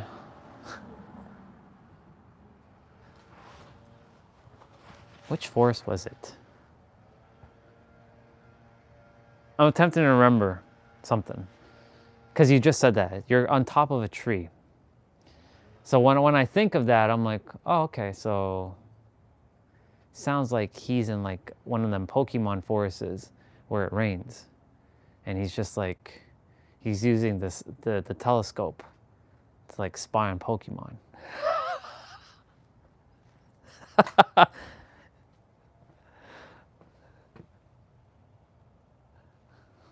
Well, that too, but yeah, it sounds like you're in one of them Pokemon forests that is raining, and that you brought your telescope and you're spying on them so you can throw a Pokeball and capture them, since they're like rare. Yeah. It definitely sounds like a different world there, by the way, because it is a different world over there. It's vast. I mean, Do people climb trees here? I mean, very rare. People climb trees here, but you can. It's just, it's not really practical. But people do climb trees here. But you would be considered in North America as the weird one doing that, climbing trees. Like, especially if you're like, you know, you're shirtless and you're barefoot and you go and hug a tree and you like grab onto a tree, you'd be considered like, what is this, some caveman dude? Yeah. Perception, right? Anyways, back to what I was saying. So like, you know, the layers has caused a lot of distortion on the planet. And what we're attempting to do, it's a paradox again, is to undo our own conditioning and layering that we created ourselves by getting back to things being more simple, but we can't because we made it so complicated, and we can't find our way back to simplicity because it's so complicated to get back to simplicity. But here's the funny thing, you have so much power to make it more complicated, and you can have that same power to make it more simple. But it doesn't feel like that because your cells are like, no, it's not easy. It has to be hard. It has to be difficult. It has to be this. It has to be this. It has to be this. It has to be this. Or you can tell yourself, no, it's actually easy. But the mind's gonna keep convincing you, no, you have to battle and struggle and go through all this stuff, and it has to be hard, and it's gonna take you 10,000 hours to master this thing, and you'll never get there, and all this stuff, and it will just continue to feed you into this loop of like feeling like you can't do it. It's going to be hard. It may take you 10 years to heal yourself from this so-called trauma and all this other stuff, and ultimately you'll just feed it. And the funny thing about it, it's a paradox because you have the ability to shift it right now. Let me see what you shared. That's good. Well, I have no fear. I wouldn't put that out. Like, if you're sitting in a tree, that means you're capable of making sure that you're safe. So, but you know, someone else, or the me from maybe 7, 8 years ago, and be like, yo, bro, be careful there. Because that was a paradigm that I was living. I'm like, be careful, bro. You're gonna get hurt. Be careful in the tree. This me is like, you're good. I trust you. You're good. You got yourself up in the tree. You know more or less what to do while you're sitting in the tree, right? Because that's a paradigm that I'm living now of like just trust. Like, I trust that you're doing great. I trust that you're living the life that you desire to live, and that's not just you. I mean anybody in general. I trust that you know what you got to do, right? And not put the, man, be careful up on that tree, you know? I feel a majestic emperor sitting on a throne now, which is at the height of 7 meters, and I'm looking down upon my people. Hey, more power to you, bro. That's how you should be feeling in your inner world, and that's good. Keep feeling like that. Because that's who you are in your inner world. You are the majestic emperor of your inner world.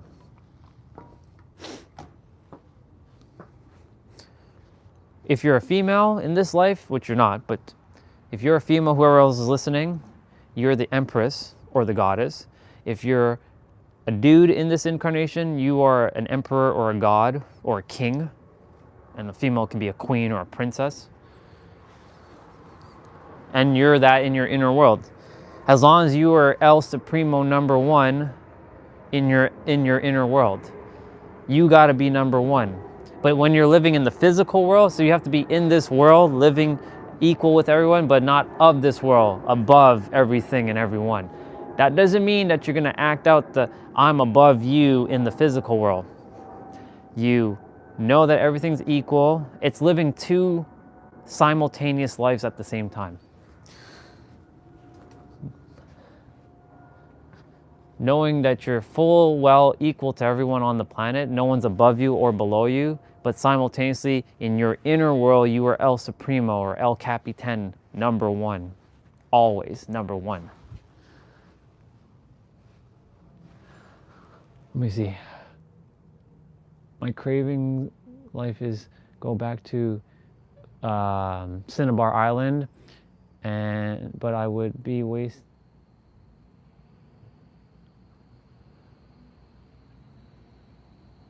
So why would you be wasted by your parents? Just curious. I'm gonna do my 55 of these, but I'm gonna do these in increments.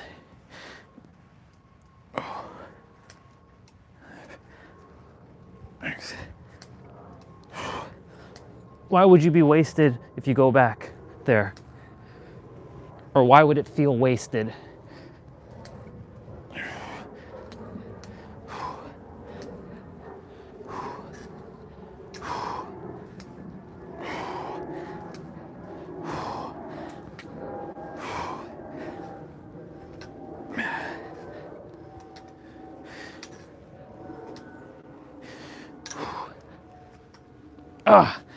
Only 19 there. So I have something to share right now, what I just did. So I just mentioned earlier, I'm wearing a bunch of layers. You know, this could be a lot easier if I took off the layers. But you know what we humans do? We make it more complicated than it has to be, and we obfuscate stuff. Obfuscation, for those of you who don't know what that word means, making things more complicated than it has to be. I take off my jacket, I could have made it a little bit easier, and I could have done a couple extra, like, dips. But we humans, this is a great physical example. We humans, we like to make it harder, put on armor, and like challenge ourselves. And look, nothing wrong with that. But if it doesn't have to be harder, and I mean other things in life like relationships, money, health, if you can make it easier on yourself, why are you not doing that, right? Because our human mind does not like easy and simple because it feels like we didn't earn it. And because we didn't earn it, it doesn't feel noble. And if it doesn't feel noble, it doesn't feel honorable, because we've associated hard struggle to be noble and honorable through society, because people get rewarded with hard work and hustle and tremendous suffering. I give this example. I'm going to read what you shared in a moment. I actually want each of you to answer. Would you value the person who made $1 million in 60 years or became a millionaire within 60 years? Or would you value the person who got $1 million or made $1 million or became a millionaire within 6 months? Most of you are going to be like, oh my God, it took 60 years for him to become a millionaire. Man, that's impressive. Like, wow, you must have had to go through some struggle and some grind. Wow, so much honor. Like, it's commendable. The 6 month, good. Okay, good. And they won't allow you back to the house. Gotcha. So the thing is, right? We've associated words with other words and feelings with those words. And so I did 19. I have to do quite a few more. 36 more to do.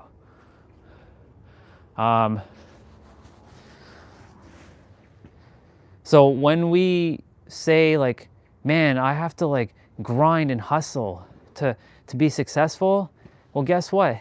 You associated success with hard and grind and hustle. That means if you sit down and you're meditating and it feels like you're doing nothing, it'll feel like you're not successful. And then you will subconsciously push that away, because sometimes you have to sit and be. You can't always be 24/7 doing. You have to sit and be sometimes. But because you've made word associations and feeling associations to success being hard work, grind, and hustle. And if you're not grinding and hustling and doing hard work, then you're gonna take the assumptions and the perspective of other people saying, oh, you're lazy then. And you're gonna take that on, thinking like you're sitting around doing nothing. And sitting around doing nothing for most people sounds like you're lazy. You're not out there hustling and grinding like the rest of society. Because we've put this idea that hard work is honorable, it's noble. But if something comes easy to you, it's like you don't deserve it. I hate to break it to you, but number one, the fact that you were born, you deserve it. Number two, it is your birthright. But if you like hard work and it makes you, and listen carefully, so this is a perspective. If hard work makes you feel good, because at the end, if it makes you feel like you're in joy and you love the hard work, you love the pressure, you love the grind, do it. But if you're like, I hate hard work, I hate hustling, I hate grinding, I want it easier, well, guess what? It can be easier. You just have to undo your associations to success being hard, grinding, and hustling. You can be simply easy and flow and still be successful. Hence why I said there's no right way to anything. All ways are technically right. Or let me rephrase that. There's no wrong way to anything. All ways are technically right. Let's see. Yeah, exactly. There is another side to that question. Exactly. There's multiple sides. So let me see. Quick success or money makes you egotistical and arrogant, but gradually and slow success makes you humble. True. It's true. But then there's another side to that aspect. That is like per person, right? Most people who haven't done the deep inner play, right? Yes, they will become, I don't call it egotistical, well, I call it third dimensional thinking, because that's what it is, third dimensional. When you're multidimensional, there's no spiritual pretentiousness. There's no pretentiousness and there's no holier than now energy. When you're operating from a higher dimension, you just know. But we'll use the word egotistical for now. So yes, if you haven't done the deep inner play and quick success, and you're like, yeah, I made all that money, and I made it so quick and stuff like that, yeah, you do lose a bit of being humble. There's a balance that has to be had here though. You came here to shine your light and to play full out while still being humble and having humility, but knowing how to handle both sides. Right? That's the balance. That's basically confidence. But you're right, because quick success for a lot of people who have quick success are like, yeah, I made that money, and they're not, they don't have the humbleness. But here's the other side to that coin: they're also being unapologetically themselves, because they came here to be who they came here to be, not be something that they didn't sign up for. They signed up to be unapologetically themselves, and there's that fine line, that balance. So some will perceive others as arrogant and cocky and holier than now and pretentious. Others will see them as like, no, they're living their truth. They're authentic. They're being their true selves. So in my opinion, that's like their version of being humble. Right? Now, of course, if someone's coming up to you, to like 10,000 people, like, yeah, I made all that money. Look at me. I made all that money, right?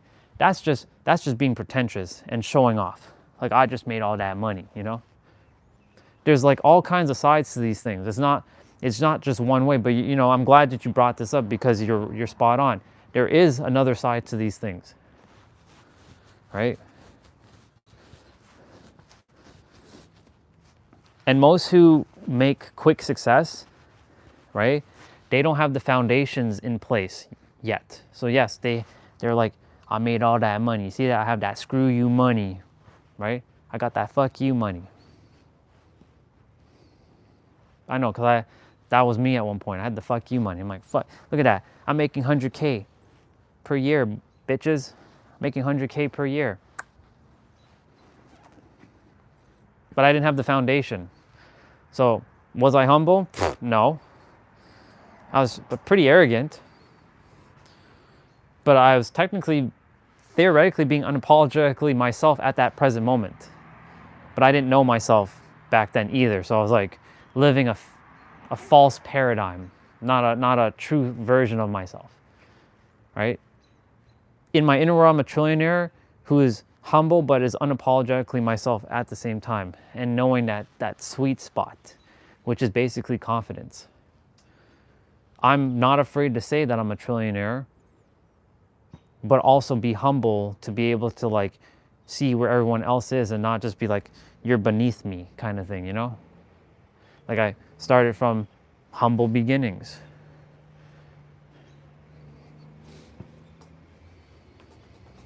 Right? But the thing is, like, we've associated, because of society's narratives, I'm going to read what you shared, a lot of society's narratives of like, well, if you're successful, it must have been hard, it must have been difficult, you must have had to struggle, and you must have had to suffer for you to be successful. That's society's narrative of being successful. But you can have your own definition and your own associations to success. It could be easy, it could be fun, it could be flowing, it could be enlightening, it can be light, it can be happy, it can be confidence, and you're successful, and it can be just peaceful. That's a good one. Harmonious. Actually, I'm going to read what you shared before I start. The most correct and accurate example would be the figure like Andrew Tate, and on the other side, Bill Gates and Elon Musk. Yeah. Yes. That's a great example. So Andrew Tate, you know, remember he's living his own paradigm, right? I've listened to his stuff. You know, I had to make sure I listened to his stuff before I made a perspective on him.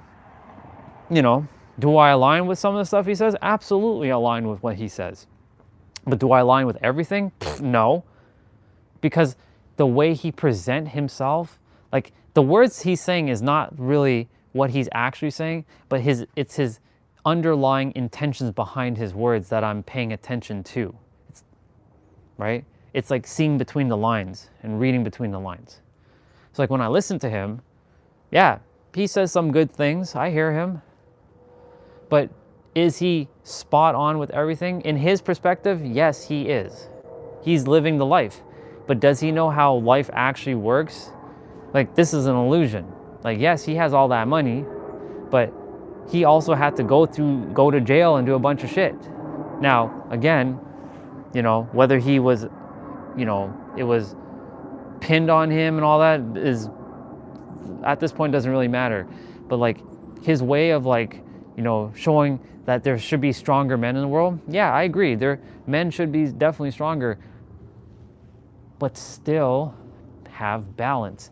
He is too much masculine. He's dropped the feminine. Then there's like the other side.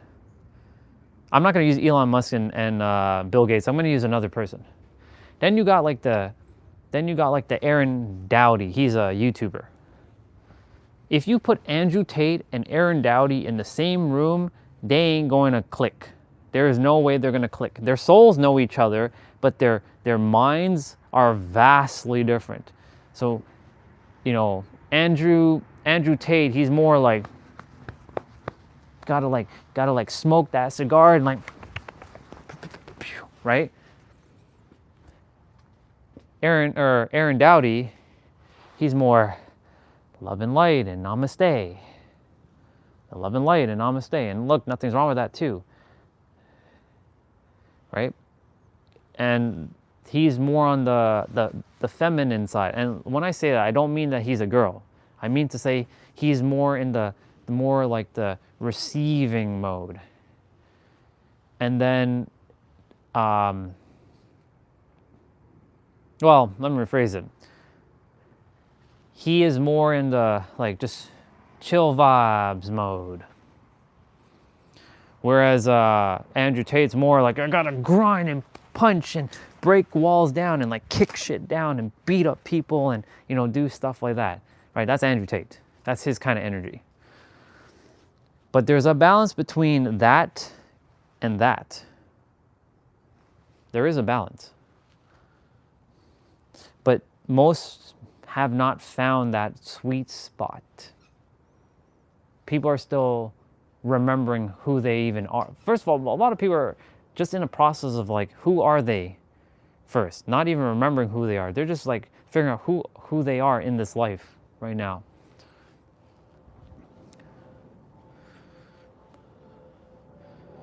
So yeah, is Aaron Dowdy and Andrew Tate successful in their own right? Absolutely. It goes to show you polar opposite. Like Elon Musk and Bill Gates, they don't do Andrew Tate like kicking shit down and like smashing shit down and like, you know, smoking a bunch of like cigars and like doing a bunch of, you know, stuff like that, right? They don't operate at that paradigm. They don't operate like that. They're more businessmen. Like, I'm not saying Andrew Tate's not a businessman. He's a businessman. He's his own entrepreneur. But like, they're more blue collar. Is that the term? They're more blue collar. I don't know if that's the term. I don't think that's the term. But it's a feeling that Andrew Tate is like this, and like Elon Musk, Bill Gates are like this. Jeff Bezos is like this. But they're all very successful men operating from different paradigms, right?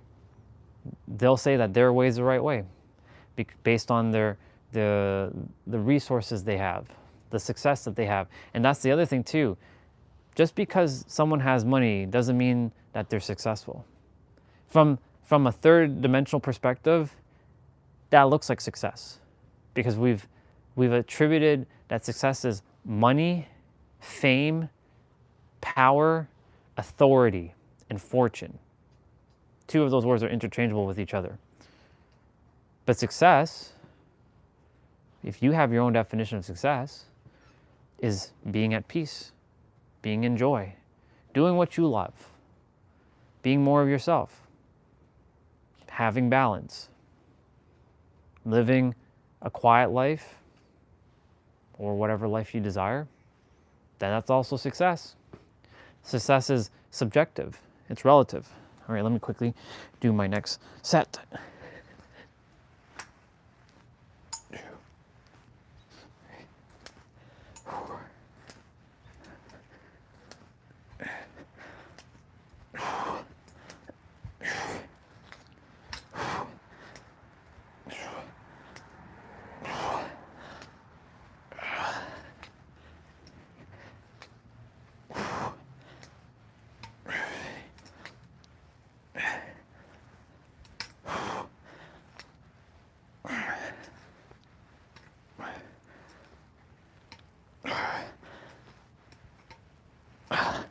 $21.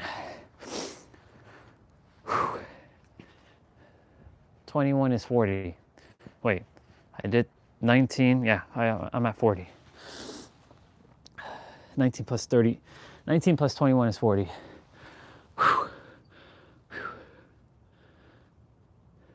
It's raining again. Yeah. BC, look.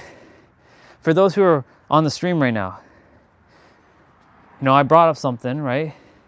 And our brother dropped some stuff and allowed me to go deeper.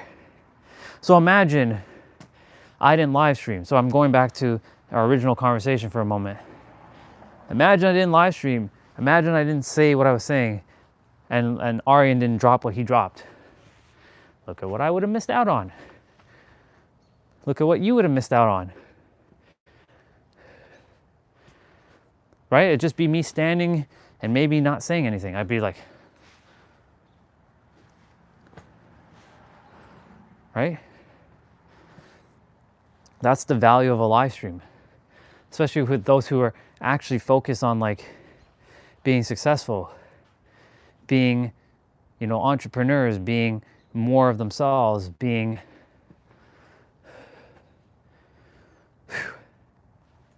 living their best life. Whatever that looks like. Do you think any of this could be read in a book? No book can teach you this stuff or mirror back this stuff to you. No book. This is all lived experience with doing things live. Can you get this on a YouTube video? Because on a YouTube video, they are not speaking to someone unless someone else is speaking to them in the video. So when you're listening to a YouTube video, there's only so much you can pick up, right? Like the live streams are very, very random, right? I didn't know Regina will be on today, or Arian was going to be on, or whoever else is on today, and who is dropping whatever they're dropping. Like Ray dropped his stuff earlier this morning, which was awesome. T-Bray asked 1 or 2 questions.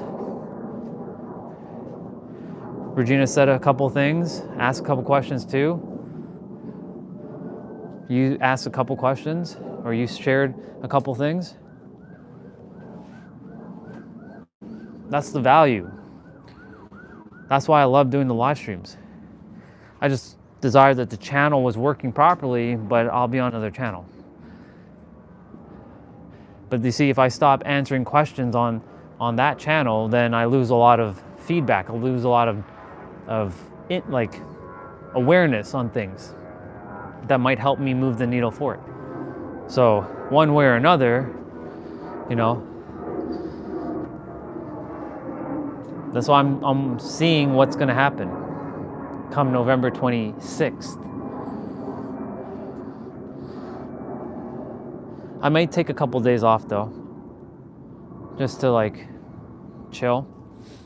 I've been going straight, but you know the funny thing is I don't feel burnt out.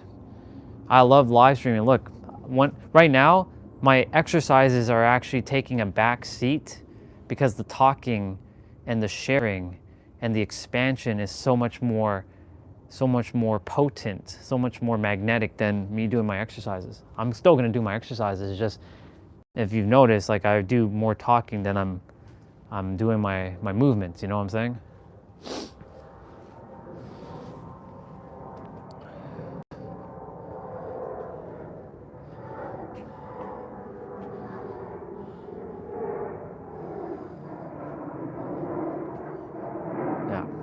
Now to go back to that chat, that conversation again about success and the word associations, you know, I was talking about relationships. I know Regina already heard me talk about this, and maybe whoever else is here already heard this, but I'll share it again. You know, I've associated the word I associated the word relationship with responsibility. And the word responsibility was heavy and it was loaded. It's very negative. But you know, the thing is, that's only for relationships. There's like responsibility is also tied to money, is also tied to health. Now, from a health standpoint, responsibility, I have a responsibility to move my body every day. For me, it's easy because I created it as a habit. It's a lifestyle now. I've been doing it for over 6 years now. And I won't stop moving my body.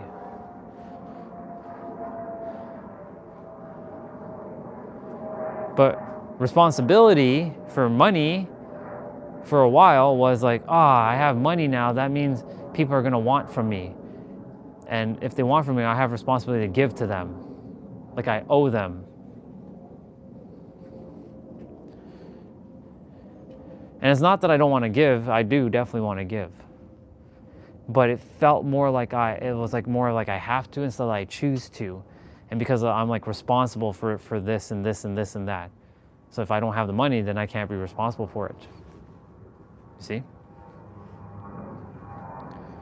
That if you have money, it's going to create more pressure. Because now that you have more money, it gives you have more responsibility to handle your money, because, you know, they say more money, more problems, right? That's a perspective, of course. More money, more solutions. That's a perspective. More money, more solutions. But most people say more money, more problems. There's even a song. I think it was Biggie Smalls that sang it, or someone. More money, more problems. And so, does people want problems in their life? Well, some purposely look for problems. I was guilty of that for a long time. And then there are people who don't want problems in their life. So if they don't want problems, what is associated to money? Responsibilities. And what's associated to responsibilities? Problems. That's what was also in a relationship. Problems. People don't want to deal with problems. That word is heavy, right? Problems.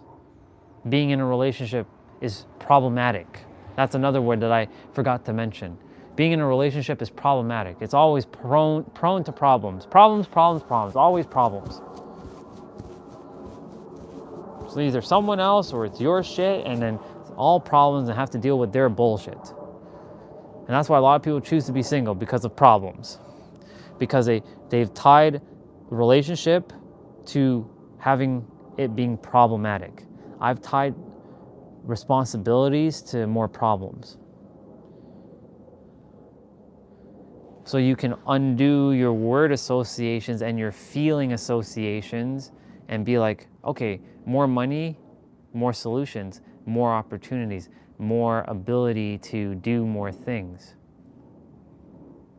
And if you feel that energy and you're not faking shit, like you generally are feeling in alignment with more money equals more solutions, more opportunities, more peace, more stability, more security in your life,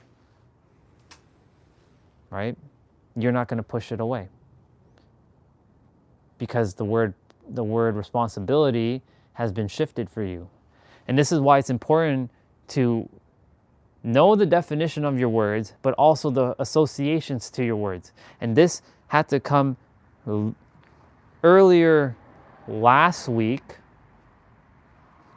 and I'm only now talking about word associations this week. We all have our own word associations with words and feeling associations. So like, again, I go back to the word responsibility. I hated that word. You think I want more responsibilities? You know how many times I said that in my life? You think I want more responsibilities? No, I don't want more responsibilities. So guess what? The universe cannot bring you more responsibilities because you simply have said you don't want more responsibilities, and the things that you do desire has responsibilities tied to it. And unfortunately, if you don't want responsibilities, then you can't have the thing that you desire, and it has responsibilities tied to that thing. Do you see the paradox here? This is how the mind operates.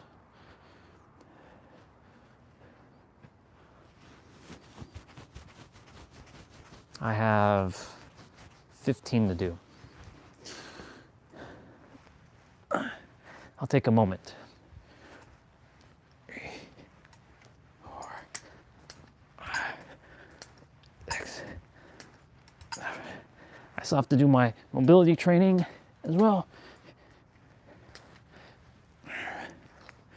10, 11, 12, 13, 14, 15. That's 55. I don't think I'll require the walker again, but I'll leave it out just in case. I'm done with the walker. So, being aware of the words is one thing. Being aware of the definition, the meaning that you've attributed to those words is another thing. But now you have word associations and feeling associations to those words, and that's a whole other thing. I'll tell you another very heavy word that I really disliked.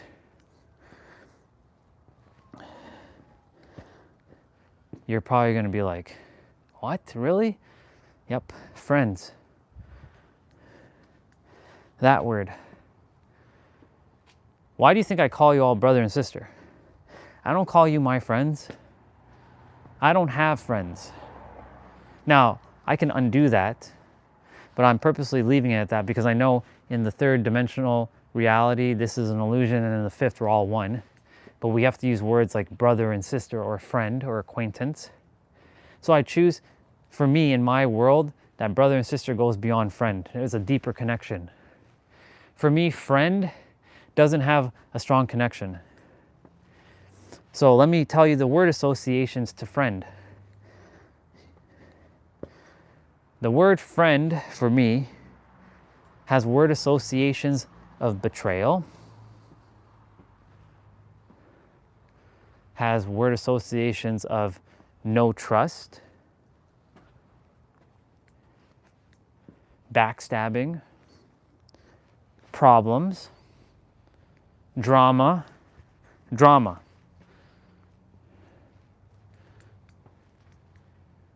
I mean, drama could be associated to brothers and sisters and moms and dads and families too, but I'm using friends for now. Drama, pain, heartbreak, annoyances. Now, of course, that could be just tied to humans in general. And, you know, human and friends is kind of one and the same. So you can say those are the associations that I have for humans. And when I say humans, I mean to say those who have not done the deep inner play, who are not self-aware. Those, the unaware is basically who I call the humans, aka the humans. So imagine, right? I went all of my adult life, went 7 years of my, well, hold on, 13 to 18 is 5 years. So after 13, or at 13, I stopped calling people my friend. I called them bro.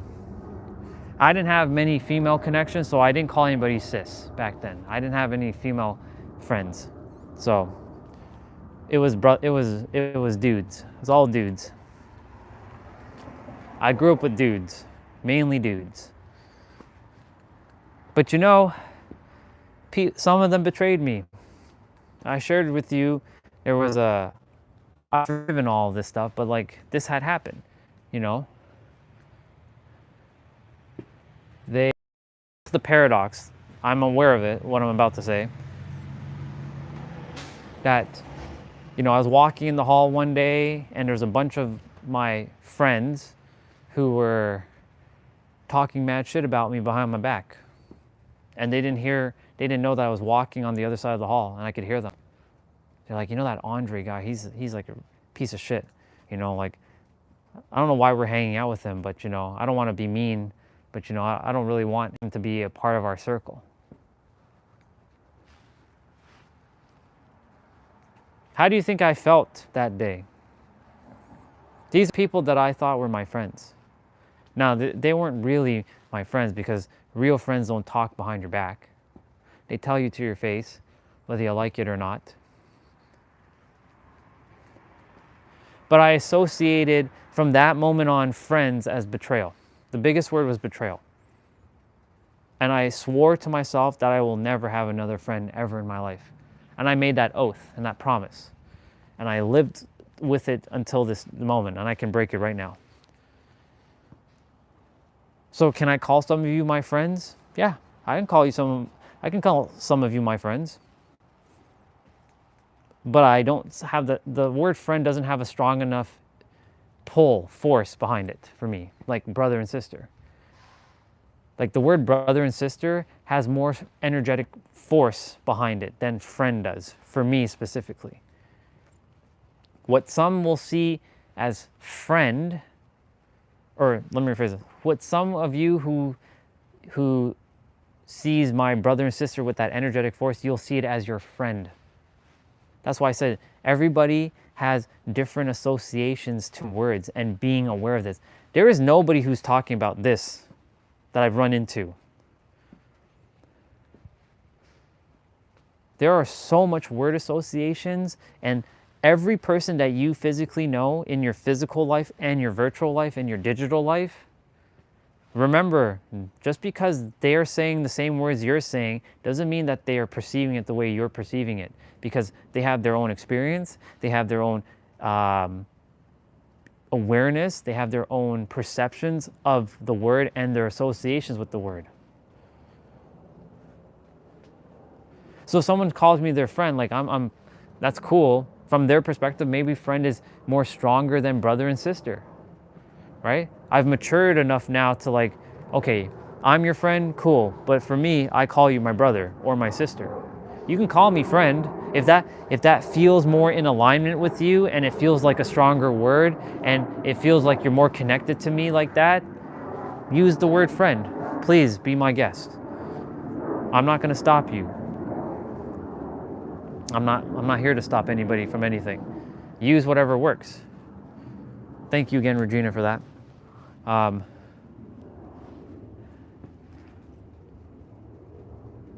really do have to do my play out.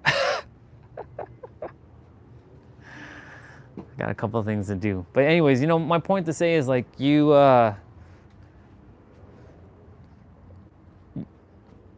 to just put that put that on the back of your mind for a moment. I love you too. You have to put that in the back of your mind that, you know, when other people are saying things, they may or may not be perceiving it the way that you think that you're perceiving it that way, right? Unfortunately, the human race has made it complicated, and they've created a bunch of bullshit layers upon layers upon layers, and lots of mind traps, lots of traps, and lots of more traps on top of more traps. And you have to like go so deep within yourself to like destroy, like systematically blow everything up, and start from like, you're not starting from scratch, because you have your past experiences or your current experiences that you've experienced in this incarnation, but you're starting from a point where like it's blank slate. What I think I know is actually a paradox. It's light raining right now. It's okay. As long as it doesn't heavy rain, we're good. I don't want my mat to get like wet. I don't want to go inside. I mean, I can do my play out outside. I just don't desire to get too like heavy duty rain. If it rains like this, we're good. I'm okay.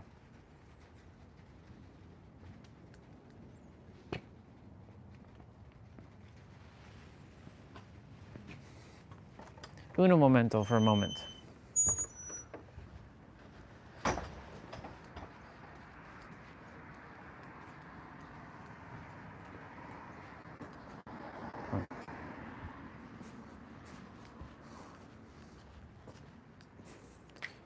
I was just seeing if like the delivery guy or whatever was coming to pick up my thing.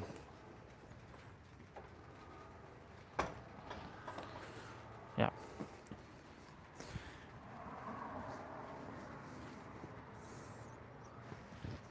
Okay, as you can see, there's a bag of compost down here, right?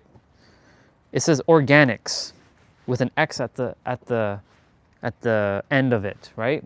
Does organics end with an X or does it end with a C? Or it usually generally ends with a C, right? So we humans like to make things even more complicated and be creative with different letters, right? So like when we see organic or organics, right? I'm looking at the word. There's a cow. Garden product, you know, there's a word association. There's a feeling association. This is basically dirt, manure, cow poop.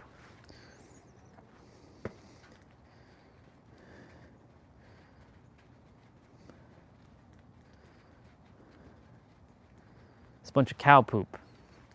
That's the feeling I get from compost. Composted cow manure mixed with black earth.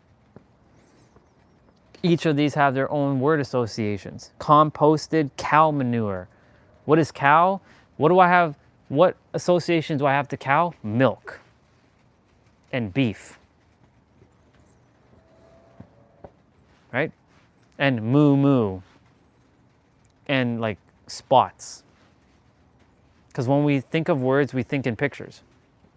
And those pictures create a feeling. So that's the association. Compost. I think of, like, when I think compost, I think of food that was just eaten and that you're throwing into like a waste basket. And then manure, poop. Self-explanatory.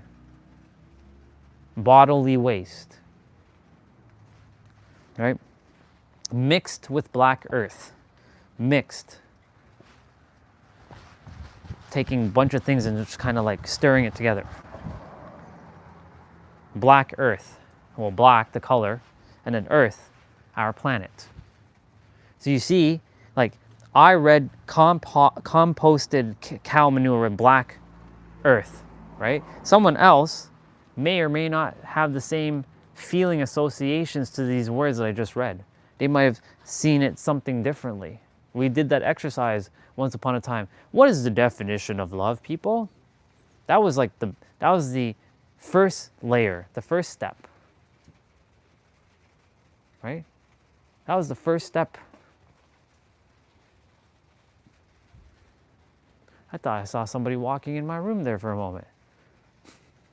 Maybe it's a ghost. Maybe it's another version of me. But they may have a different associations than I do. Right? It's possible.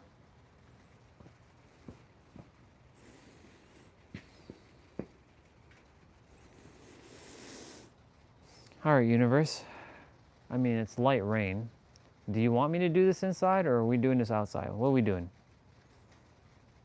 I still have to do my mobility training, but I'm in no rush to do anything.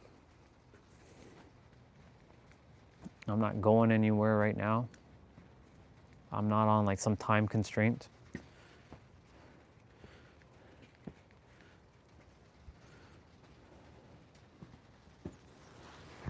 I should move my mat though.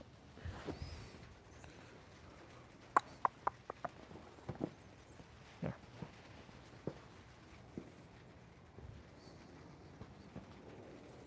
Yeah.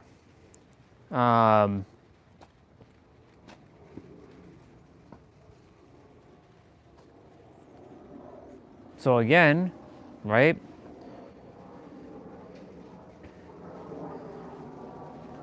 Now I come back full circle to the beginning of today's talk about intellect. I'm aware of this stuff.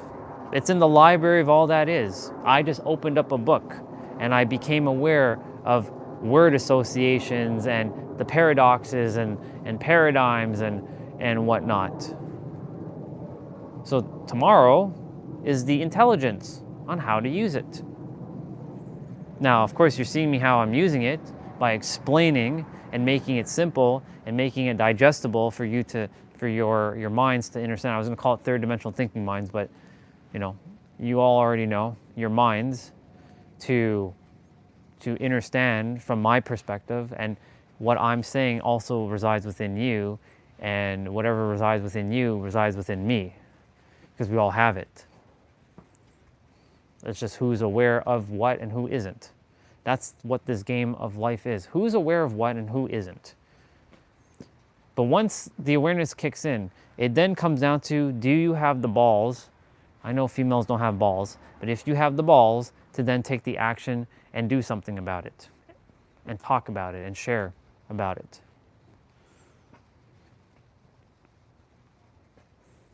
Now, of course, there are lady boys, but you know, we're not going down that road. But you know, do you have the balls, or the courage, or the bravery to then take the intellectual side of you and apply the intelligence now to better your life. That's a choice only you can make. No one can make it for you.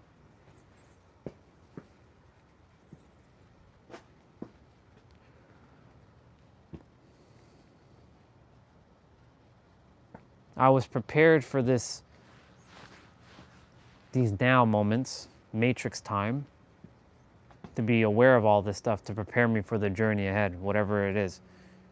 10 years from now, the consciousness will be so much more vast than where I currently am right now. But like where I am right now is so much more vast than I was 6 years ago. I could never have perceived where I am 6 years ago where I am now. No way. Because I made word associations and feeling associations to those words of like, I'm an asshole, I'm an idiot, I'm a moron, I'm retarded, I'm incompetent, I'm a dumbass, I'm stupid, I'm a moron, if I didn't already say that one. I'm an idiot. I think I already said that one too. Running out of words. Well, POS, piece of shit. And I made those associations because I didn't graduate with like great grades in high school. I lied that I went to a college and a university, which by the way, I did a really good job of getting a 6-figure career by tapping into a version of me who I didn't believe in, and I still got that 6-figure career. That's impressive. It's very impressive. I was a great bullshitter, but I backed it up with my actions when I got to work at that law firm. Law firms, plural.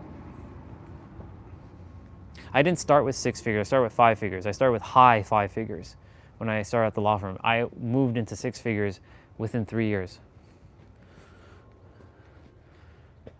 because I shifted roles. I shifted roles like quite a few times.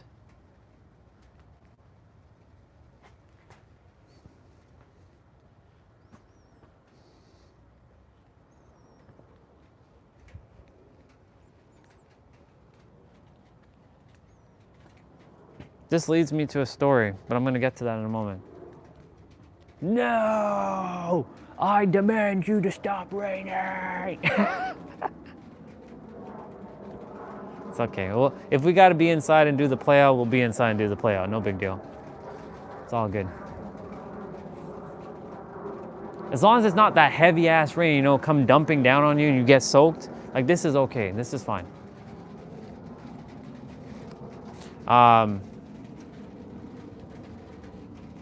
You know what? I'll share the story right now. It kind of goes hand in hand with everything. I forget if it was in a book, but someone, I think it was The Instant Millionaire. That's the book that I listened to on the stream before. You know, a lot of people, when they go to a job offer, right, they downplay themselves because they're too fucking humble. They're like, oh no, you know, maybe 50,000 is enough, right? But you know, the funny thing is, the job is offering you like 75,000, but you downplayed yourself. Yeah, 50,000. Like when they ask you, what's your salary expectation, right? Because you associated that, oh, you should be humble and you should have a lower amount, that you shouldn't have enough, you shouldn't have more than what you deserve. You've associated, I was like, didn't I tell you to stop raining? No, I'm kidding. You've associated the word salary with like, oh, low amount. The job was going to give you 75,000. That was their starting offer. Had you asked for 75,000, they would have matched it. Had you started with 80,000, right? They would have been like, yeah, maybe we can do 80,000, right? But if you're coming in with low ball figures like 50,000, right? You're downplaying yourself, and they're like, okay, we can give you 50,000 because that was your expectation, right? So like, JP asked me a question one day. It was on the live stream at nighttime when I was playing the video game. I told him, like, bro, like, I'm worth $1 million a second. Actually, I'm worth $1 billion a second, but nobody can actually pay me that. Nobody can actually pay me what I'm actually worth. But he's like, how do you prove that? I don't have to prove shit. But you have no proof that you're worth $1 billion a second, right? You have no testimonials or proof of concept or this and that. Like, I don't care. That's what I'm worth, though. Am I going to downplay myself when I start out? Well, nobody can pay me $1 billion a second. And I have no shame for saying that, by the way. $1 billion a second. For my time, $1 billion a second. I know. That sounds very arrogant of you. I know it does. But that's what you have to do. In this world, you have to be unapologetically yourself. But still be humble. All of you, every one of you is worth more than $1 billion a second, just so you know. For the wisdom that you possess, because if you're hearing it from me, that means you already have it. And because you already have it, that means you're on the same level as me. And if you're at the same level as me, you technically are at $1 billion or higher. If you want to go higher, by all means, you can be $10 billion a second. You're worth $10 billion a second.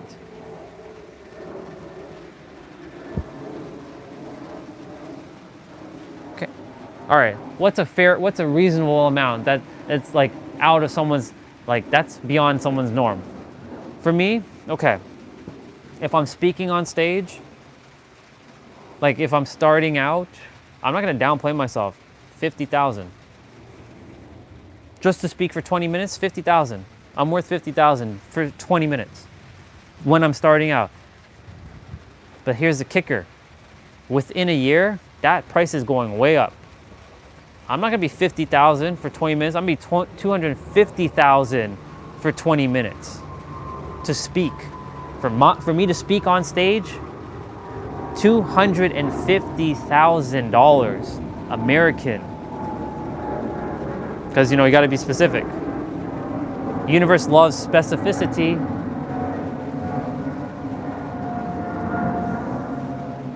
All right. 250,000 US dollars to speak for 20 minutes. There are people making that kind of money speaking about whatever they speak about.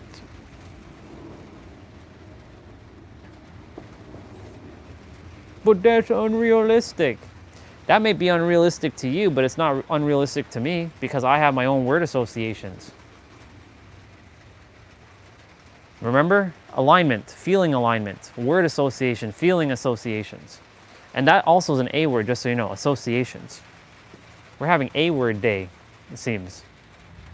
Association, alignment, attention, awareness, allowance, acceptance. Lots of A words there, people. How many A words is that? Awareness. Oh, and of course, authenticity. Can't forget that one. That's a big one. Awareness.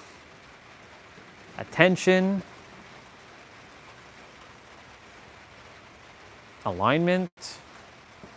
Allowance. Acceptance. Authenticity.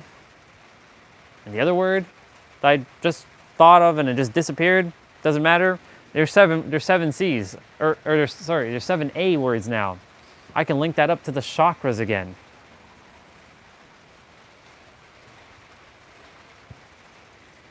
That's another framework. Look at that. It just came from the library of all that is, and you all just got it too. I also heard this. Listen carefully. You know, when you become aware of something in this in this current incarnation, that all of your other incarnations also get it too? Think about that for a moment. The moment that one of your incarnations gets something, your other incarnations gets it too. Because it's all, your soul is linked to all different versions of you simultaneously. So why do you think when you're getting these so-called downloads, or I would call them uploads, because they're coming from within you,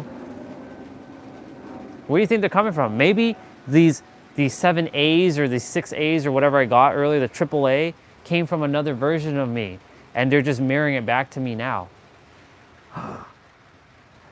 Interesting perspective.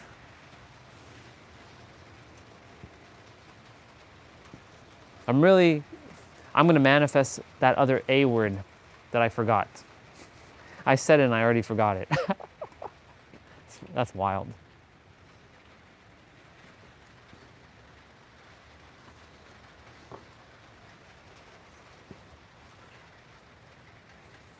How dare you rain?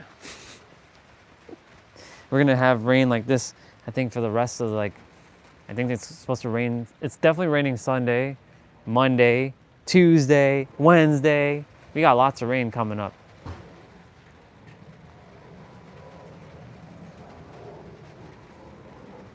Thankfully, the rain cannot fall here. Like where I'm standing right here, I can't be touched by the rain.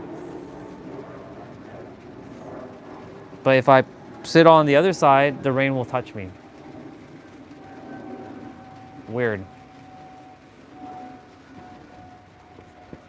Oh, it's 1:11? Oh, okay. See, I wasn't even looking at time, and look at that. 1:11. Which means it's going to be 12:12 for Regina shortly. Haha.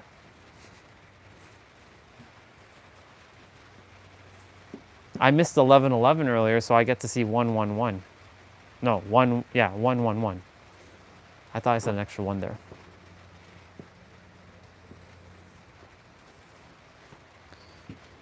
I do have to do my resistant pull downs, so I'm gonna quickly grab my resistant band, get that done like dinner.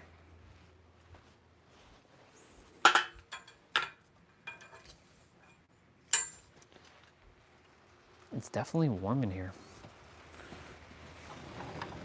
But I don't want to be inside. I'm gonna be outside. I have to use the bathroom too. I got to use the bathroom. And I said today I was gonna do beast mode or the final boss play out. So it's gonna be 50 fucking minutes with Dan. It's gonna be a whole hour technically. Because we gotta do 10 minutes of abs. Holy shit, y'all.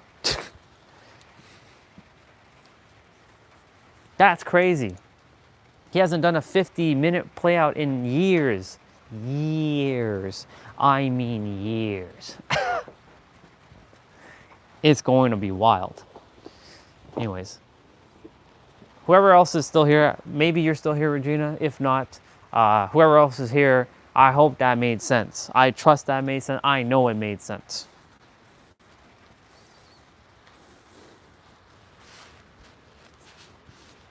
Three, 2, 1, go. 1, 2, 3, 4, 5.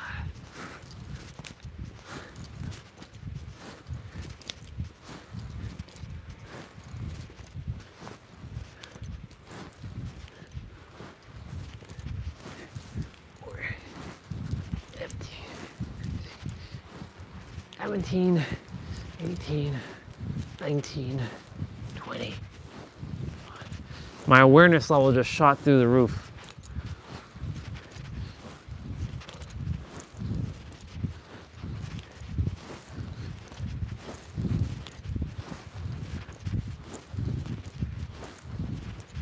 Oh, associations. That's the other A word. Duh.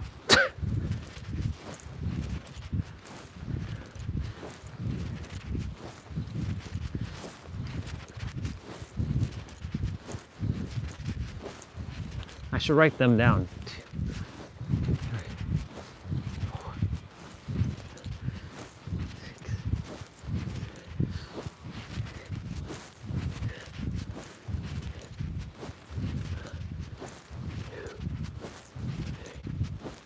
4, 5. Okay. So what I'm gonna do, I'm gonna actually do everything in reverse order. I'm gonna do my tricep pull downs. 3, 2, oop, I hear him. I knew it. Rah, rah, rah, rah. See? Told you. I told you I heard him.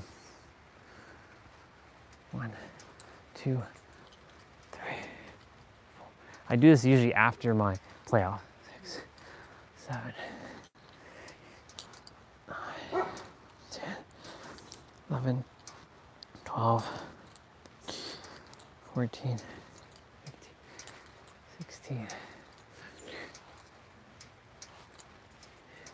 20, 1, 2, 3, 4, 5, 6, 7, 8, 9, 30, 1, 2, 3, 4, 5, 6, 7, 8, 9. We'll do the play out inside. I can technically do it out here still. It's just I gotta be closer into the table and not like bang a bunch of shit. But I might do it inside. And then once I'm done all that, I'll bring you all back outside. 2.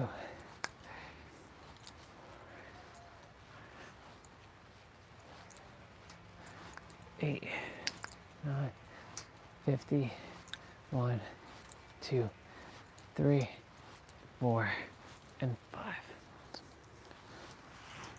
1, 2, 3, 4, 5, 6, 7, 8, 9, 10, 11, 12, 13. You can say that this is like my warm-ups. 18, 19, 20, 1, 2, 3, 4, 5, 6, 7, 8, 9. Okay. I'm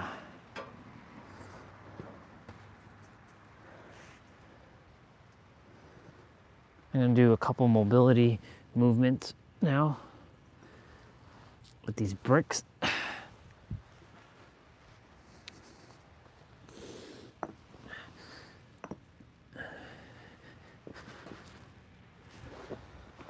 Move my mat back there.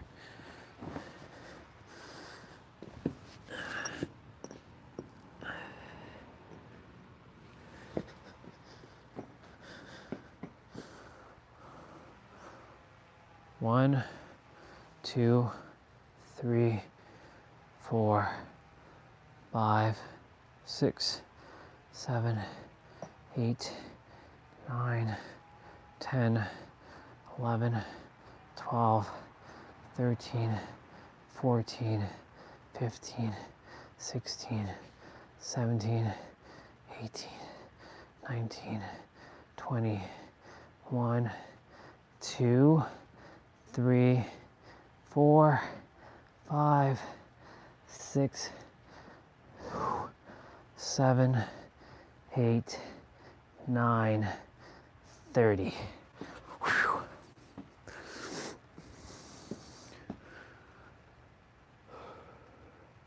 Maybe it might stop rain. I mean, it's not even heavy rain, so it's whatever.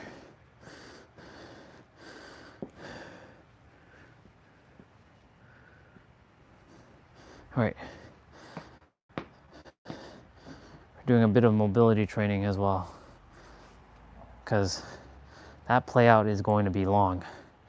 4, 5, 6, 7, 8, 9, 10, 11, 12, 14.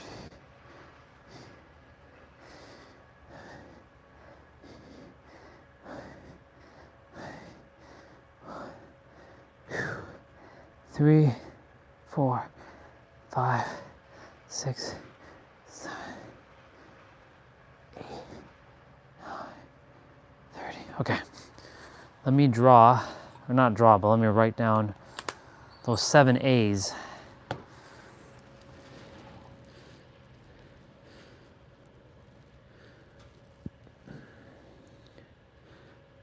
Where's my bar document?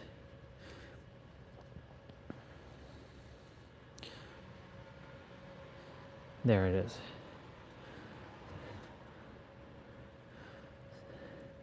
Bunch of A words again. So we got, so I'm gonna do 7 A's. Abundance, or well, abundance is technically A too. Ability is A. Wow, I'm now seeing a bunch of A words. That can be in alignment. All right, so we got awareness.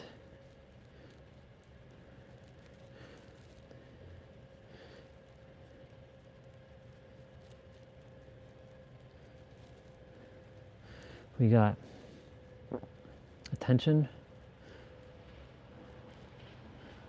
We got alignment. These are the first 3 that go together. Then allowing yourself to experience it. Allow, accept it fully, and be your true authentic self to experience it. Oh, well, technically I should go associations. This kind of goes into awareness.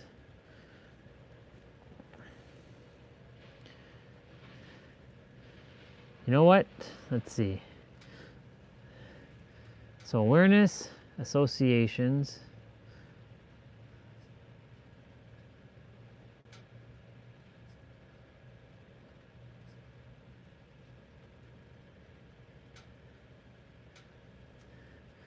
Then we go attention and alignment. Then allow.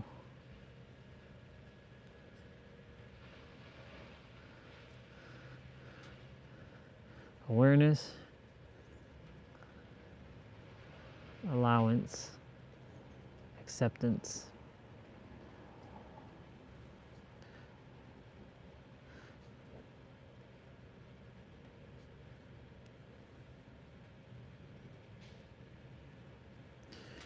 And then authenticity.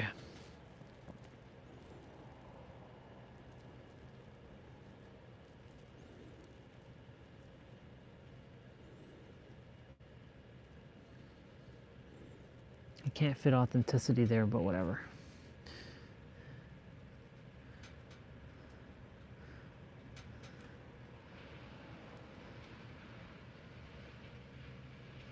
Cool.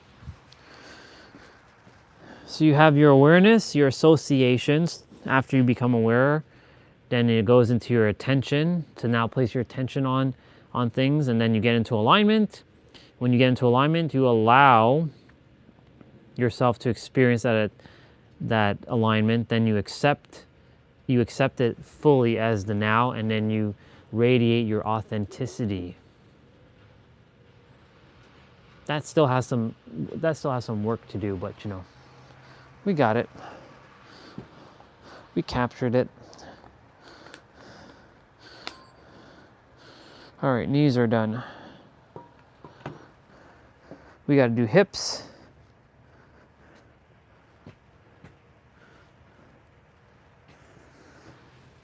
Thank you, bricks.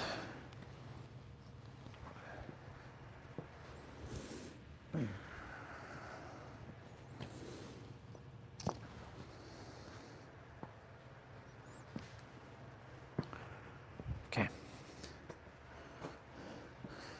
I gotta take these in. I gotta use the bathroom. I'm gonna be right back. Give me a sec.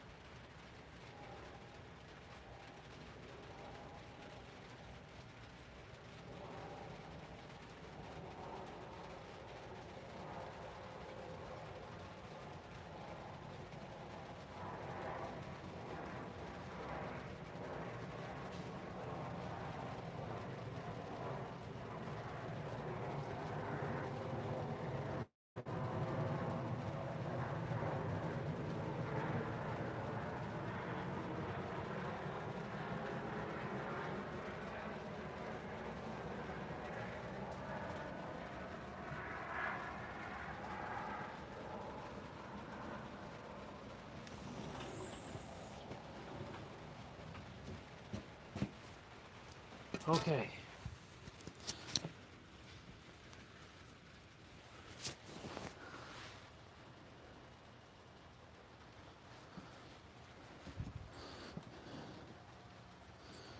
Gotta get new gloves too.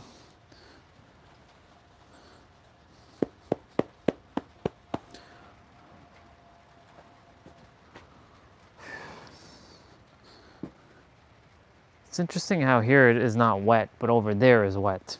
And rain is falling here. Maybe I create like a force field there. Let's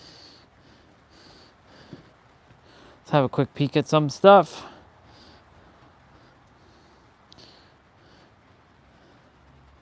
Oh. It's wife.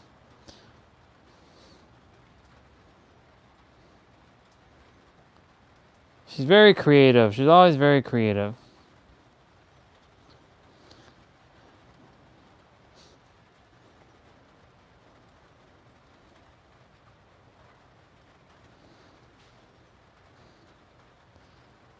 That's definitely in Canada. Because America does not have maple leaves like that.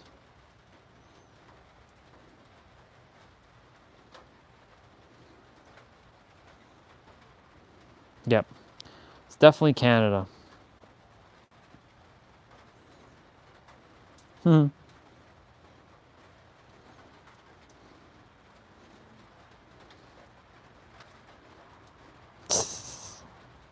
She's funny.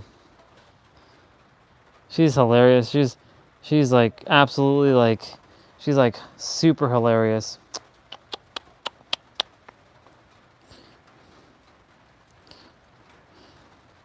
Sure, that's posted on her. Yep. It's posted on Instagram too. Just having a quick peek on social. I do my best not to be on social much. Oh my gosh, it's pretty good. It is pretty good. All right. We tend not to be on YouTube much.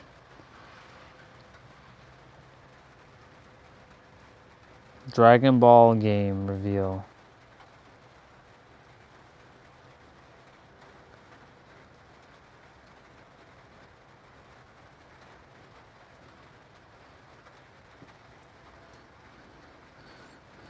What the hell is this? The most overpowered survivor item is now back and available in Blood Webs, and that of course is the refined serum add-on for the medkit. The refined serum gives you a 5% haste for 20 seconds, so today we're going to be combining this with an insta-heal.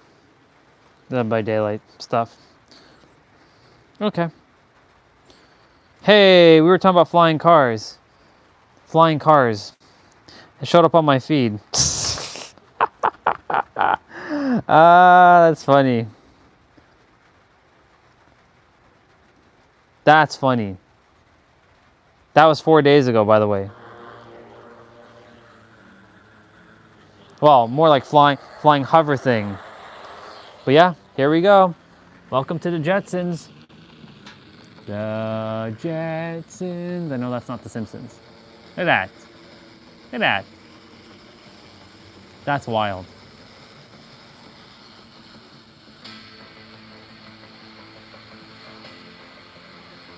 You know, what's the point of a car when you can just have one of those things? Now, of course, you have to have, if they have trunk and stuff, or like carrying passengers, then you have to have a car.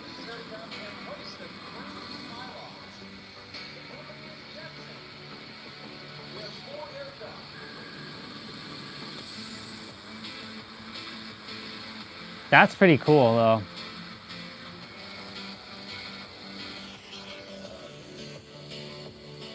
That's pretty cool.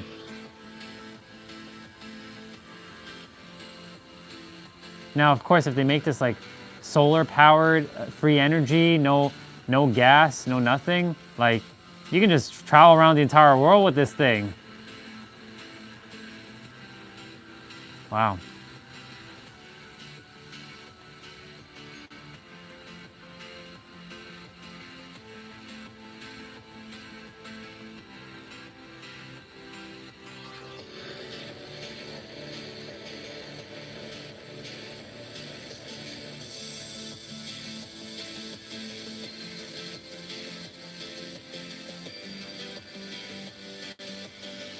Not bad.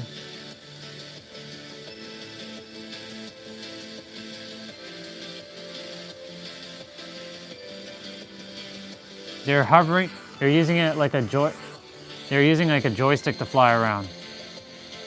Well, a yoke. One hand.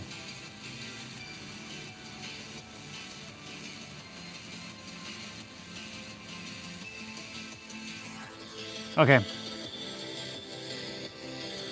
That's enough of that. We're done with YouTube. That's all the YouTube time we get for the day. I'm very manageable on the time now that I spend on like YouTube.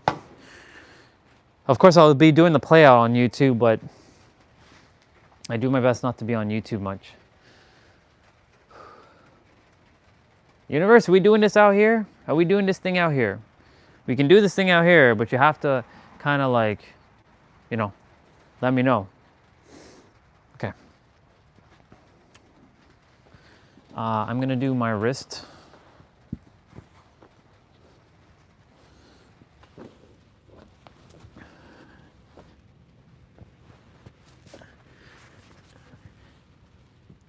One, 2, 3, 4, 5, 6, 7, 8, 9, 10, 11, 12, 13, 14, 15, 16, 17, 18, 19, 20, 21, 22, 23, 4, 5, 6, 27, 28, 29, 30, 1, 32, 33, 34, 35, 36, 37, 38, 39, 40, 41, 42, 43, 44, 45, 46, 47, 48, 50, 51, 52, 53, 54, 55, 56, 57, 58, 59, 60.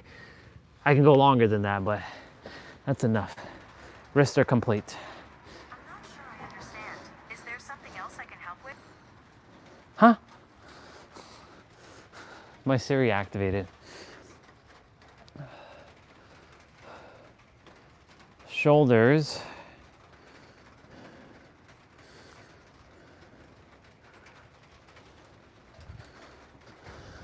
I'll grab the resistant band. the other one.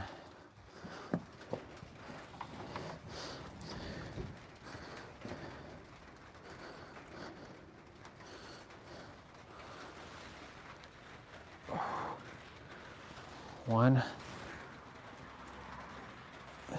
2, 3,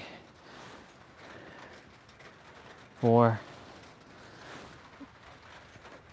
5. I gotta start the play out by 2 o'clock minimum. 6. Only cause like I wanna be able to be done by like 4:30. And I said I was gonna do the 50-minute one, so we're gonna get our ass handed to us. We are literally gonna get our ass handed to us.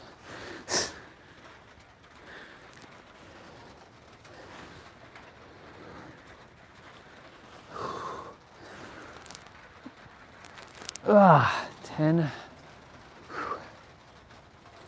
Yeah, it looks like we're gonna be doing this inside.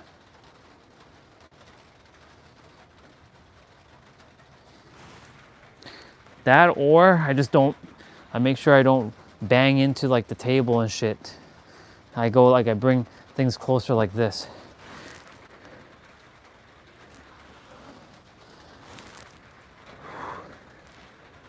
$12, 13,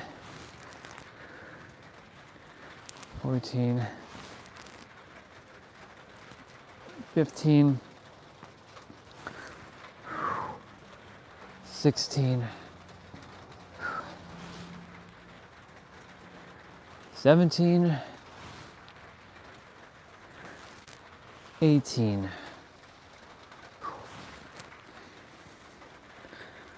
19, 20. Nice.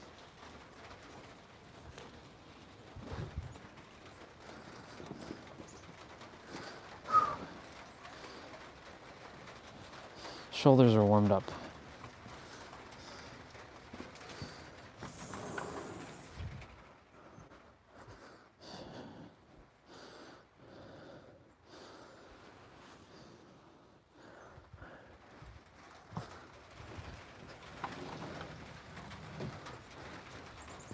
So shoulders and wrists are done. Knee is done. Ankles and hamstring.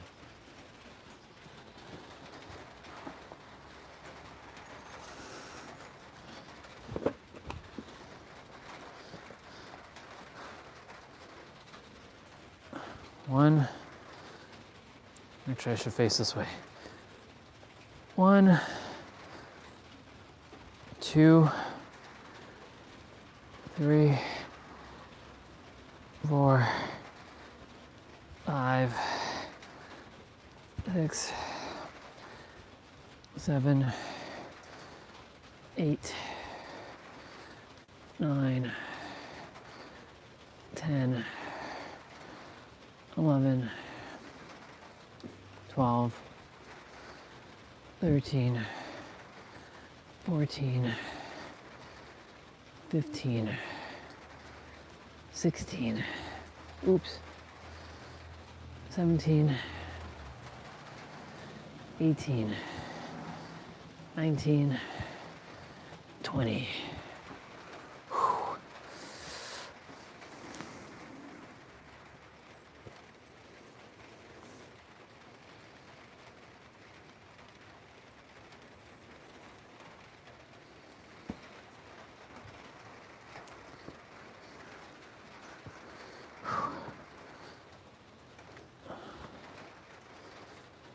One, 2, 3, 4, 5, 6, 7, 8, 9, 10, 11, 12, 13, 14, 15, 16, 17, 18, 19, 20.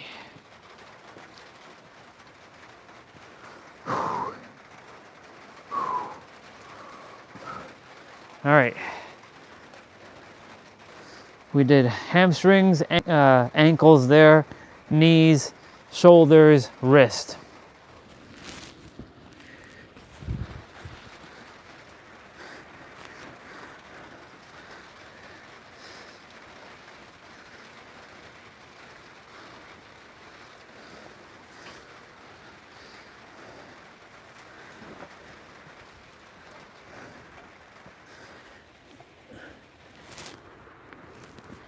One, 2, 3, 4, 5, 6,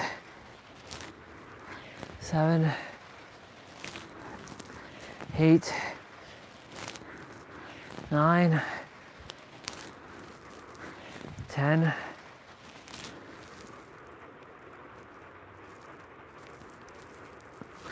11.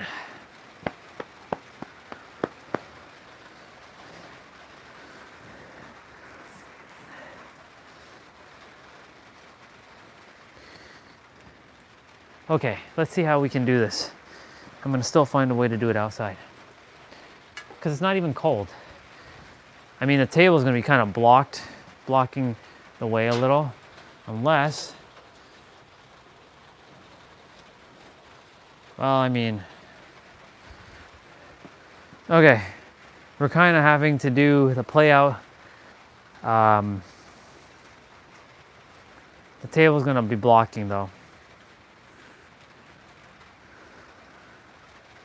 I mean, it's just easier to do it inside at this point, but I don't want to go inside. I can do it out here. It's not raining that much.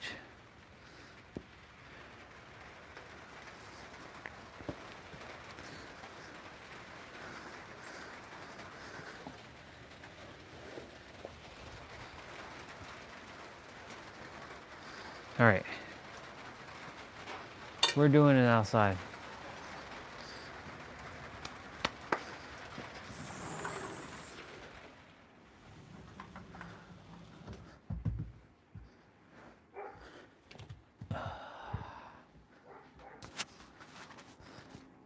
So we're gonna change into our clothing.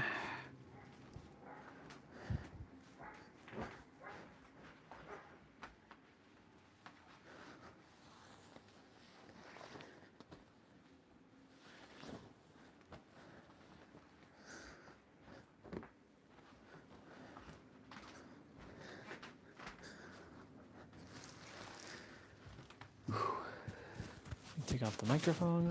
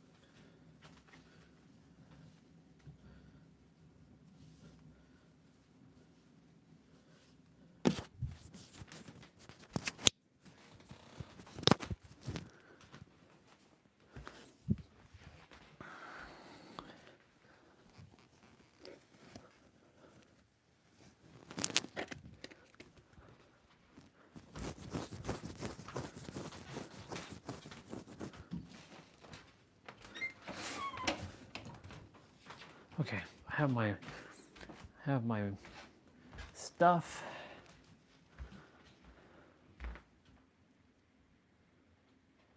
Don't want to do it inside. I'm going to do it outside. I'm going to do this outside. I'm going to do it outside. I'm going to do this thing outside. We going to do this outside? Hell yeah, we doing this outside.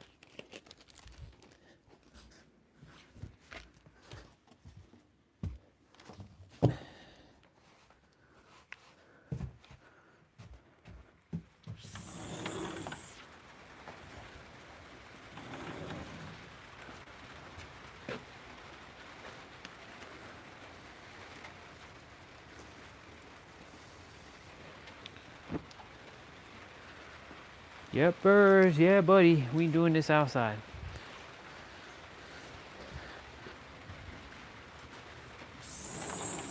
Aren't you cold? No.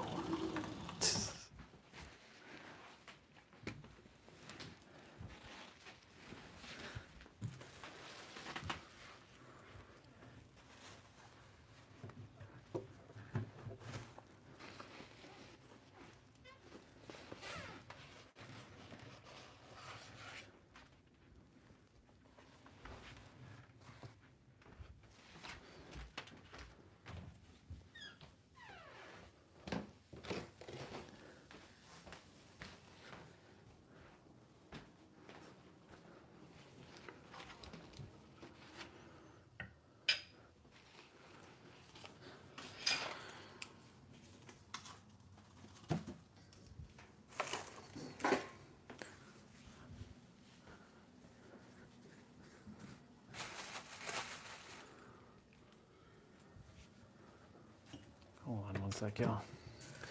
Let me take care of some dishes.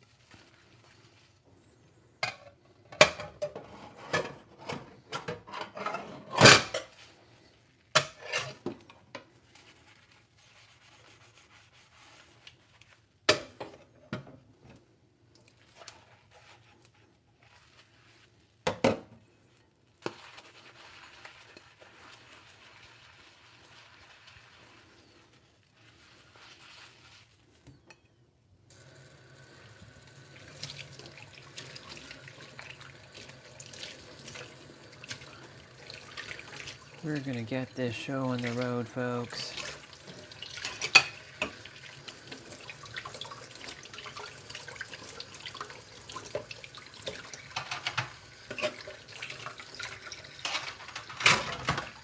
I did say I was gonna start at 2.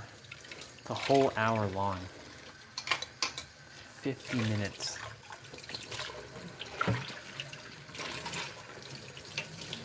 This is gonna be a no joke, like, no joke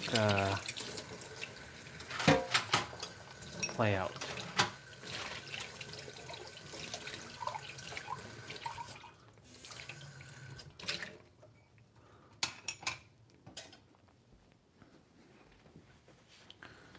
Let me just wash these dishes, or pack these dishes now.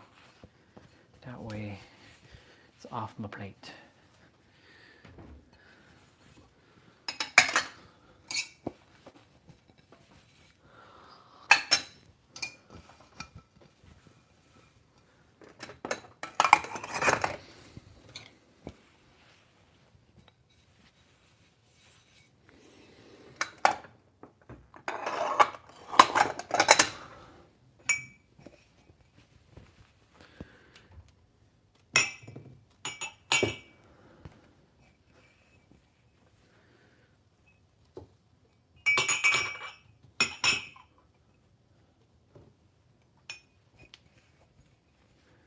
Do do do do do do do do do do do do do.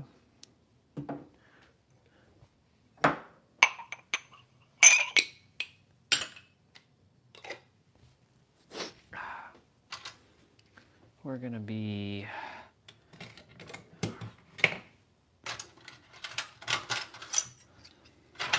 it's gonna be a very interesting play out.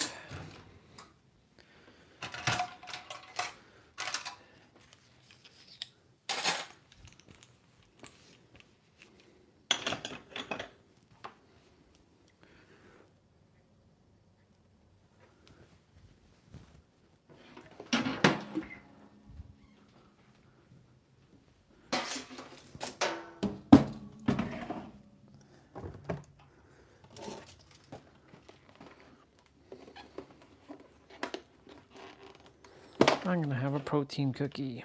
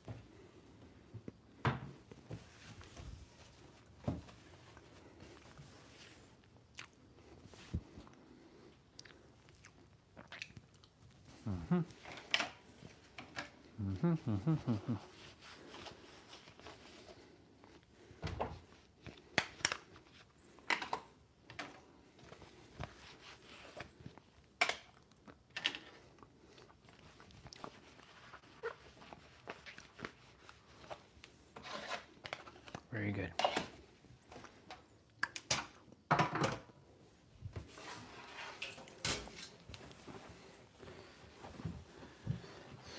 Well, inside's taken care of. Now I just have to take care of the outside, my inner world, for my external body.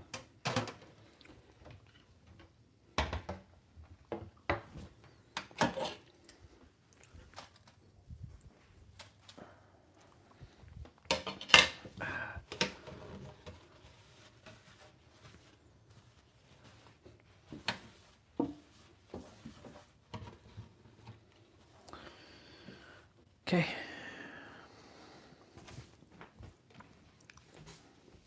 Let's get this show on the road.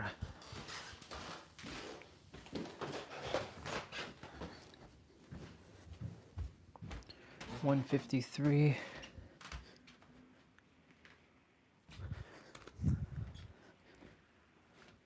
Like now it's raining hard.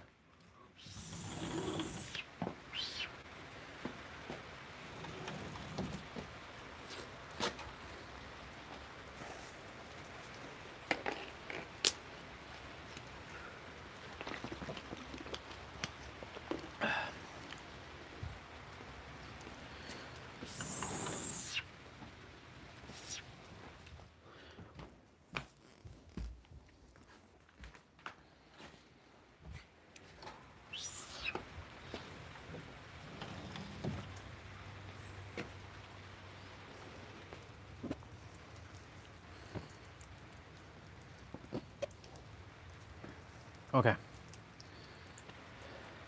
So, shoot. Crack shoots. Crack shoots.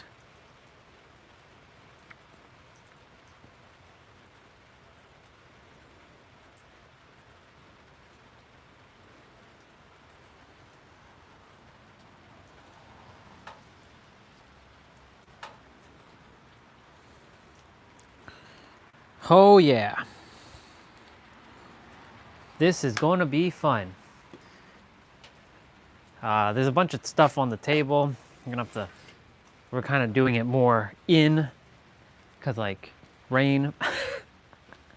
So theoretically I could just bring the tripod out, but let me see.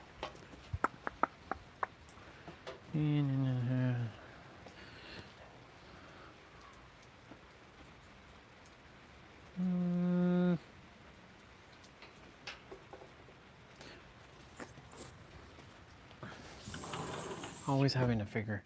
We're always figuring things out. That's how we do it here. We don't let anything